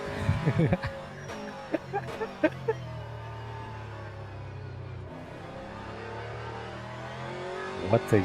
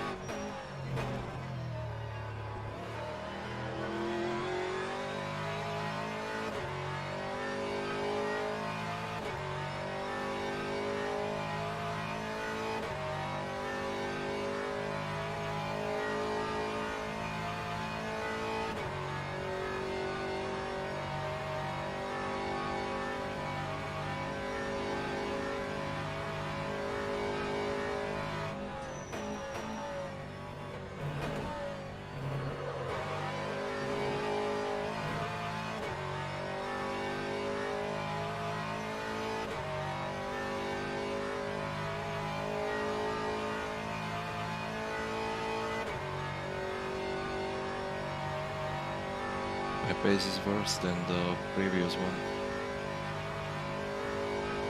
I don't know if it's because of the damage of...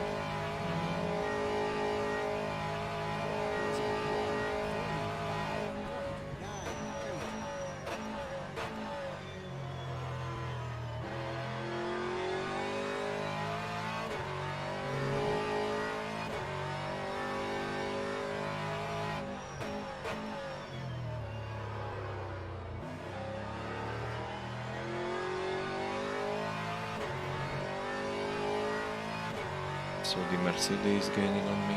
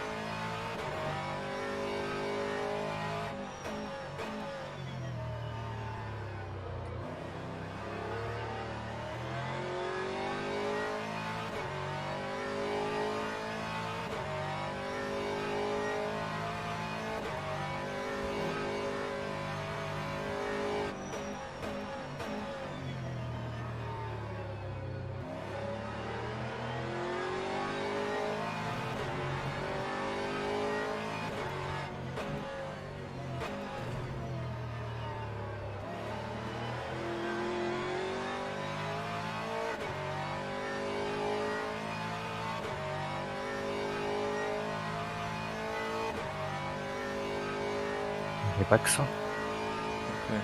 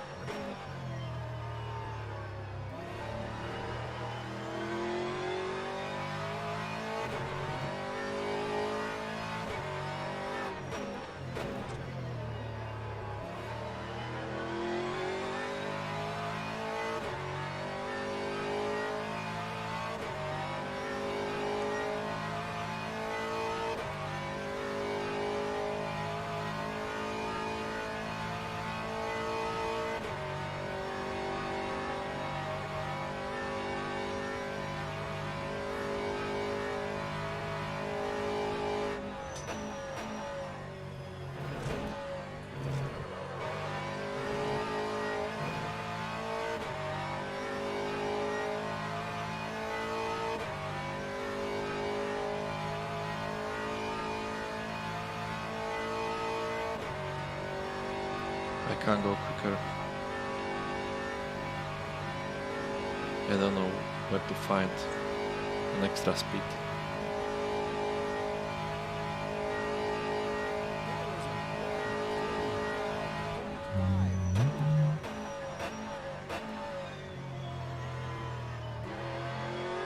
The first sector isn't good.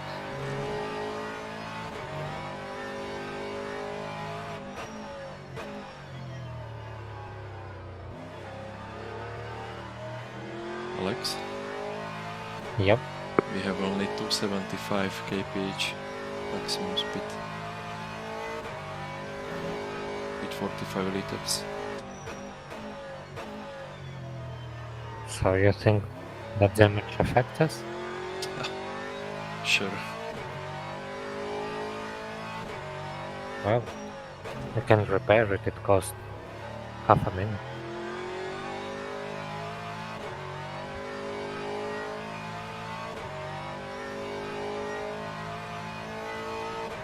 It's not worth it till the end, I think.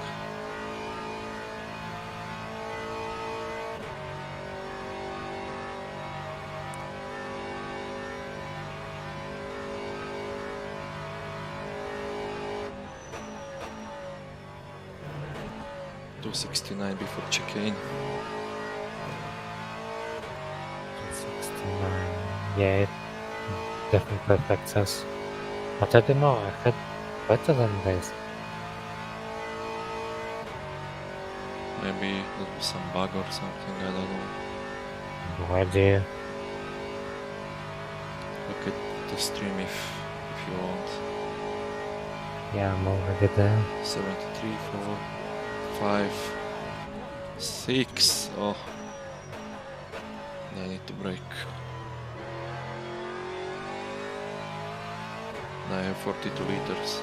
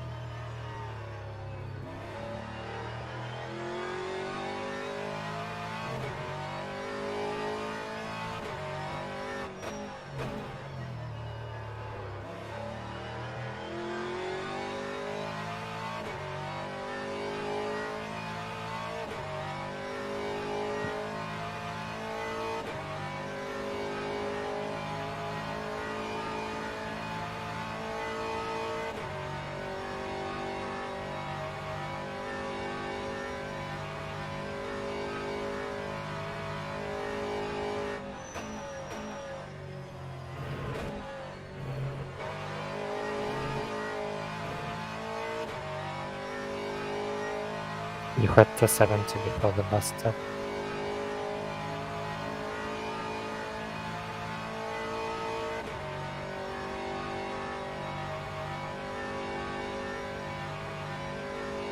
Yeah, but still 2 kph all over with that fuel.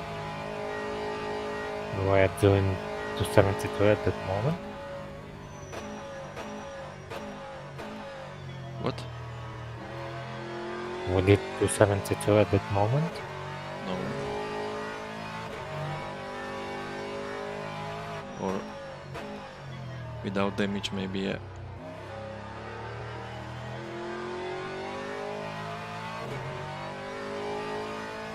I have 38 liters, so the car is much more empty. So I should do much more of top speed.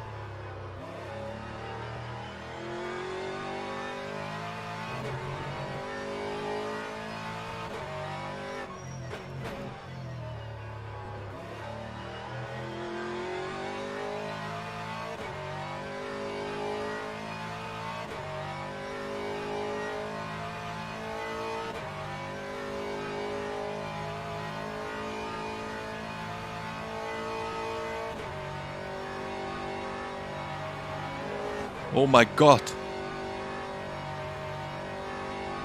Oh,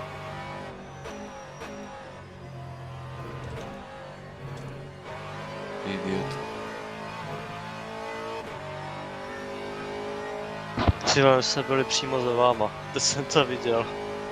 Ty krávo. They almost killed us both. Yeah. We were right behind you.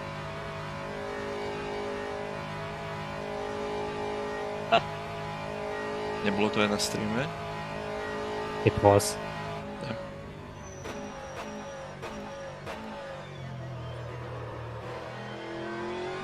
But not at mine.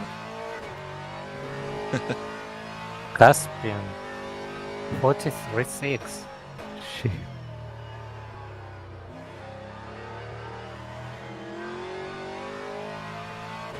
Come on. They push in. So they will crash also.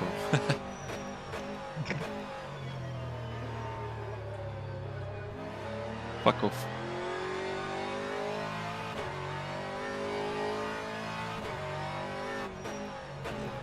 I'm tired of those dives. How much to go? 10 with this one. Mm-hmm.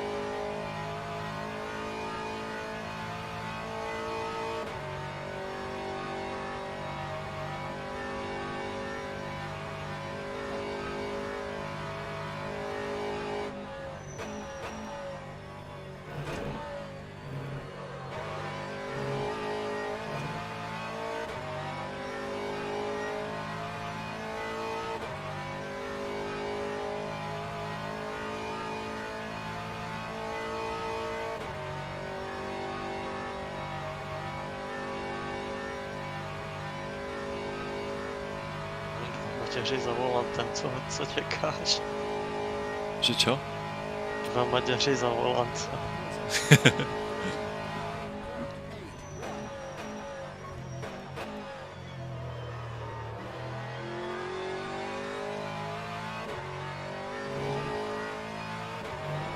You were doing 270 before the bus stop with your first stint, but you were saving fuel.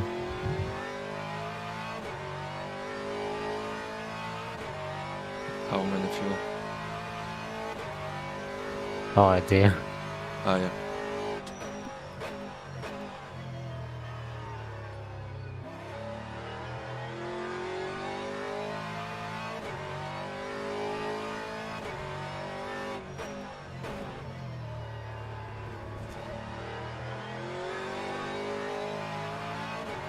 Microphone muted. Over. At some moment even 260. Ako sa trápime s týmto postretým autom.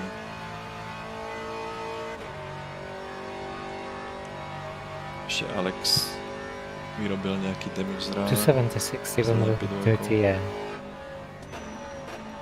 Before turn 1.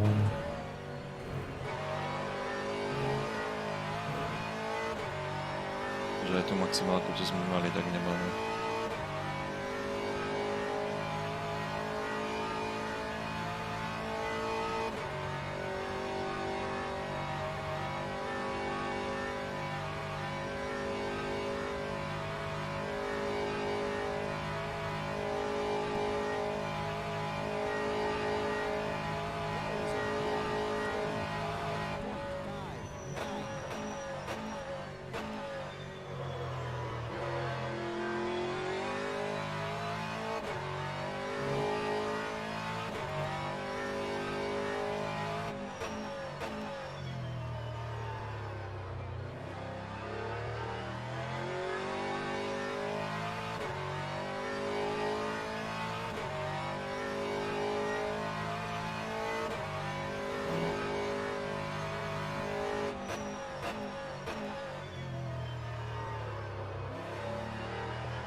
Za normálnych okolností mám 277 maximálku a momentálne mám 275 s prázdnym autom. Tako nie je bohviče. Porsche 284 a tak. Paráda.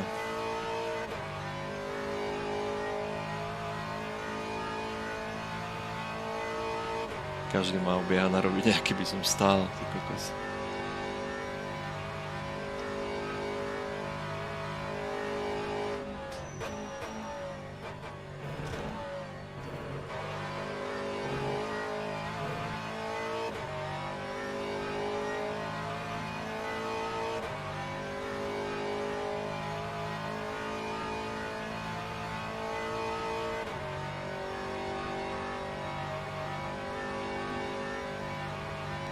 Ferrari okolo, tam je ten Sebastian Pfeiffer a tu na rovine som držal dlášku a vedľa mňa prešiel, tak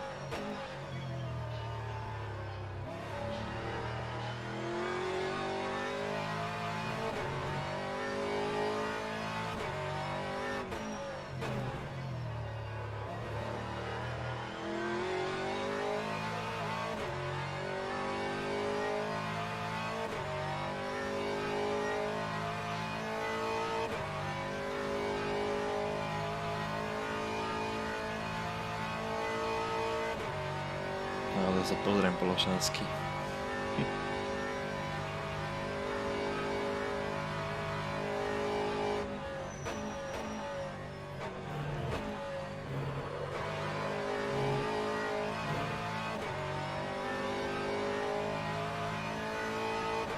Microphone activated.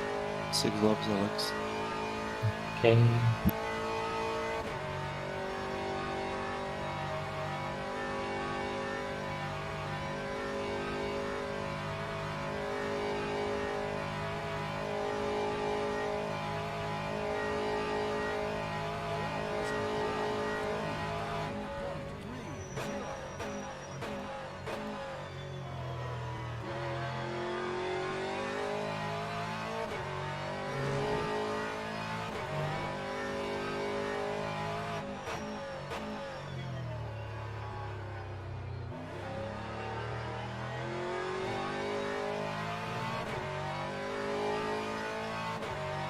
%6 difference between rear and front tire on left side. On mediums. Interesting. Yeah. The suspension is damaged. Yeah.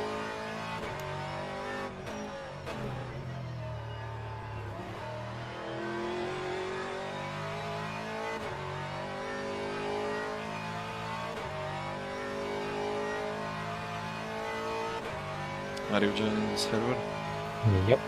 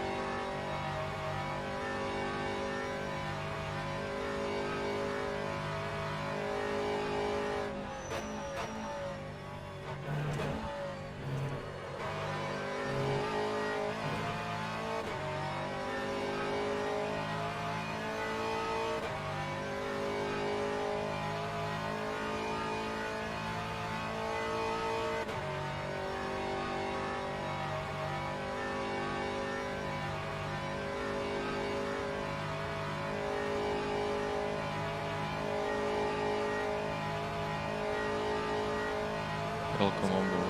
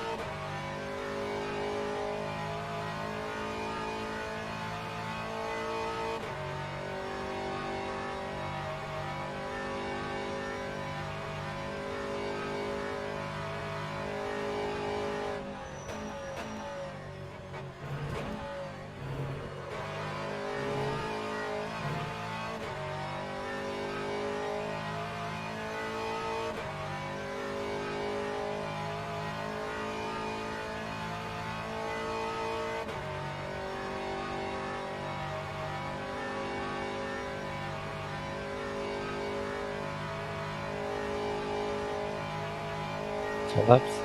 After SPL this. bits. Yep. 3 laps. Okay.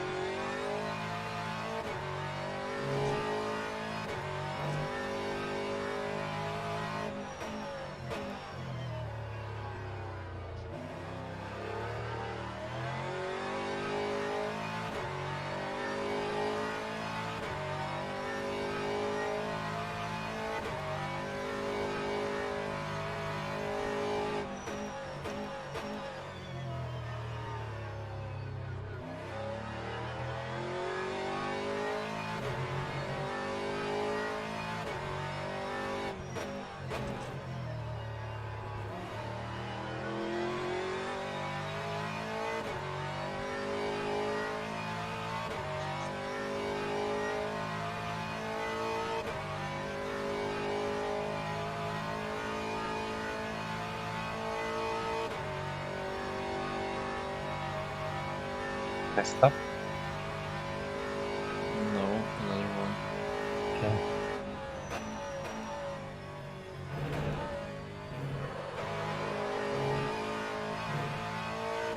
But if you want, I can pit earlier.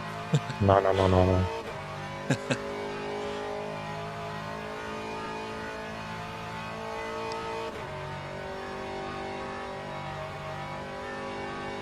Yeah, it will be so lasting.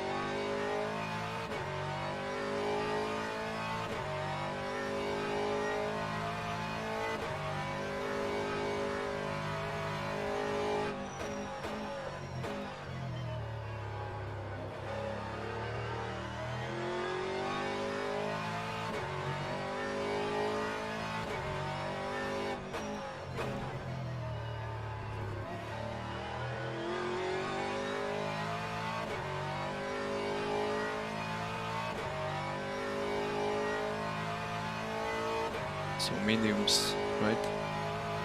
Mediums, no repairs, something. Yeah, okay.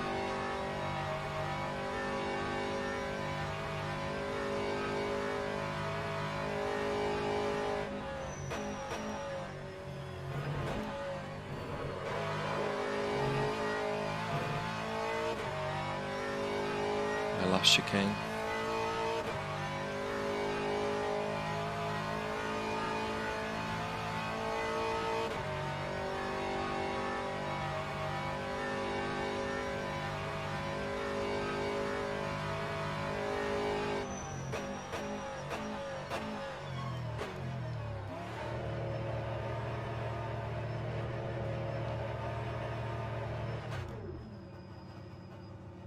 Can chop anyway. Thanks, Alex. Well, I hit 23 and 16 on left side. holy crap. And still you were not as slow as I am. But we are missing the top speed. We were missing top speed all weekend. Yeah, but now we're missing top speeds a bit extra. It's barely noticeable, to be fair. I think it was. I will take a look at Alex.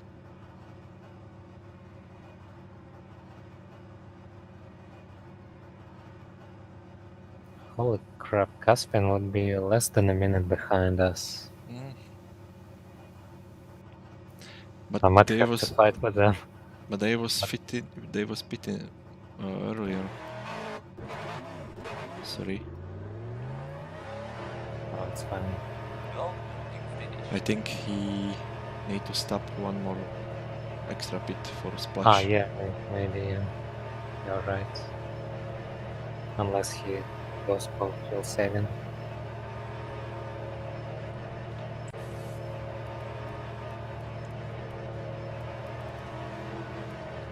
So good luck into your last scenes. Yeah, thanks.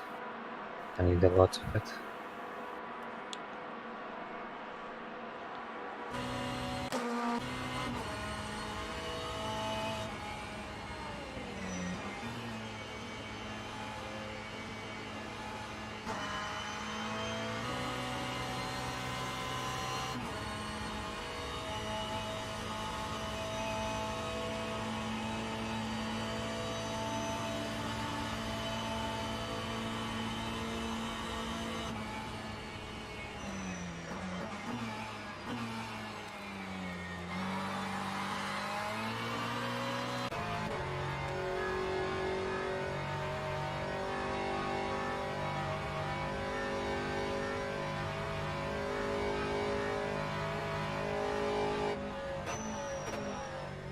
Microphone muted.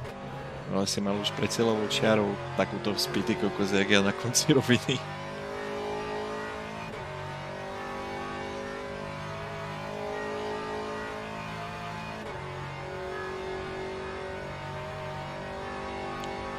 Vidíme, čo Alex s prázdnym autom.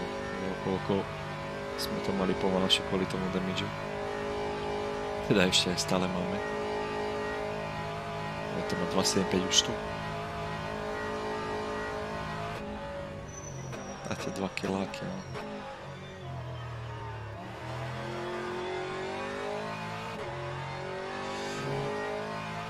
Jaj.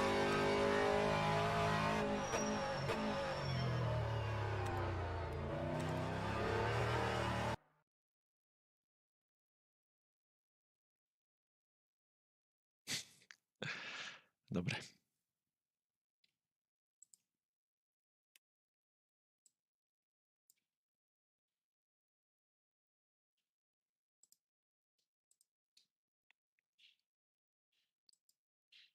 It's obviously Road Atlanta, Daytona, Road America, and Sebring.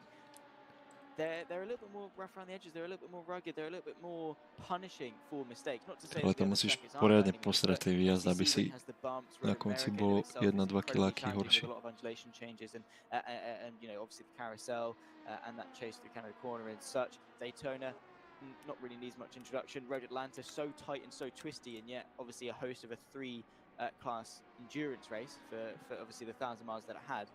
They're incredibly difficult circuits, so I think have posed quite a great challenge for these guys in the BC. Yeah, you'll notice that all of these circuits are pretty high speed as well. Road America, very famously high speed. Daytona here, of course, used pretty much all of the 2.5 mile oval round the outside. And Sebring also pretty fast. There's not many slow corners here. You've only really got the complex through turns. To ktorom bode pozeráš? Jak je ten obrubník hlavy, alebo kde? But apart from that, it's all pretty fast. So yeah, not much respite for if you like the more technical side of things here on the American tracks that we visited this year.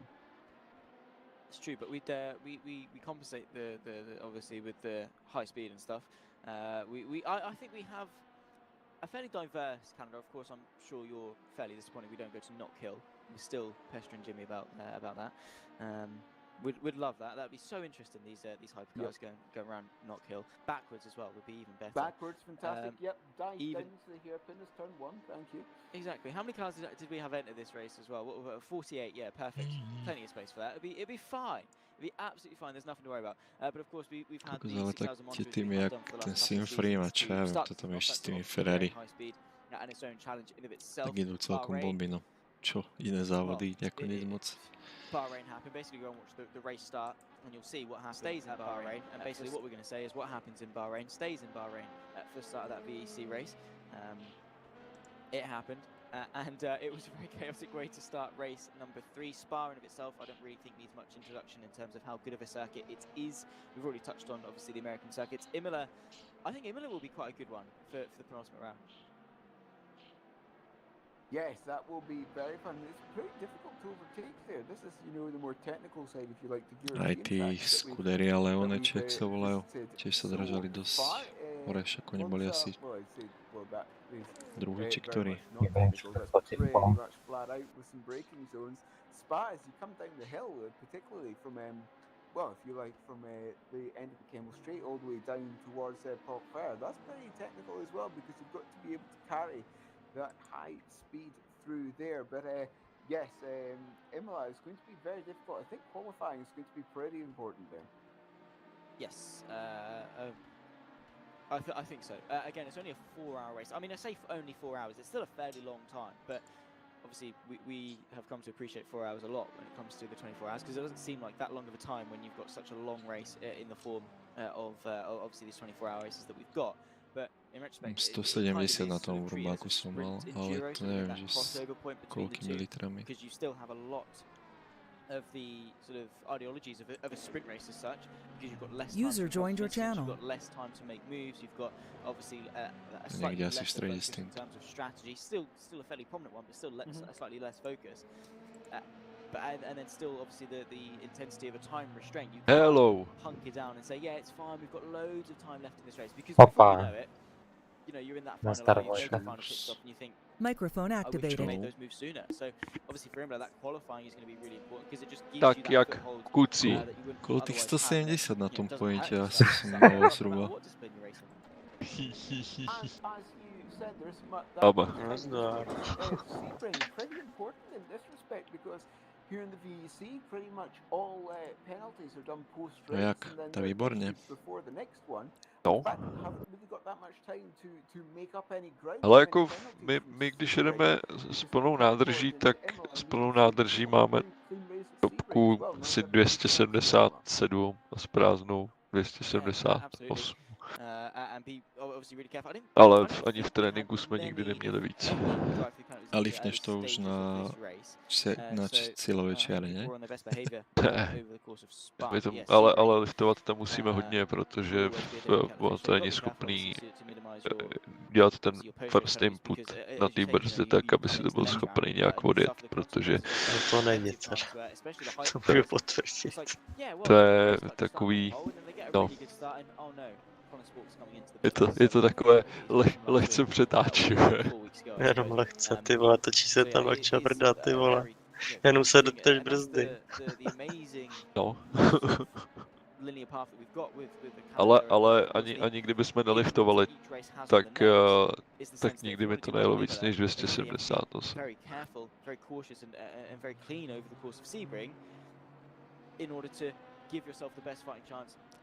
No nevím, tak to má možno jiný názor. Still alive doing something wrong. But holy shit, this Caspian pace. Yeah, and with 1,000 miles at Sebring, you know, there's a long He's just pace. done Plenty of time to rack up 43.6. those tasty penalties, isn't Yeah. there? Yeah, so 1,000 hours, what does it usually work out? I think they did it. Hours, I think we planned for in the commentary booth. So, Yeah, I think it's, well, in real life, I think it's 1,000 miles or 8 hours, whatever comes first, if memory serves me correctly, isn't it? yeah, so somewhere in the vein, around about 8 hours. So, a fairly long race. I don't think we actually had any 12-hour races. Just, I think, we so smooth feeling that we so slower than the kebab sellers, man. Obviously behind the 24-hour races that we've got. So obviously we get rid of the 12-hour ones and we just whack in an extra 24, which is a very tough calendar, to say the least. A lot of strain obviously on the teams, especially for this one with the clash that we had with obviously the Sim Formula Expo. We had Jone Simčić, David Mirček, all went to Ale nám jako zbývalo jenom čekat, jestli to rozvěsej nebo ne, no. No, stalo se. No. To je naše jediné šťastie tiež. Porsche versus Daytona 03, vole. No, my sme išli viac menej bez chyby celý závod, ty kokos, a pozrieť sme. V prdeli totálne. Vole, máte shitbox, no. For this track TPS, yeah. Yeah. In general, it was a good endurance car. I think maybe it's some local suspects, but overall, I don't know. We're just picking up the car by the I think some maybe overall performance over the whole track. It's not so strong on the concrete tracks, but it's not so weak on every single track, you know. Well, today we probably had the weakest car. M4 is maybe slower. I don't think so. No idea. Maybe a radical. Yes, thank you. Still very fresh, still a lot of potential in them, and yet already so incredibly quick. So, of course, Race Clutch, if they're able to sort of nurture these drivers and Radical has good top speed, by the way. full potential, then they're going to look very dangerous. More so than The Radical. Yeah. The GT3. It has a good top speed, I think. Everybody forget about the Radical is the only car which has no updated tires. It's not even in VC workshop. Because nobody's driving it. I wouldn't expect it. And then I would have driven it. And then I read Yeah, a tweet and I was but like, 5 years ago. Race Clutch are leading. So I go on and I check and I was like, hang on, they've got about a lap's lead. when did this happen? And I suppose that's the beauty of the nighttime. You go to sleep with one race, and then you wake up with an You entirely like new those fetishes. Yeah, that is part of the joy of endurance racing. You know, these the strength of the cars, if you like, ebb and flow throughout the race. Chodíte na 30-kolové stinty? Jo. Tam nic jiného nezbývalo, vole, a pak jsme začali závod, tak jsme zjistili, že když šetříme, tak Porsche udělá o 2 kola navíc, vole. A mě to tak nějak jedno, víš co, ono v reálu to je stejně, prostě to Porsche nemá na motoru BOP, takže oni na těch rovinkách jsou silní, ale zase mají mezinápravový BOP, takže v zatáčkách zase silní nejsou, že jo. No, takže za mě tohle má jako něco do sebe určitě. No tak ale tam to máš aj s tým krídlom, že tam 8 krídlo je jak, ja neviem, naša jednotka, alebo nejak tak. No, tam vieš ísť dole s tým a tým pádom zvyšuješ top speed. No, tam máš hlavně, myslím, to nedraží ani hovno v té základě. Já si myslím, že tam máš jako předepsaný aero. Že tam nemůžeš jako, že tam je nějak předepsaný aero resistance, víš. Tak to nevím. No, já stále hra, kurva, to není reál. To jo, ale v reálu je to jako hodně zajímavý tohleto. Že, vole, někdo ti jezdí s pytlem písku, vole, oni mu předepíšou aero resistance, vole, a on to pak odsadí a pak vidíš na Nürburgringu, vole, že Mercedes jim dává 2 vteřiny na 50 vteřinový trati, vole. Lovely feeling, isn't it? Yep. The drivers who we often see in there for the longest amount of time. Problem for us is probably in detail, because we're losing a lot after switching to 6th gear. Uh-huh. Here on this race team, almost 2 laps ahead of the rest of the, like there is a brick wall ahead of us. Early.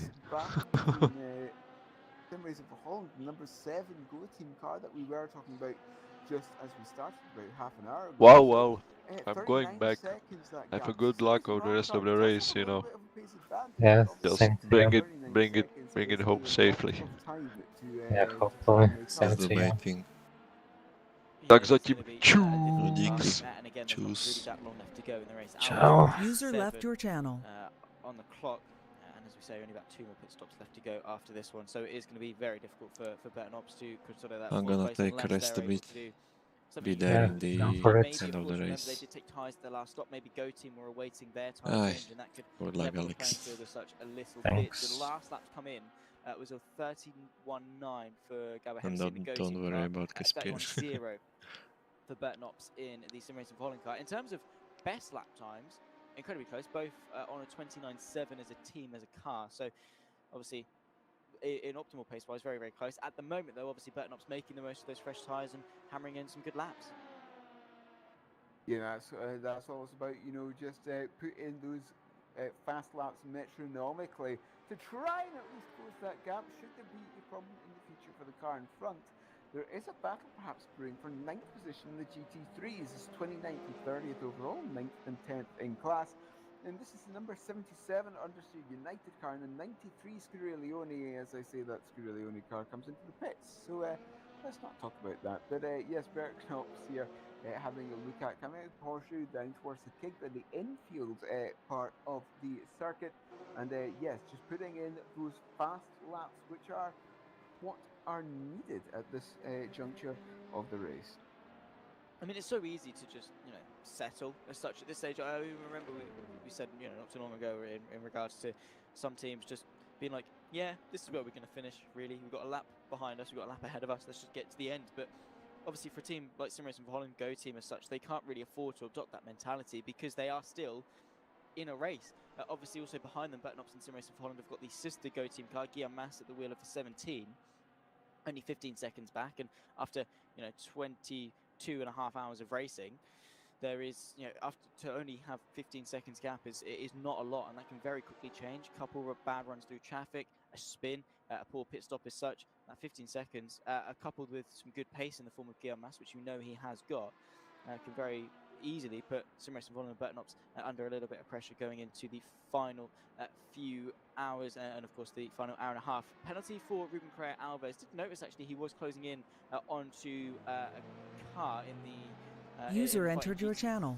but I believe has picked himself up a potentially a drive-through or just a normal penalty in of itself. So Ruben Pereira Alves for Scuderia Leone were running quite well a little bit earlier on in the GT3s.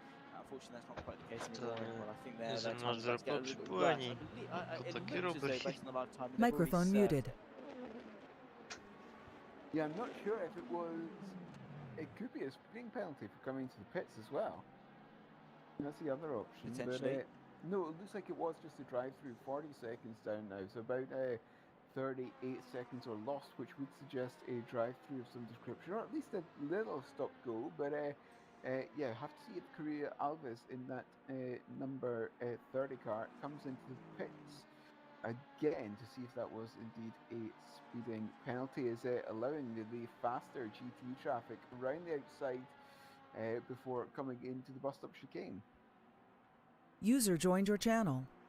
And yeah, very. It should be close on fuel. And, yeah, we'll see what. Correct. Correa I Alves' don't plan think is so. for the rest of this race. Into the pit lane comes I Jakob think qualifying will probably have one buffer lap. LMP2, of course, the Hyperion Esports Because you guys are pitting 4 laps earlier than we. Ferrari, of course, in their fight And for we the need, championship. according to Far my from high pressure calculator, to this race, 84 but they may try liters, and consolidate something for the which is 10 liters less, so that's close. ahead. Or no, they're not. In fact, they're not finishing. So maybe a 30 lap stint would be helpful. Team Iris, of course, coming into this race both on 261 points apiece. So Hyperion, they've brought some really strong drivers. Obviously, Jakub Brzezinski, Nikodem Wisniewski was just in the car as you know, along with the rest User of their left your roster, channel. incredibly strong, and yet the competitiveness of the VEC meant that I'll even have that 18 is only laps good enough after for this one. Yeah, it's incredible, isn't it? The speed of all of these teams really here in Division 1 and of course Division 2 as well in the VEC, showing that, you know, you really have to be perfect in order to be able to win a race here. But Brzezinski in that Hyperion car, 76 seconds down on the Team Iris car ahead, and yeah, it doesn't look like there is going to be a battle for that second position here, is there? 76 seconds is too much, I think, to make up in 80 minutes. So 1 hour, 21 minutes, and maybe for Hemmingson and 15 seconds, unless they've already done even it. 17. So potentially it's just going to be a case of, again, settling for the position and getting to the end as such for the LMP2. Again, the closest battle is that fight I can see for, well, not really much of a fight, but the one here, of course, between Corentin Poithofer, RFL Rowe, and then, of course, the cars behind in the form of the Sean Clark Racing Machine. So 15 seconds between them, which, again, relatively speaking, isn't a lot and can very quickly change, but at the moment, there's not going to be much of a change because, obviously, in terms of raw pace, 15 seconds is a large gap to close. And you see Nairala in the Sean Clark Racing car looking to break into that top 5. You can tell that this Sean Clark Racing car is in 6th, not only because of the helpful graphic in the bottom corner, but you can see the 06 on the side panels. There we go. There's a nice little showing there, showing what position it is in class. And of course that turns yellow and counts up the seconds once they come into a pit stop. But yes, coming through NASCAR 4 off of the banking and towards the start finish line once more. And yeah, you must be able to get some sort of vertigo going around here so quickly every time. I'd say so. I think Daytona is such a surreal driving experience, and I've never driven it in prototypes. I've never driven prototypes full stop. They scare me, but yeah, driving it's so it must be so fun. I mean, I did it in some GT3s. Can't remember what I took round here actually. It must have been I think it was an Audi, might have been an Audi R8 around Daytona for my first time, and it was a lot of fun to drive, and I'm sure that it's maybe not a feeling that's shared by the field of drivers out there. I'm sure they're fairly sick of Daytona, especially at this time of the year as well, because it seems that almost every race in January is at Daytona. True. Yes. It's almost like a rite of passage, and you'll find every race in sim racing at the second half of May and in June is at Le Mans. Yeah. Yeah, they just have certain seasons for different tracks. Obviously, Brzezinski in the wall. hype of I suppose their real life counterparts as such, and where yeah, The second head. Put them in, and then it becomes sort of Yeah, he was standing at a the. tradition as such, a regular thing. Maybe not in the wall, but he was stationary. But yeah, particularly Daytona. Yeah, he's And then standing. you don't really ever see it again for the rest of the year. No one ever really uses it at any other time apart from January. What happened to them? Which is just Yeah, the strange. car is And again, dead. yeah, the same sort of success for the start, unless there's obviously They some got- other championships that P3 is run out. at different points. They don't necessarily have the 24-hour or an endurance race at that circuit, so maybe they won't run it as such in June. But yeah, but that's the thing with Daytona, is that it's so densely packed, and then it's almost like the Christmas decorations. We just pack it away and don't see it until next year. I think there's a problem with the number 44 car at the other end of the horseshoe here. Might see it as the Sean Clark racing car comes past. I think it should be about here somewhere, if live timing was to be believed. Maybe live timing isn't to be believed, but I think there's a problem somewhere with that Hyperion car. Maybe so. Let's have a look. There he is. Oh my goodness me! Yeah, Well, that is a huge problem.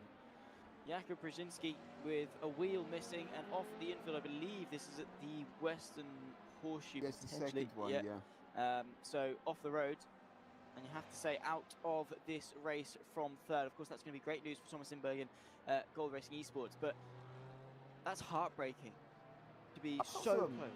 Yeah, that's also a massive incident in order to be able to rip one of the wheels off of the car. Yeah, it must have been a big hit. Obviously, we'll update you as soon as we can in regards to what actually happened as such. Meanwhile, Race Clutch come into the pit lane from the lead of the Hypercar, but back into the pit lane. Brzezinski, Hyperion Esports, out of this race with what we assume to have been a fairly sizable incident in of itself. But, I mean, if you're going to crash out of a 24-hour race, surely you'd rather do it in the first hour, not 22 in. Yeah, this is true, but on the other hand, it means that if you do it 22 hours in, everyone who's contributed to the setup of the car has at least had a chance to drive it, and there we go. That's what the problem was, and we might just got a little bit too wide coming into the braking zone. Well, yeah, I think Or so. is there as well. contact there? Well, that's the Go Team Hypercar. There is, yeah, Oh, he gets got a pushed in. bump. Small little bump. Guillaume Mass obviously didn't spot too much of a gap. We'll ride on board with him, of course. So obviously through this fast left-hand kink, the LMP2 understeers ever so slightly, then onto the brakes. Guillaume Mass just doesn't give enough space, or, well, brakes far too late compared to the space that there was, and went into the back of the Hyperion car. So it wasn't even their fault in the end, which is even worse. Yeah. Yeah, that's a lot more painful.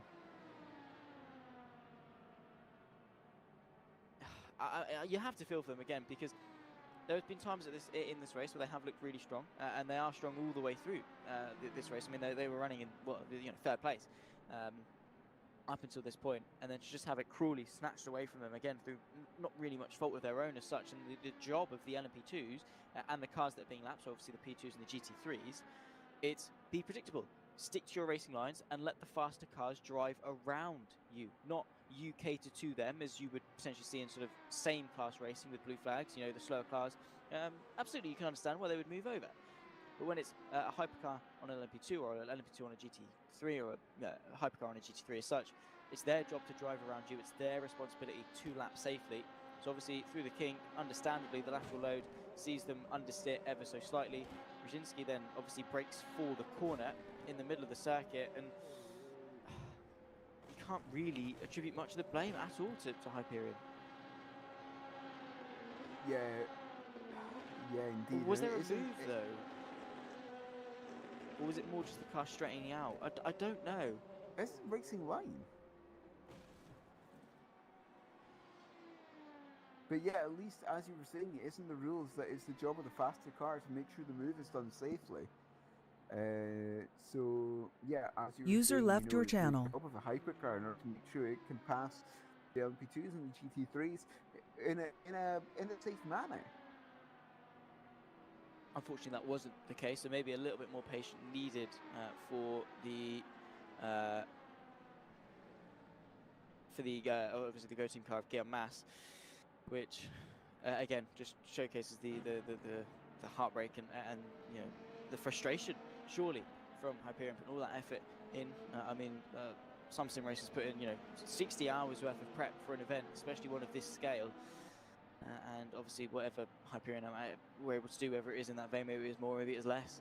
Either way, all of that hard work for the last 22.5 hours, the waking up during the night, the staying awake during the night for those doing the graveyard shift, and snatched away with just an hour and a half left to go. Here's our race leaders. Of course, Race Clutch came in for their penultimate stop a moment ago, and will be continuing on about a lap ahead of the rest of the field. The hypercars seem to be fairly settled, as is the P2s, and then of course in the GT3s as well. Not really much to delve in terms of battles, but our race leaders, of course, Race Clutch, Scuderia Ferrari Esports, and Thomas Enger will all leave this race leaders in their respective championship. Of course, Race Clutch taking the lead in the championship ahead of Windshake, Scuderia Ferrari extending ahead of Hyperion, and now to an even bigger extent for Hyperion finishing, getting so far into this race. They will still get some points, but obviously not a lot. And then of course Thomas Enger extending that already fairly sizable 26-point advantage ahead of the 91 Blackhawk cars, even more so if they're able to of course take that car all the way to the end across the checkered flag. So all in all, quite a successful day for our respective championship leaders. Yeah, doing a fantastic job and gaining those extra points from this 24-hour race to 1.5 times points. And as you're saying, it just adds a little bit more weight to both this race and Le Mans at the end of the season. And having a good race here really boosts your championship chances. And as you said, each of the championship leaders, or at least championship contenders, having a pretty good day and making the most of those that points bonus. As yes, Denon here still trying to put 2 laps on the field. Having a look at Yusin in that Sean Clark racing car, 5th position now after having overtaken the Hyperion car, which is now DNF in the race. 14 seconds to the next car in 4th. Yeah, so putting in some good lap times, it must be said. 35.3 that last time by, compared to Pointo ahead in the RFRO Sim Sport on a 36.0, so about 7/10 advantage, just over a 7/10 advantage for Nirola.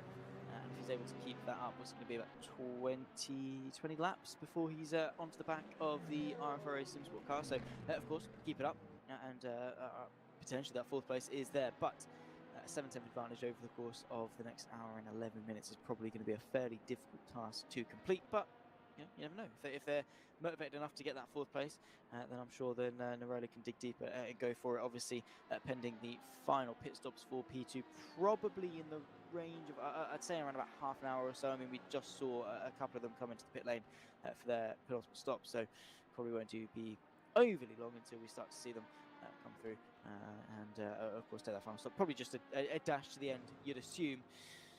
I'm assuming everyone has already taken their final tyre change, because it doesn't really make sense to do a tyre change with just one stint left to go.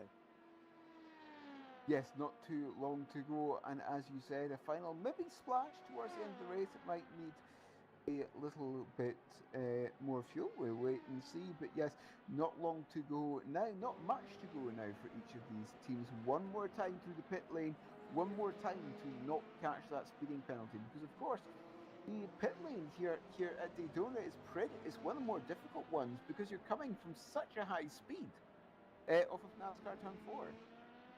Yeah, I've always said that the pit lanes that are just straight lines are actually more difficult than the ones that sort of have a corner. Obviously, the circles like Spa and the Nürburgring GP that have obviously quite a fairly tight corner going in to the pit lane, a bit of an acceleration before you get to the pit limit line, but obviously not top speed, makes it a lot easier, because you're basically just treating it as an extra corner on the circuit. You brake, you turn in, and you're already slowed down, so much so that it's a little bit easier to not speed.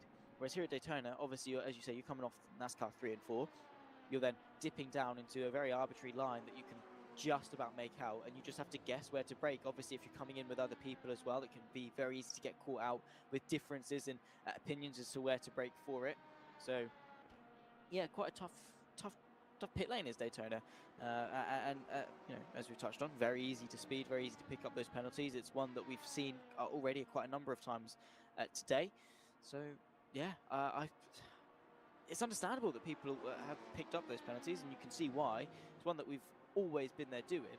The only problem is that when you get a penalty for speeding, and then you come in to serve that penalty for speeding, and then you speed again, that's just a nightmare. Yep, that the compounding penalties. Yep, that is a nightmare and something that you definitely don't want to have. And always every time I see these.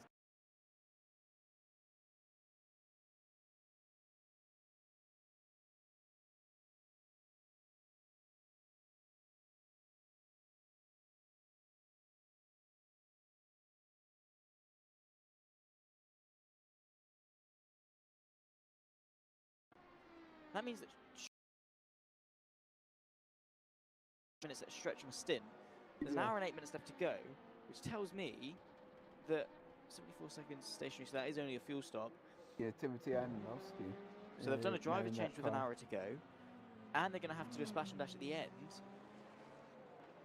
Of course, they're fine because they've got quite a big gap back to Team Iris, but yeah, maybe that is a general consensus that, and the theme that we could see for LMP2. Not even really a split, using everything that's allowed there is the Scuderia Ferrari sports car. It's not really even a splash though, because it's over, it's about half a tank or so that we need to put in at the end of the race. I should say, for the final stop. Well, there'll be 40 minutes from now. Is going to be, what is that about? Yeah, but 27 minutes left to go. So that's decent. That's a decent chunk of a stint they're going to have to put back in. But obviously, comparatively, well, about half a pit stop's worth then, I suppose. But they still take the punishment of the full pit lane, only the punishment of half a stop. Thankfully, obviously, they've given themselves 78.2 second gap back. Of course, Team Iris as well will have to come in at some point as well. Maybe that is the theme for LMP2. Maybe they will all have to do that same thing, and they can get away with it, can Scuderia Ferrari. But the good thing is obviously over the night they've built themselves up such a good gap, so much so that they can afford to come in again. Of course, this is true. Well, it says 178 seconds. That's just because the Iris car has temporarily unlapped itself, so because the Iris car still needs to come in again at some point. But we'll see what, if you like, the real gap is when they cross the start-finish line, or at least cross a timing beam, like we saw, like you can see there, 92 seconds or so. We'll see again, possibly, as Antonovsky comes across the start-finish line. And indeed, is that actually the Iris car directly ahead that we just saw in the foreground? Potentially. So that Mike Hempson is behind. There they are. Oh, no, it's halfway round. No, it's into fine. Into the western horseshoe. It's a different LMP2 car. It's fine. It's fine. Some of the liveries are fairly similar. I think I did confuse Team Iris with Sean Clark yesterday, which they're just both dark liveried cars. Not really much more to it than that, particularly in this lighting. So yeah, no, it's forgivable. But there is Martin Hemmingson in second for Team Iris, who have just had a nice quiet race in second. In fairness, I didn't really expect them to be up here over the course of yesterday. I really thought it'd be Hyperion Gold Racing and Scuderia Ferrari that were going to lock out the top three. Obviously, that's not been the case with Hyperion's issues. And Gold Racing at some point must have having some difficulties as well throughout the night. But then again, who hasn't had difficulties in a 24-hour race? Indeed, yeah, and it really is a rite of passage, isn't it, to have a difficulty in any 24-hour race, or have something not going accordingly to plan, because if you can do that, well, you'll be, sharing state secrets to everyone else, if you like, because it's almost impossible to have everything go correct in any 24-hour race. Yeah, liquid luck maybe would just about get it done, but apart from that, yeah, I don't really see much of a way of getting through a 24-hour endurance race scot-free without a rub, a penalty, a bad pit stop, something that exactly. Martin Hemmington being sent spearing off after contact with one of the GT3s into the International Horseshoe, is able to just about get away with it. It was only a light tap, didn't make further contact with the barrier, and thankfully has got a fairly sizable advantage over Gold Racing Esports, so we'll be comfortable to stick that, sort of keep that second place, but still. right on cue, really, when it comes to bad luck. Yeah, exactly, and that's one of the things that can easily just go wrong slightly in a race. It's just little things like that you've got to try and recover from to the best of your abilities. Try not let that get to your head, and try not let that anger you too much so you begin overdriving the car directly afterwards. Yeah, you have to just reset as such, and it's such a skill for drivers to of course do, because you know naturally you're going to be driving with that frustration. The tires are going to be a little bit warm and you're going to be angry, so you're going to drive a little bit more aggressively, and then that's all that's going to do is lead you down a positive feedback loop in a negative form, in the sense that it's just going to snowball, and it's going to lead to, you know, you're driving aggressively, the tires are warm, so then you spin, and then you spin, and then it just keeps going and going and going until you give up, you alt F4, and then your team gets limited points. I'm sure that's not going to be the case. Hemmingson, of course, a much more mature driver than I would be if I kept spinning, so should be fine. And again, has that constellation of a big gap behind, just to allow him to lift off a little bit, just to ease himself back into the rhythm. Yeah, and that's one of the important things as well when something goes wrong, is to just be able to put that to the back of your mind and then re-enter that rhythm that you were in before that incident happened. Having Leclerc Hemmingson up the inside of the Porsche coming into the first of the horseshoes, but yes, being able to essentially just drop directly back into that mode where you were before the incident, that is something that's also incredibly valuable to all of these drivers. Very much so. Into the pit lane, Sean Clark racing as well, from fourth. Justin Irola into the pit lane again in what was a fairly close battle really with RFRA SimSport. Again, relatively close speaking, again after 23 hours of racing as we approach the hour. So in for, again, what will be their penultimate stop. They are going to have to pit again. So I think all of LMP2 have got the same problem, that they're going to have to come in with about 20-ish minutes left to go. Yeah, exactly. That'll be about half a tank for most of the prototype teams in order to make it to the end of the race. But yeah, Hemmingson here, 87 seconds to gap, so lost a little bit of time due to that incident. About 10 seconds or so, I think it was. But yes, coming across the start, well, coming down towards the start-finish line now, I should say, rather, and beginning the next lap. But as we were saying before, 3 laps to that gold racing team car behind. You know, they can almost afford to have these mistakes now. Well, not mistakes, incidents, I should say, rather. Problems, yes. Misfortunes, maybe, I don't know, however you want to phrase it. I mean, of course, no one wants them, and you know, each misfortune carries its own risk of, could this be the one that sees our tyre fly off or our engine pop? Obviously, wasn't ever going to be the case with Team Iris's respective incident going into the International Horseshoe. But the way, yes, you can afford to have the odd spin, the odd dink when you've got 3 laps back, but obviously don't overdrive the car too much, because again, as Hyperion and as Winchick Racing have found out, that if you overdrive the car too much and or you get tapped from behind as such, and have those incidents that you once thought you could afford to have, the engine can pop and the wheel can fly off, and then your race is done, dusted, and see you later, mate, essentially.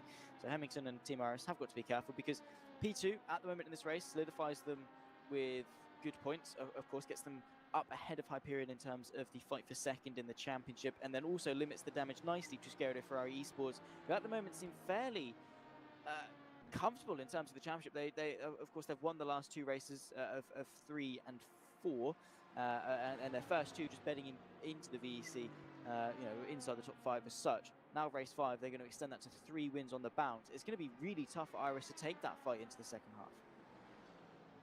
Yeah, as that Team Irish car comes into the pits, but yeah, it's going to be pretty difficult. All the momentum, if you like, is with their championship rivals, and as you said, very difficult to sway that back for the remainder of the season, when the other team knows that they've got such, well, I wouldn't say a speed advantage, but you know, they definitely are showing that they are the strongest car and really the team to beat.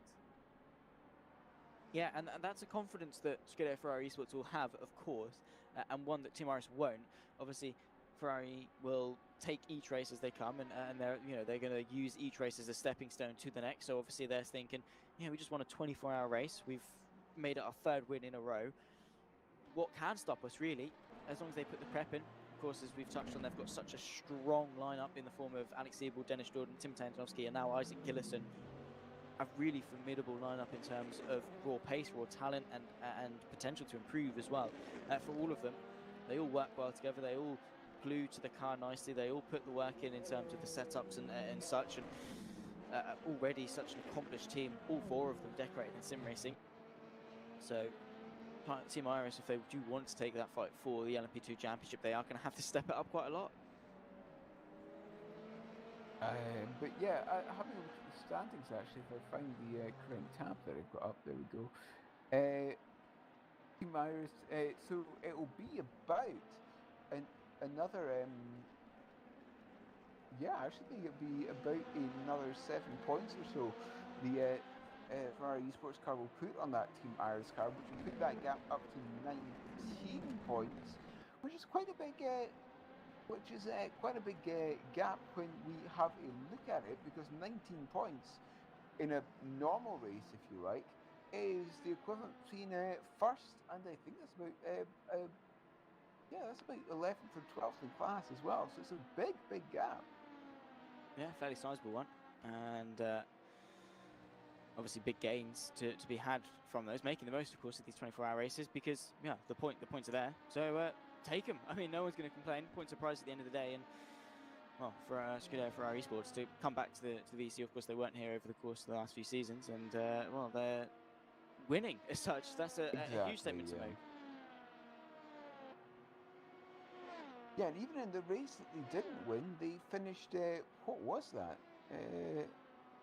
23. So I think they finished 4th in the race that they didn't win. So, incredibly strong showing from Scuderia Ferrari so far this season. And it looks like that dominance isn't really going to stop in the near future. Well, we'll find out, of course, and see. Again, only time will tell, because each race has its own, own challenges, and all of them can, change at a moment's, notice as such. I mean, even right now, Scuderia Ferrari Esports could have issues, disconnect, and not win this race. Yeah. So there is that side of things. I mean, even the mighty can fall.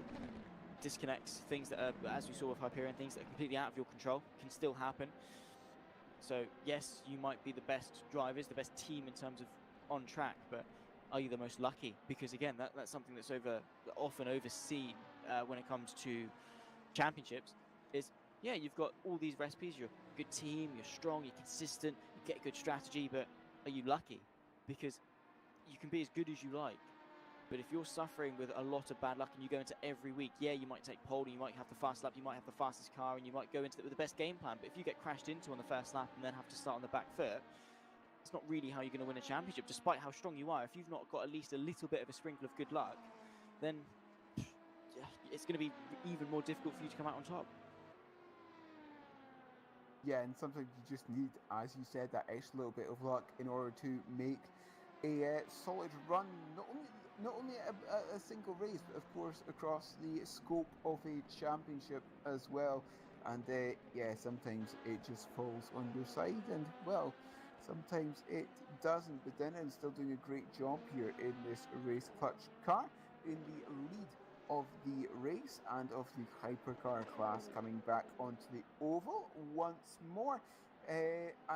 Yes, Jayden, doing a fantastic job. If I remember correctly, did you say earlier that this is the first time that we've seen Denan in the car? No, Denahan's been here for a while. Denahan's been here for a while. Of course, he was a part of earlier then. I can't remember. Anyway, sorry. Oh, you mean in race clutch or in the car today? Oh, if appearing for race clutch, yeah. Oh no. So Denahan's been with race clutch, I think, for the entirety of this season actually, because of course he was with NetRex GP with in the open wheel sort of side of things, and then race clutch sort of. It was sort of a rumour for a little while. There was a bit of tension, maybe he could go for it, and then he appeared in the VEC representing race clutch, and it was almost as if like, there we go. That's the confirmation that we need, and has since made some good steps forward as such. So yeah, very, very good stuff from Denahan. The debutant I was referring to, I think the one you may be slightly confused with, is Gillison for Ferrari. Ah, yes, it would be this one.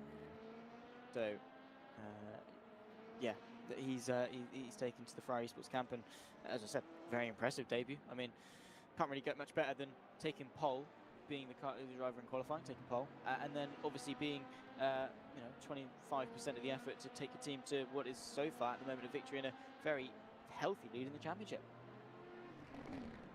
Yeah, it's going to be as well. Again, it comes into to what you're saying. You know, a little bit of luck you need on your side, but I think Race Clutch is showing that they don't really need the luck on their side, because, as you were saying, they're on track to win their third race of the season, 3 out of 5, with, and just goes to show that they are a team to be reckoned with.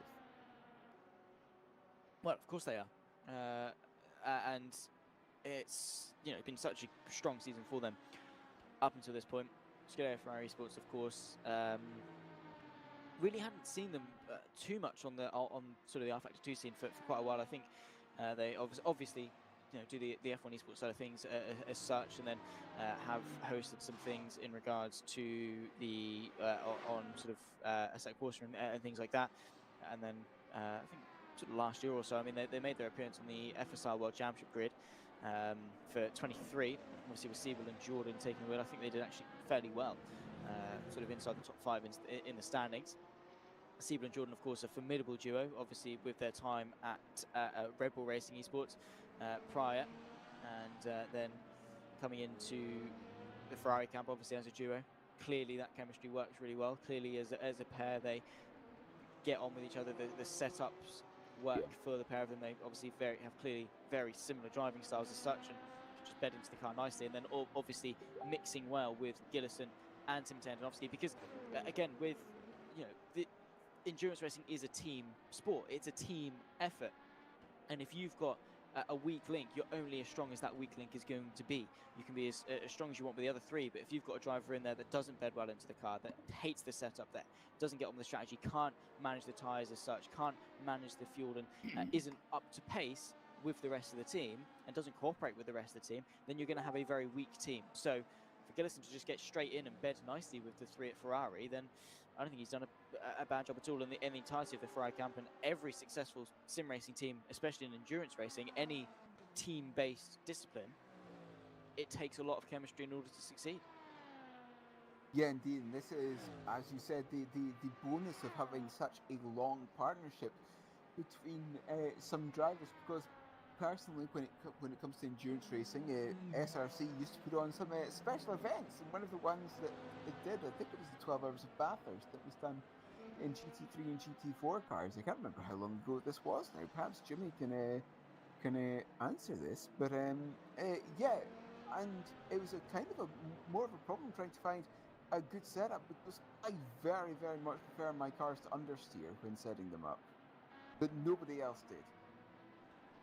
So, I understand. Of course, this caused quite a bit of problems. Yeah, I can understand that, because I've always preferred a more understeery car, not to the extent that I physically cannot turn, but definitely not overly pointy on the on the front end. I like that trust that the car's going to sort of do what I want. I suppose I just want a good car. I just want a car I can get in and feel comfortable with, really, because that's what you need over the course of a long race, is comfortability.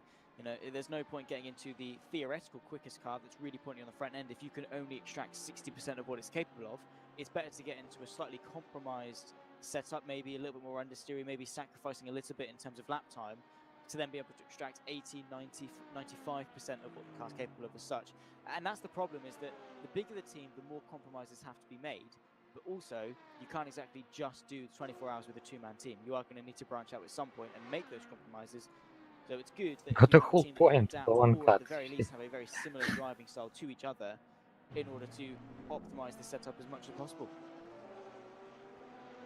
it is possible. We've had this in the VEC before. Teams doing a 24-hour race with only 2 drivers, but obviously that's pretty difficult to do. But as you said, it's almost like the fewer number of drivers, the fewer compromises that you need to make. But obviously you've got to balance that.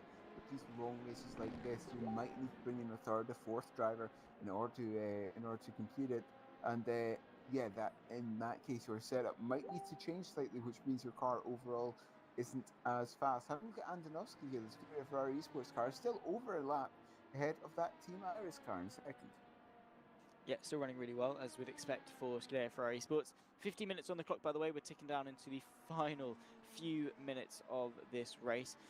Of course, everything died down. Most things are settled, just waiting for, of course, that timer to tick down to 0. And presumably, Race Clutch to lead them across the line to take victory for the second year in a row, by the way.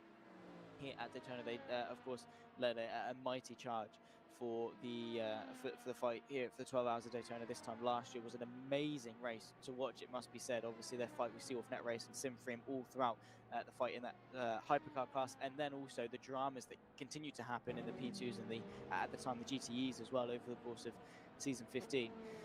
It was a crazy race that obviously me, you, and did quite a lot of. I think in the end, you and today, I did 9.5 hours worth of commentary over the course of those 12 hours, and it was a great race to see develop. Yeah, it was an absolutely fantastic race to see, as you said. But yeah, luckily I had a few more commentators this time to take the load off. Yeah, we've had some. Well, I don't know. I don't know if you can call them upgrades, because we've had Dareth Thacker come in to help out. I don't know. I don't really know. He does come up a little bit short sometimes. I don't know if he's watching, but yeah, almost every broadcast without fail, I have to, take the mick out of him in some capacity. But no, it's been nice to have obviously Dara with us, and obviously Hugo Barreau coming in to assist as well this season once again, and then obviously with Cam Roger. Cam Roger, he wasn't available this time last year. It might have been because of Maastricht as well. I can't remember exactly why he wasn't available for it last year. Maybe I think maybe he had to drive at some points potentially for the Daytona. I can't remember in all fairness, but yeah, it was just me, you, and of course Ewan that were here to do the full 12 hours, which we got into, and it was almost like we could probably get away with just doing the first 4 and the last 4. And then by that point we were live, and it was too late to change. So we just sort of committed to it and hunkered down and enjoyed the endurance aspect of the commentary booth, as well as the endurance of the drivers out on the racing circuit as well. So yeah, it's nice, and also of course having helped this year as well has been nice. So yeah, nice stuff from everyone involved, and I think we've done all right. First 6 and last 6 hours of a 24-hour race can't be too bad. I think they're the ones that sort of matter the most. Yeah, the ones where you are more likely to get the most action. There is that battle, if you have a look at that timing tower, for 6th position in the GT3 class, 7 seconds, the gap there for that 6th position. Yeah, and not this, huge.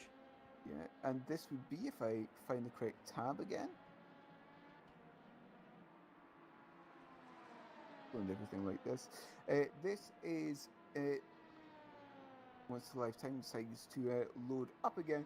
Fantastic. This is the 75 Caspian Motorsport chasing down the number 91 Blackhawk car. Alexei Kutsak in that Blackhawk car, and it's Semichelik in that Caspian car, as it stands 6.5 seconds now, the gap between the two of them. Yeah, not huge. And of course, with it being a sprint to the end, there's all the opportunity for things to maybe liven up. Of course, this 91 Blackhawk car wants to maximise all the points that they can in that fight for the championship, which is slowly but surely turning itself into well, Thomas Enger Sim Racing run away with it. 26 points coming in, and now 1.5 points times, obviously by the normal rate that they would get for winning, and then Blackhawk 91 down in 6th, their sister car the 81 up in 5th. So of course Kutsak would like to stay in 6th and limit the damage as much as possible if they can, but with Selik putting in some insane lap times in that Caspian Motorsport Porsche. Of course, we saw earlier when Ewan was just stepping out the commentary booth with a 43.6, then a few moments later after that they put in another 43.6, only this time ever so slightly quicker, consistently putting in those lap times. However, for Kutsak, a 46.1 on that last lap, a 44.6 for Selik, so looking strong. Yeah, there's a battle as well for the final position of the top 10 in GT3s. 2 seconds separate the gap between Ruben Correa Alves and the number 93 Scooter Leone and Francesco Bernardi in the number 69 Tomeli ERT car. 3 seconds, I should say, rather, now separating those two for that final position in the top 10. But yes, having a look at Simon Celik right here in that Caspian Motorsport car, 6.3 seconds to make up to get into that 6th position. You can just see the rival in the distance, in the foreground or in the background sometimes, but quite a distance there to Alexei Kutzak in that number 91 Blackhawk car as Celik coming off of NASCAR Turn 2 now. Yeah, so obviously in pursuit. The gap now under 6 seconds, waiting for the final pit stops. Obviously, one of the Go Team cars come in to take their final stop with 43 minutes left to go. A slightly shorter stint. Obviously, as we say, usually come in for about 55 minutes per stint, but obviously this one will only be 43. So therefore can compensate a little bit in the fuel, take a slightly less load and have a little bit of a faster car going forward. But we will keep our eye on this battle, of course, between Celik and Kutzak. I believe the GT3s are also waiting for their final pit stop cycle as well, because they've been fairly on sequence with the hypercars, which is something that I've never really seen before, the GT3s and a hypercar class coming in relatively at the same time. Yeah, indeed, and having a look here, is that? Oh, sorry, it's I thought someone had stopped out there on circuit, but it's just the track map saying to reload again. But having a look at this gap, Celik appears to be closing into that Blackhawk car. It's 5.5 seconds now. Perhaps this Caspian Motorsport number 75 has the pace at this moment in the race. I think so.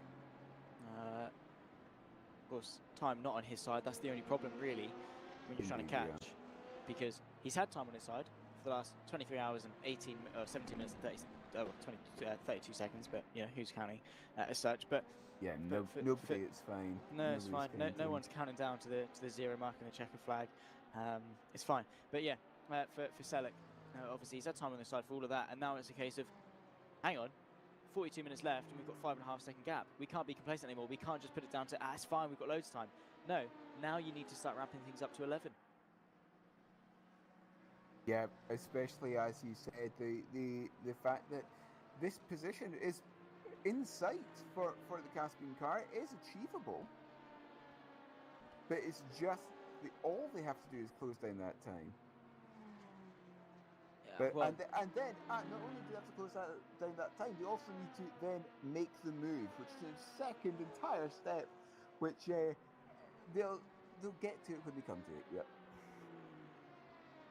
I think so. I think so. It is the way they're obviously gonna deal with that in the cockpit. But yeah.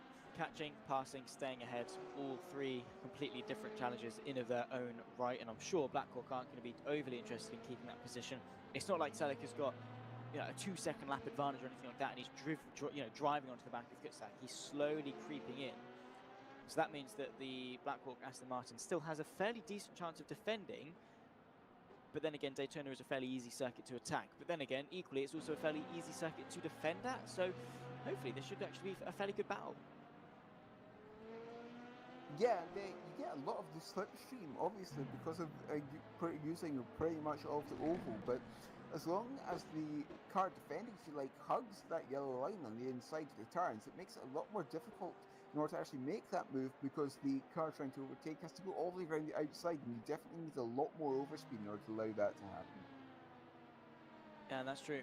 You probably need, as you said, obviously quite a lot of a pace advantage to find a way past. Into the pit lane comes Thomas Enger for their final stop. Gold Racing Esports as well into the pit lane with Thomas Imborg.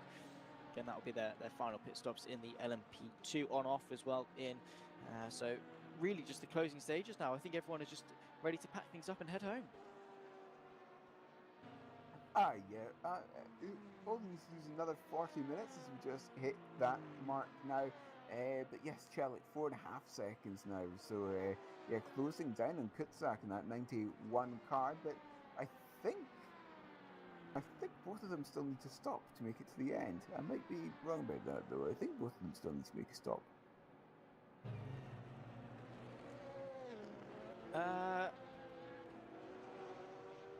In regards to Caspian. The Caspian and the Blackhawk, I think, no? So, I can't remember the last time I saw them come into the pit lane, so I wouldn't know. But it wasn't anytime recently, I don't think. So the assumption that I'm going to make is, yeah, they've probably got another stop to have, and they're just extending it. Because Race Clutch came in before the hour, I believe. So they're going to have to come in again. I think most of the hypercars are going to have to come in again. And they're fairly on sequence with the GT3, so maybe these guys are just being able to go a little bit longer. Or they've already taken maybe that smash dash earlier on in the race. That's the problem actually with not having the full race being broadcasted, is because we don't really get to see much of what happens over the course of the night. Don't really get to see much of the strategy. We only come back in the morning and it's sort of just like, here's what it is. Try and figure it out if you can. But yeah, I think for these guys they have got one more stop, so maybe Caspian can just take a slightly shorter stop if they're able to maybe save some fuel as such. And that 3.8 second gap, they don't have to close as much of it out on the circuit. Yeah, and if he comes down, this could actually be a passing pit lane, depending on how much fuel we need to take, because, yeah, it depends when that final stop occurs in order to make it to the flag. 3 seconds now, gap between Jelic and Kutsak, coming off of NASCAR Turn 4. Do either of them come to the pits this time round? It looks like the answer is no. They're both continuing for yet another lap in their respective GT3 machines. As you've got that battle, if you have a look at the timing tower for 7th position as well in the LMP2 class, 3 seconds there, the gap between 7th and 8th. Yeah, once again, Ace Racing and on-off, so still keeping each other company, still fighting for position, and still for 7th and 8th place. So yeah, these guys, it's amazing how like teams buddy up as such. Not necessarily intentionally, but just more that's how the journey of their race has gone, with pace and luck and such, that we've had a race-long rivalry really between Ace and on-off. And it is fantastic, isn't it, seeing this battle continue throughout pretty much the whole of the race. And there is a battle there as well. The hypercars, if you ever look at time tower for 5th position, Simmerson Holland defending from one of the Go Team cars. So getting into the final stages of this race, and there's battles everywhere out there on the circuit. Yeah, now we sort of piece together the final stops as such, or closing into the final stops. We start to pitch together who's actually lined up their strategies the best and who are going to be the ones to be fighting for position out there on the racing circuit. Of course, you've got that fight for 6th between Caspian and Blackhawk in GT3. This fight for 7th between, of course, Matthias Moose and Ace Racing, and then, of course, Charlie Rigo in the on-off machine. 3 seconds back, close between Sim Racing for Holland still, and of course that's the wrong Go Team car that I pressed. Bertnops for Sim Racing for Holland, and then Guillaume Mass in behind in the 17 car. So not the Go Team rivalry that we expected for Sim Racing for Holland, but still one nonetheless, and for 5th place. Yeah, and Berknops here. This good result for the Sim Racing for Holland team, which we've said a few times, they maybe need this to help, make a good start to the second half of the season. As I think that was the rear end sliding out a little bit on turn-in into turn 1. I think so. I think there was a slight little bit of a twitch, but as you can see, they're lining up with the race-leading LMP2 car of Scuderia Ferrari Esports. Racing Zone into the pit lane for their final stop as well. 7th, and we'll obviously make it to the end with that one final stop. But yeah, Bertnops driving the car really nicely. But there you can see the Go Team car, hot pursuit, and again 2.2 seconds. User gap. joined your Try and channel. visualize that. It's hard to when it's just numbers, but then you see it on circuit and you see those numbers go down. You see that gap gets closer. You can see it's all good. Very beautiful blue and red. You have simply no chance. No Bit chance. by bit. And then very quickly, Bertnops has got a bit of a task on his He hands. will get you. Despite the fact that you are fighting like a lion. It's one thing catching up. Yeah, everyone started cutting for that apparent reason. Will have to defend as hard as possible from a fast charging Go Racing Team car. Don't defend too much and bring it home. Last half hour or so. as accelerating it through NASCAR. The gap to the next car is big enough. The start-finish line once again, Yep. not going under the yellow line, so not coming into the pits this time round. As it appears that Caspian car and the Blackhawk car essentially nose to tail now. Yep, there they are. You can see the Porsche closing in, looking very menacing on the rear end of that Aston Martin. You can just see the braking into turn number one. Of course, the disc glowing red, pushing fairly hard. Then must be, of course, Seasonic in that Porsche. Alexei Kutzak for backcourt. Well, I think this battle maybe have come a little bit faster than he'd have expected, and now he's got 34 minutes to hang on to sixth. It's only 34 minutes, not that long. I'm sure Kutzak can do that, maybe. But yeah, seeing that Caspian car get bigger and bigger in the rear mirror over the past 15-20 minutes or so is really still does sometimes, you know, put a little bit of a psychological disadvantage to you, because you start to drive harder and harder and then proceed to maybe overdrive the car. And it's an easy trap to fall into as well when it comes to obviously overdriving the car as such, because, you know, as I said earlier, with driving frustratedly, you just fall into that feedback loop of obviously overdriving. Tires get hot, easy to overdrive. Tires get hotter, etc., etc., all the way down to, you know, to the point where you just completely cook them and they're unrecoverable. So you have got to be mindful. When I was competing in a Formula 4 competition with at Bolton University over the course of, what year was that? Was it 22 as well? Probably. I had a very easy problem of overdriving the car. Everyone knew it, and it's before the pit entry. I got overtaken every time over the before the pit entry. I mean, not on the line, before the pit entry. To the right-hand side of the circuit, and Kutzak doesn't really put up much of a challenge on him whatsoever. Oh, good, Alexei. Of course. And Kutzak, yeah, not really got much of a defense for that. Seasonic just User left your channel.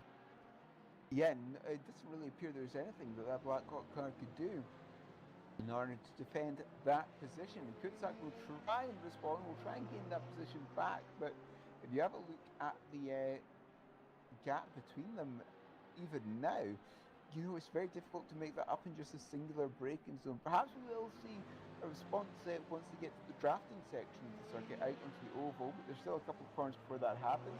The Blackhawk car taking a slightly tighter line through the second of the horseshoes before coming to the final braking zone. This long left-hander to get back out onto the oval, but that Blackhawk car is certainly close enough in order to be able to take advantage of the slipstream.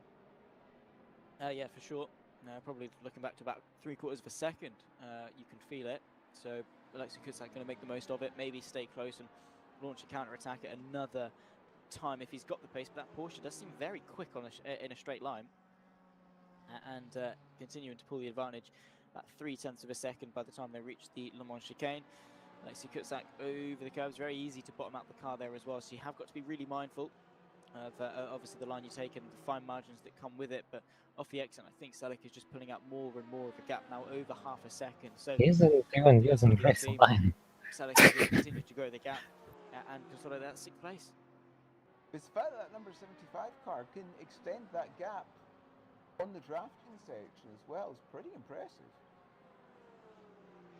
Yeah, agreed. Yeah, I mean, despite the advantage that the Blackhawk car would, you know, conventionally have with the slipstream, the Porsche is still able to outdrive that. Probably helped by the better exit off the Le Mans chicane, but still, yeah, maybe just running slightly lower aero to you know, obviously drive it quicker, but then also still having a good balance in the form of the corners as well. That high-speed Le Mans chicane do need a fairly large amount of downforce in order to cope with the high speeds that they're taking through there. Here's Betnops making the run through traffic through the again the Le Mans chicane. Quite a big action zone it has been over the course of this race. 2.7 seconds now the gap to Guillaume Mas, so has been able to extend it ever so slightly, and it's just ebbing and flowing really whilst they negotiate some traffic. So for now, Betnops is able to stay in front and keep Guillaume Mas at an arm's length. So delaying what could potentially be the inevitable in this fight for 5th. You say it could be delaying inevitable, but we know how much these this sim racing for Holland car can defend. We know how good they are at defensive driving. So it could be the fact Knops could actually be able to hold on to this top 5 position. 2.4 seconds the gap, so the gap appears to be relatively stable at this point in time, I think. I think so. I think, yeah, maybe Bertnops has just found a little bit of extra pace, maybe using more of the tyres that, of course, he got at the previous pit stop.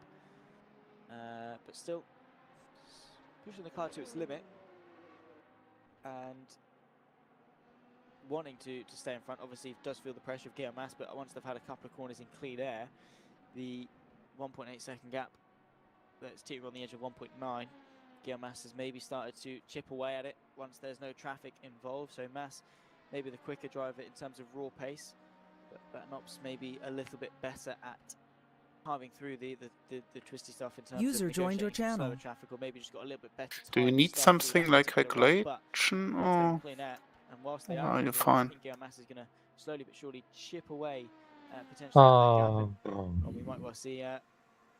Fuel-wise, I think I'm fine. I'm hope thinking of there's a battle for increasing the fifth, mixture. of course, and also that one between Sean Clark and RFRA Simsport Just in to LMP2, quite close. don't know what. Yeah, less than 1.5 seconds between those two as they're coming out into the oval. Can calculate a bit for you. Turn the oval turn 1, I think. But Pascal I would be over the line. here, 1.5 seconds-ish back to the Sean Clark car. So again, this is actually a pretty close battle as well, as we're now under half an hour to go at Daytona. I will do 1:45 Just lap see the car times. behind there, yeah. There we go, just coming through the second part of the chicane now. 45 is even past. I'm usually doing 45.5. Firm eyes on his target in the form of Pascal Gross, just ahead in fourth, of course, both of them about a minute in front and a lap behind, so isolated in their respective battle in LMP2. Also keep an eye on that gap for fifth in the hypercars as well. 27 minutes 38 seconds left of the 24 hours 16. of Daytona here for race number 5 of season 16 of the Virtual Endurance Championship, and Simon Speth and the Sean Clark Racing Machine closing more and more, becoming more and more of a threat in the rearview mirror, of course, of Gross. Coming into the first of the hairpins in the infield now. 3.2 per lap. 0.26 last lap. Well, almost certainly get some slipstream this time around, won't they?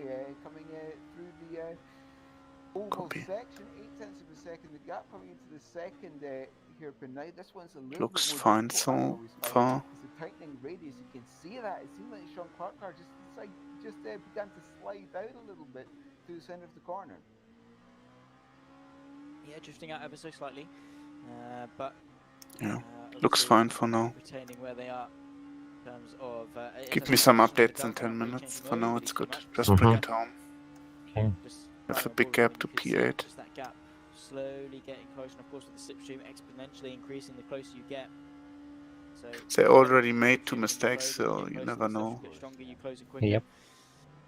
And fuel-wise, they have, yeah, they are fine. Insane speed to carry into the pit lane for the final time skid over for our esports as well, with 26 minutes left to go. Right, user left your channel. So the final stops for P2 are about to come. There's our race leaders of race clutch sending the move to the outside, and now look at this. Simon Speth closing and closing and closing, potentially looking for a move into turn of 1, pulls out to the left-hand side of the screen, the right-hand side of the circuit. Of course, they enter through the tri-oval across the line and in towards turn of 1.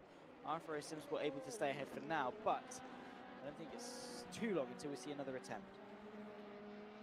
Yeah, it looks like there will be another one very soon, perhaps coming down towards the bus stop chicane, I would maybe suggest, as the Ferrari car comes into the pits from the lead of the LMP2 class. That'll be the last stop there.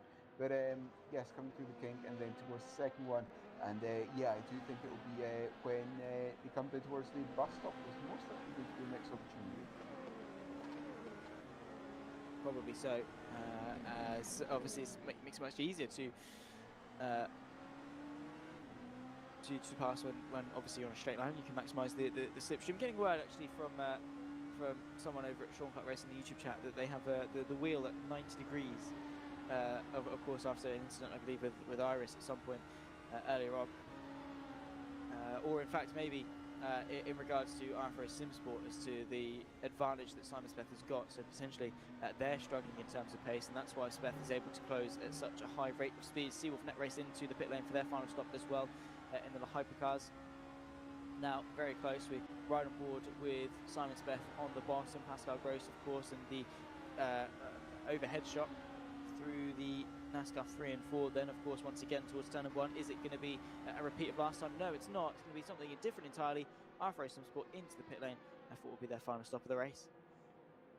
Yeah, the race clutch car comes into the lead of the race as well, the number 1. So very busy pit lane. So a lot of teams essentially diving into the pits for their final stops of the race in order to essentially make it home from here. As you were saying before, it's about 40-45 minutes for the prototype cars to get to the end, so most of them will be putting in only about half a tank of fuel at this point. Yeah, it should be a fairly easy affair to of course get to the end. They won't need too much, should be just a short stop, and off they go again, just to again consolidate their positions. Also under a second, fight for 5th in the hypercars now, as I say, under a second. Bertnops versus Guillaume Mas in the final 23.5 minutes of this 24-hour race. Sim racing for Holland, driven a fantastic battle up until this point, and has fought valiantly for their respective positions just to be here again in the final moments. The consistency, the perseverance and the determination they've had to get to this point, and now they're going to have to work even harder if they want to keep that position inside the top 5, because just sounds nicer. Of course, more points, but also sounds nicer than finishing in 6th. Yeah, sounds nicer. That's the main point. Yeah, it sounds nicer. But Bergnob's here coming through the oval section under a second now, that gap. But still doing a good job defending this position as it stands. But it's the same as you were saying before. The closer the car behind gets, the stronger the slipstream will be. And then obviously the stronger the slipstream gets, the closer he gets, the stronger the slipstream gets, blah, blah, blah, blah, blah, until he's in his rear view mirror and all over the rear end of his bumper, probably in the near future. Of course, lapping the Scuderia Ferrari Esports and the Team Iris. The Ferrari Esports car about to put a lap onto the field. As you can see, that the Team Iris car will have to make way at some point. 22 minutes, 15 seconds left on the clock, really ticking down the minutes now to get to the checker flag. They both clear them. Да твою мать! You can see that Guillaume Mas is looking menacing as ever, trying to get under the skin of Bertnops and get past him, and he wants that 5th place. Extra points go the way, of course, of Gotin, which microphone activated for this race, for this season. Of course, taking a step up from LMP2 from, of course, season 15, and now in season 16, doing a fairly good job adapting to the hypercars. Yeah, doing a great job. User joined your channel. Coming through the fuel over the line, please. Final corner before getting onto the oval once more. But that was too late, sorry. Just got over the line. Give it to me next lap. Yep. Oh, good. Let's see how it's going to be by the time This they reach aero turn 1 once again.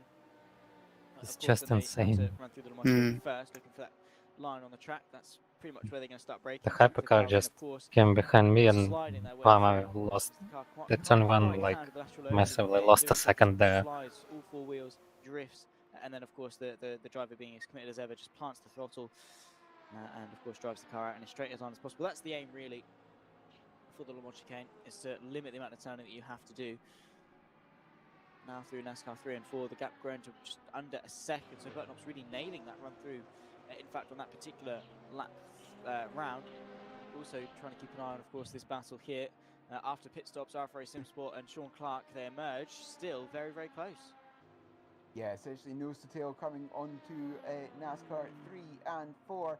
That Sean Clark car getting closer and closer, just almost stalling out a little bit there, but we'll move to... Says yellow flag in the middle sector. Fuel over the line was 41.90. Perhaps we'll see a sweep round the outside like we have a few times before coming to the braking zone, but I don't think Rose is going to let that position go easily and did not hold on for now. It should be fine, but it was just 1 lap. And of course the Afro Simsport team member coming into the YouTube chat. Anyway, if it's not short, you have still enough to splash and dash. But it should be fine. The entirety of the 20 minutes is another thing entirely. But respect for giving The it a go. question is what about Caspian? Nothing. Nothing. No, nothing. They're fine. Yeah, they beat it with 10 minutes at the end. They're doing 31 laps, Dennis, by the way. What? Yeah. What, sorry? They are, What do you say? they are doing 31 laps. Huh? Yeah. He They're tripling overtook hard. with safety car mixture. Yes, I know. They're driving safety car mixture and race lean all over the track and still have giga top speed. The fuck? Right-hand down there, I think, isn't there? Yeah, so slightly, you can see, I mean, their wheel is basically Oh, straight good. turn left for the chicane. So once they straighten it out, of course, it'll be assisted with the oval side of things, so they won't have to turn. Okay, as all I much. want to is just But bring still the maybe car nice home for with them. Pascal, the engine and doing the a good job brakes to hanging on. Yes. still Now working. towards Stonewall once again, they have got. And there is nothing to gain. Maybe that could spice up Nope. this battle, put an end We'll to it. gain Orcar, of during course, the the next main one. You can see races. flash their headlights from the Afro Simsport car just to say to the Mercedes to get out of the way. Well, I don't Nails that, in understand fact, the Mercedes stays wide.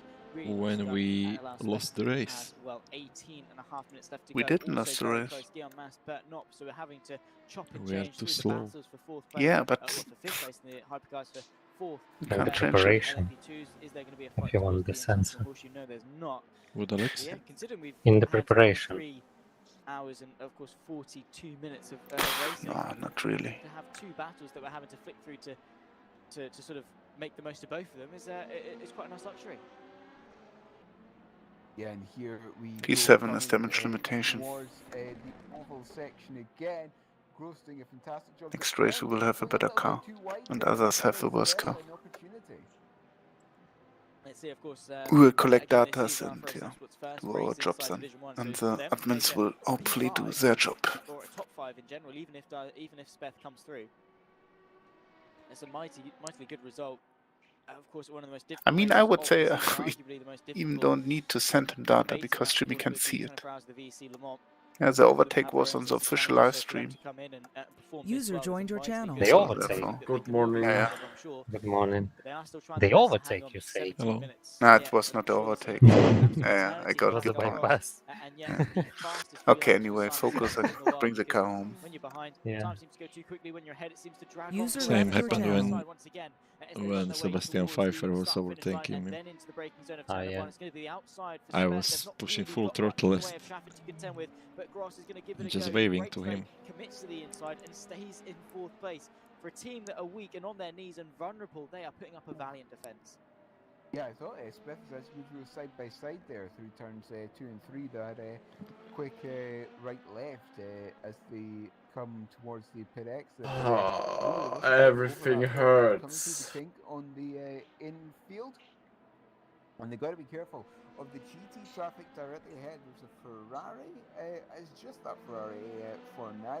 They're accelerating out of the right-hander, but they'll both manage to Could get have past been it, worse. I think, before braking hard for this left-hander. Just about. Speth didn't actually have that much of that much clearance, but have a look at this. Oh, Speth might have the inside now. No overlap. I'm already thinking about how to cope with Road America with that carousel. Opportunity to pull out because again, if you of course do it too late, then you're going straight into the rear end of the Afro Simsport car. If you do it too early, outside line going through the launch chicane, has to back out of that though, very wisely done, and allows Gross to have the advantage on the exit, have that momentum swing. But of course, if you do it too early, you hit that brick wall too soon. Of course, brick wall being the air resistance that you get. I have no idea lose how that I'll slingshot survive. advantage. So I timing mean, is critical. Sias. Team RS into the pit lane for their final stop in LMP2 won't really make too much of a difference. What the Last fuck? in GT, it was fine in carousel. In GT, yes. But in GT3, it's a question. Billion HyperX. And it'll be fine. Wait. Why are we P5 and P7? Yeah, well, I would say good gap. Well, it's a good gap in comparison to the time. 15 minutes to go. Hello? Here at What? Daytona and Why are we If I being can- Why? It appears that Yeah. Massa is still not being able to get past. Indeed, coming through NASCAR 3 and 4. Is it We are an- so and then slow. back towards Isn't it triangle enough for you? once more. And yes, We were P4 in doing a the fantastic defensive job. A third quarter of of the a second race, through that gap, I think. or at least a quarter. Yeah, it is closing in, and of course with a little bit of traffic to contend with as well, it might be a little bit more difficult for them. Why? Because Of course, Caspian performing that visceral is LMP2 passing us due to like the international crazy and with not able Septica to stay ahead mixture. now, but wants to obviously minimise the time loss behind the LMP2. Does that quite nicely, but you can see the Go-Team car definitely closer than he was starting the lap. Closing under brakes, goes for an absolute launch. The inside Well, west the launch 6 on was there if I contact. had Yeah, Mastiff better sent pace, but sideways. That was a desperate I'm launch. doing what I One can. I really don't think was necessary at all. Nothing He had else. enough time in this race, not a lot, but enough time in this race to not go for desperate lunges like that from the postcode back.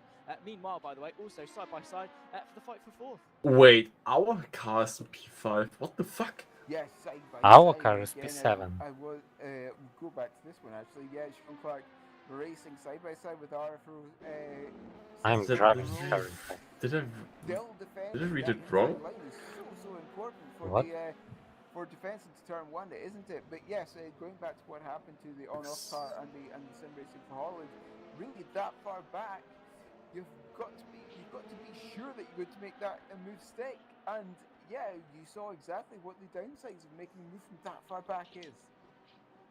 It's contact and it's problems, and problems aren't good, of course, that goes without saying, but Pascal Gross still hangs on from Simon Speth, and an unfortunate incident, of course, a little bit earlier on with Burton Ops and Gelmas. The gap only 2 seconds, so manageable and still doable for Go Team, but there's an opportunity that potentially has limited their chances of that 5th place, because they took that desperate lunge and are now going to have to spend time that could have been spent battling with Sim Racing Holland, recatching them, which is just going to sort of give them less opportunities at the end of the race, maybe promote more desperate lunges and then cause even more problems for themselves. They have got to be really, really careful. Lapping one of the Juices Motorsport Club Porsches into the Le Mans chicane.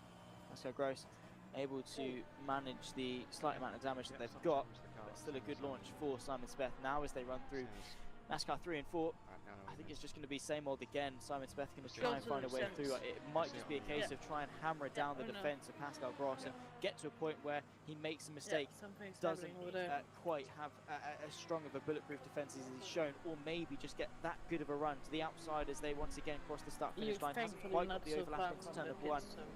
Speed either under the brakes. Pascal Gross goes in a little bit too deep, but it's a nice apex in the end. So maybe it's just a case of attrition for Simon Speth. He's trying to wear down the mental capacity and the defence of Gross to the point, or to capitalise on some traffic. Look into the inside, oh my goodness me, and he gets his nose firmly sliced off.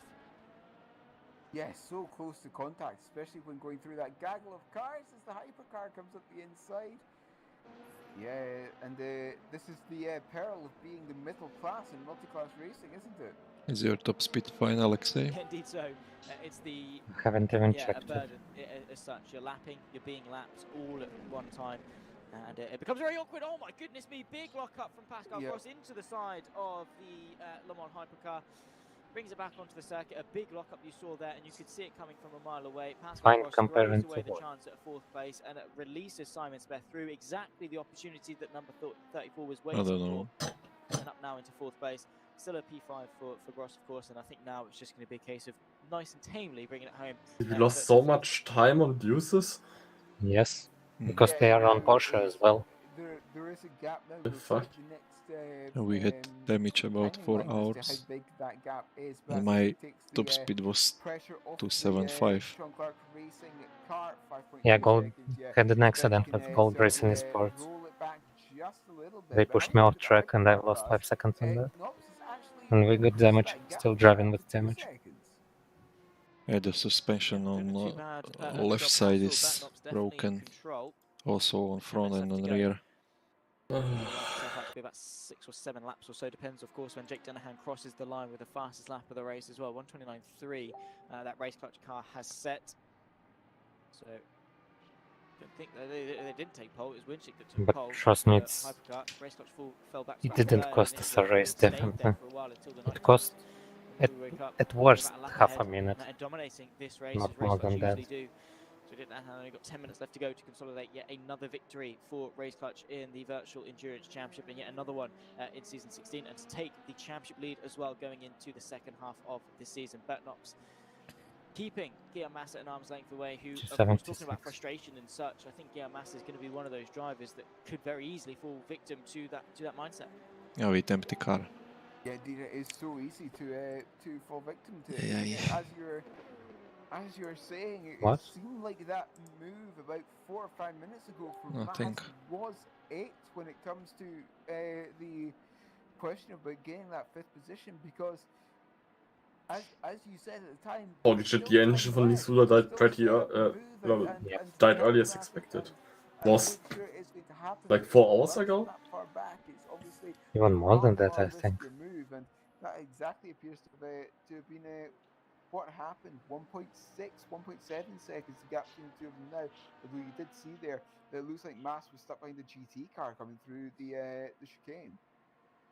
Yeah, I think just again, small bit of bad luck going the way of Guillaume Mass, and he, yeah, as I say, is running out of time, running out of opportunities, running out of laps in this race to get that 5th place. Penalty for Bernardi late on in this race. I believe that's one of the GT3 machines. Indeed, it is Francesco Bernardi, the 69 car, the Smelly ERT. This Mercedes here, presumably for incident limits, and we'll have to serve that at some point, which is a shame. So close to the end. Yeah, in particular, less than 10 minutes to go, and as you said, a shame, so close to the end for that to happen. Yeah.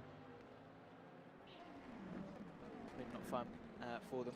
And for you, Mark, the setup was fine? To end off a race, but at least they've got to. Yes. At this stage, I was flying in the night. Can probably get to the end. Hopefully, anyway. It would be disastrous to lose out this close to the end of the 24 hours. I had big issues with rotating into first, second and third corners. The effort was worth it. Really? That's wall first stint. It feels like front doesn't stick to apex and push me off every time. I don't know. Race clutch once again formidable in everything. Don't know how to manage it. And once again, I was managed by brake, but I was too slow. Yeah, under 10 minutes to The go. car has natural understeer. On-course state, Well, Richard, not you over can lap much do about it. Of the car in second, a fantastic job, really today by that number 1 car. Yeah, I mean, again, coming into it, of course, the front springs feels like it's too stiff. You have a difference from 0.5 centimeters between the hardest and the softest settings in this car. That's what I told you before you got to bed.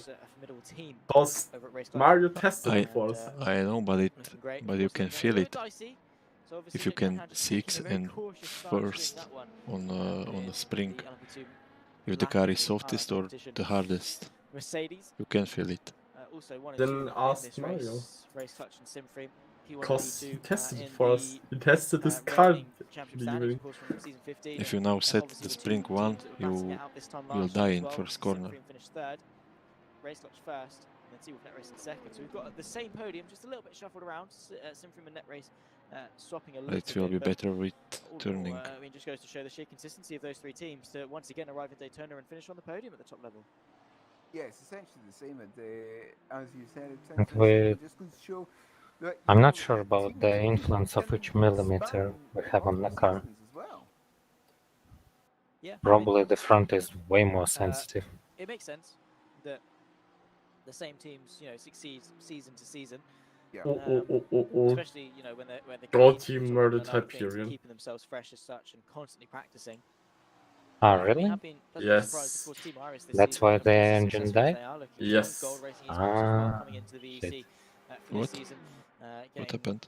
Hyperion No, it murdered Gold team murdered Hyperion earlier. GT3 quietly putting themselves in second. Barely even noticed they were Yeah, actually Somebody from Gold team murdered Briston. again, we can be surprised, but But there's which no Go team was it? real big No changes. idea. I mean, of course, we moved from the DPIs now to the hypercars for season 16. So of course, there's been that shake-up in regards to the rule set. But, and I yet thought still, their it's the engine same just teams died. looking Oh, es right war themselves. Moritz car. Yeah, so Jake Dennis Was it once Gabber more behind the coming wheel? through Le Mans. looks like maybe about 3 laps to go or so there. And but Guillaume? nope, still needs Yeah. to defend again. Uh-huh. 7/10 of a second back to Mass now. Yeah, he's going to be looking in the rearview mirror and, well, once again, seeing that Go-Team car looking menacing. Will Mass adopt a very aggressive stance in this battle, or will he be a little bit more conservative? I mean, now is the time to be aggressive, now that you're running out of opportunities. Indeed, Not yeah. 7 minutes ago when, you had the time to, actually be more methodical with it. He's now just got to go for every move that he can get. Bertnops, of course, going to try his best just to hold firm, keep calm, keep composed, and keep 5th place. Yeah, trying to keep on to that 5th place, but of course it does mean that Mass will have a lot of slipstream, but finding traffic will help, and sometimes traffic really does help your cause. But at the moment, look at this, essentially nose to tail as they come through the first of the horseshoes and down towards the kink. 3 minutes and 45 seconds to go, not too long for Mass. Of course, it was at this corner we saw Mass make a move a few laps ago that didn't work out, not making that move. Yeah, this is definitely another 60 seconds stop and go for Moritz car. Oh fuck, he just murdered him. Essentially best opportunity. Or his car murdered him. Using that overspeed from the slipstream.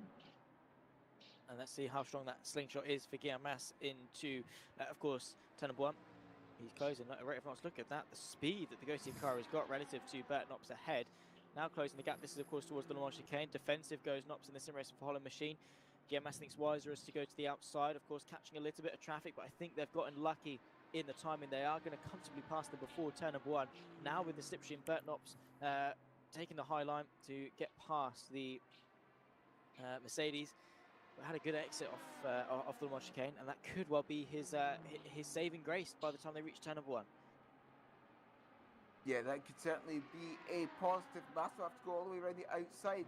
Late braking. Oh, is there going to be a little bit of contact there? Not quite, but Mass braking all the way around the outside and is still there. Oh, and contact there right on the exit of turn 1.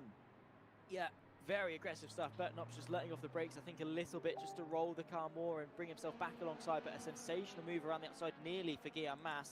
And now I think we're going to be in for an absolutely barnstorming last 2 laps of this race, obviously pending when Race Clutch and Jake Dennehan cross the line. There's 2 minutes 10 to go. Is there going to be a launch back to the inside of the Western Horseshoe? Definitely, I think, there from Guillaume Mass. But Jake Dennehan, where is he now for the International Horseshoe? So he's got 2 laps left to go.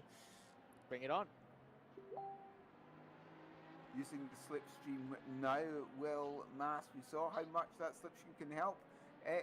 Coming into turn 1, perhaps this will help again, but a little bit too far back to make a move into the chicane, I think. So it looks like turn 1 will be the best opportunity for that on-off car this time round. Braking eventually. Well, I say that. Mass tries to go around the outside the chicane. They're braking hard side by side, and the move is done. Very, very nicely done, it must be said. Guillaume Mass, right at the death of this race, takes 5th place away from Bertnops, who doesn't quite have the exit on the Le Mans chicane to launch a counter-attack. That, I think, is going to spell an end to that battle for 5th, but what a battle it was in the dying stages of this race. And what a battle it's been for Sim Racing for Holland again. A formidable team and a formidable effort in the dying stages of this race, but in the end it was Guillaume Mass that initially was very aggressive, but then fought back and with a great move, bold, brave and brilliant through the Le Mans chicane to take that 5th place away. There is our race leader, Jake Dennehan, by the way, about to start the final lap. The 24 hours of Daytona here for race 5, season 16 of the Virtual Endurance Championship, and well, it's a formality and it's one that he can enjoy. Yes, indeed, the last lap here at Daytona, coming through the first of the horseshoes. And yes, this number 1 car has essentially been unbeatable, hasn't it?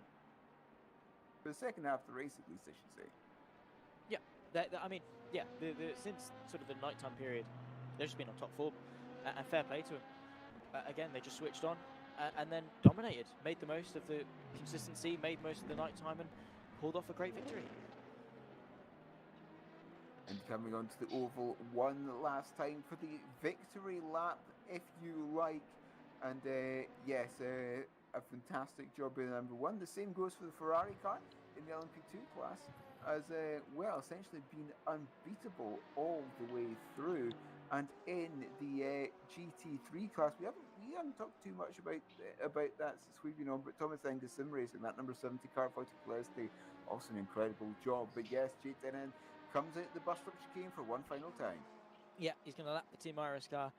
He's going to bring it home. Of course, the red and the black, the reigning champions, the reigning victors as well of the Daytona race that we have for the Endurance Championship. Of course, double the distance, but yet still on top form. Jake Danahan leads Race Clutch across the line to take their third victory of season 16. Finally. Retake the championship lead ahead of Winchip Racing Team. What an effort it's been from this outfit. The reigning champions once again proving why they are at the top level of sim racing. What a victory, it must be said, in the hypercar. There is Tim Tantanovsky, Scuderia Ferrari Esports as well on their final run to the line, and they've been unstoppable from pole position. Yeah, essentially the one to be all the way through the race, and nobody has been That was terrible experience. them as they're coming through the bus stop chicane as well for their final time, accelerating hard. Around the outside of that number 67. I guess this was how the M4 drivers felt at Monza. No way. Man, the live streams from Seasonic are not online. Why? And of course, Thomas Enger, who have stayed Indeed, themselves why? at the top of the GT3 championship ahead of I wanted to rewatch cars it. coming into this 26 points ahead of them, and they're going to leave with even more than that, 5th and 7th. It was on official broadcast also. I wanted to see how they drove the car. Nisula was in car. Nisula was in car. I wanted to see how in general they drove the car. I think was doing scenic things, nothing surprised. Naturally, celebratory donuts are in order for our race winners. Guess like Thomas Sanger is champion already. Not already, come on. Nah, do you think someone can catch them? You're on copium. The race results, Jake Dennon and that race car in first position, 924 laps. The Sim Premium Sports car, the Seawolf Net race. The two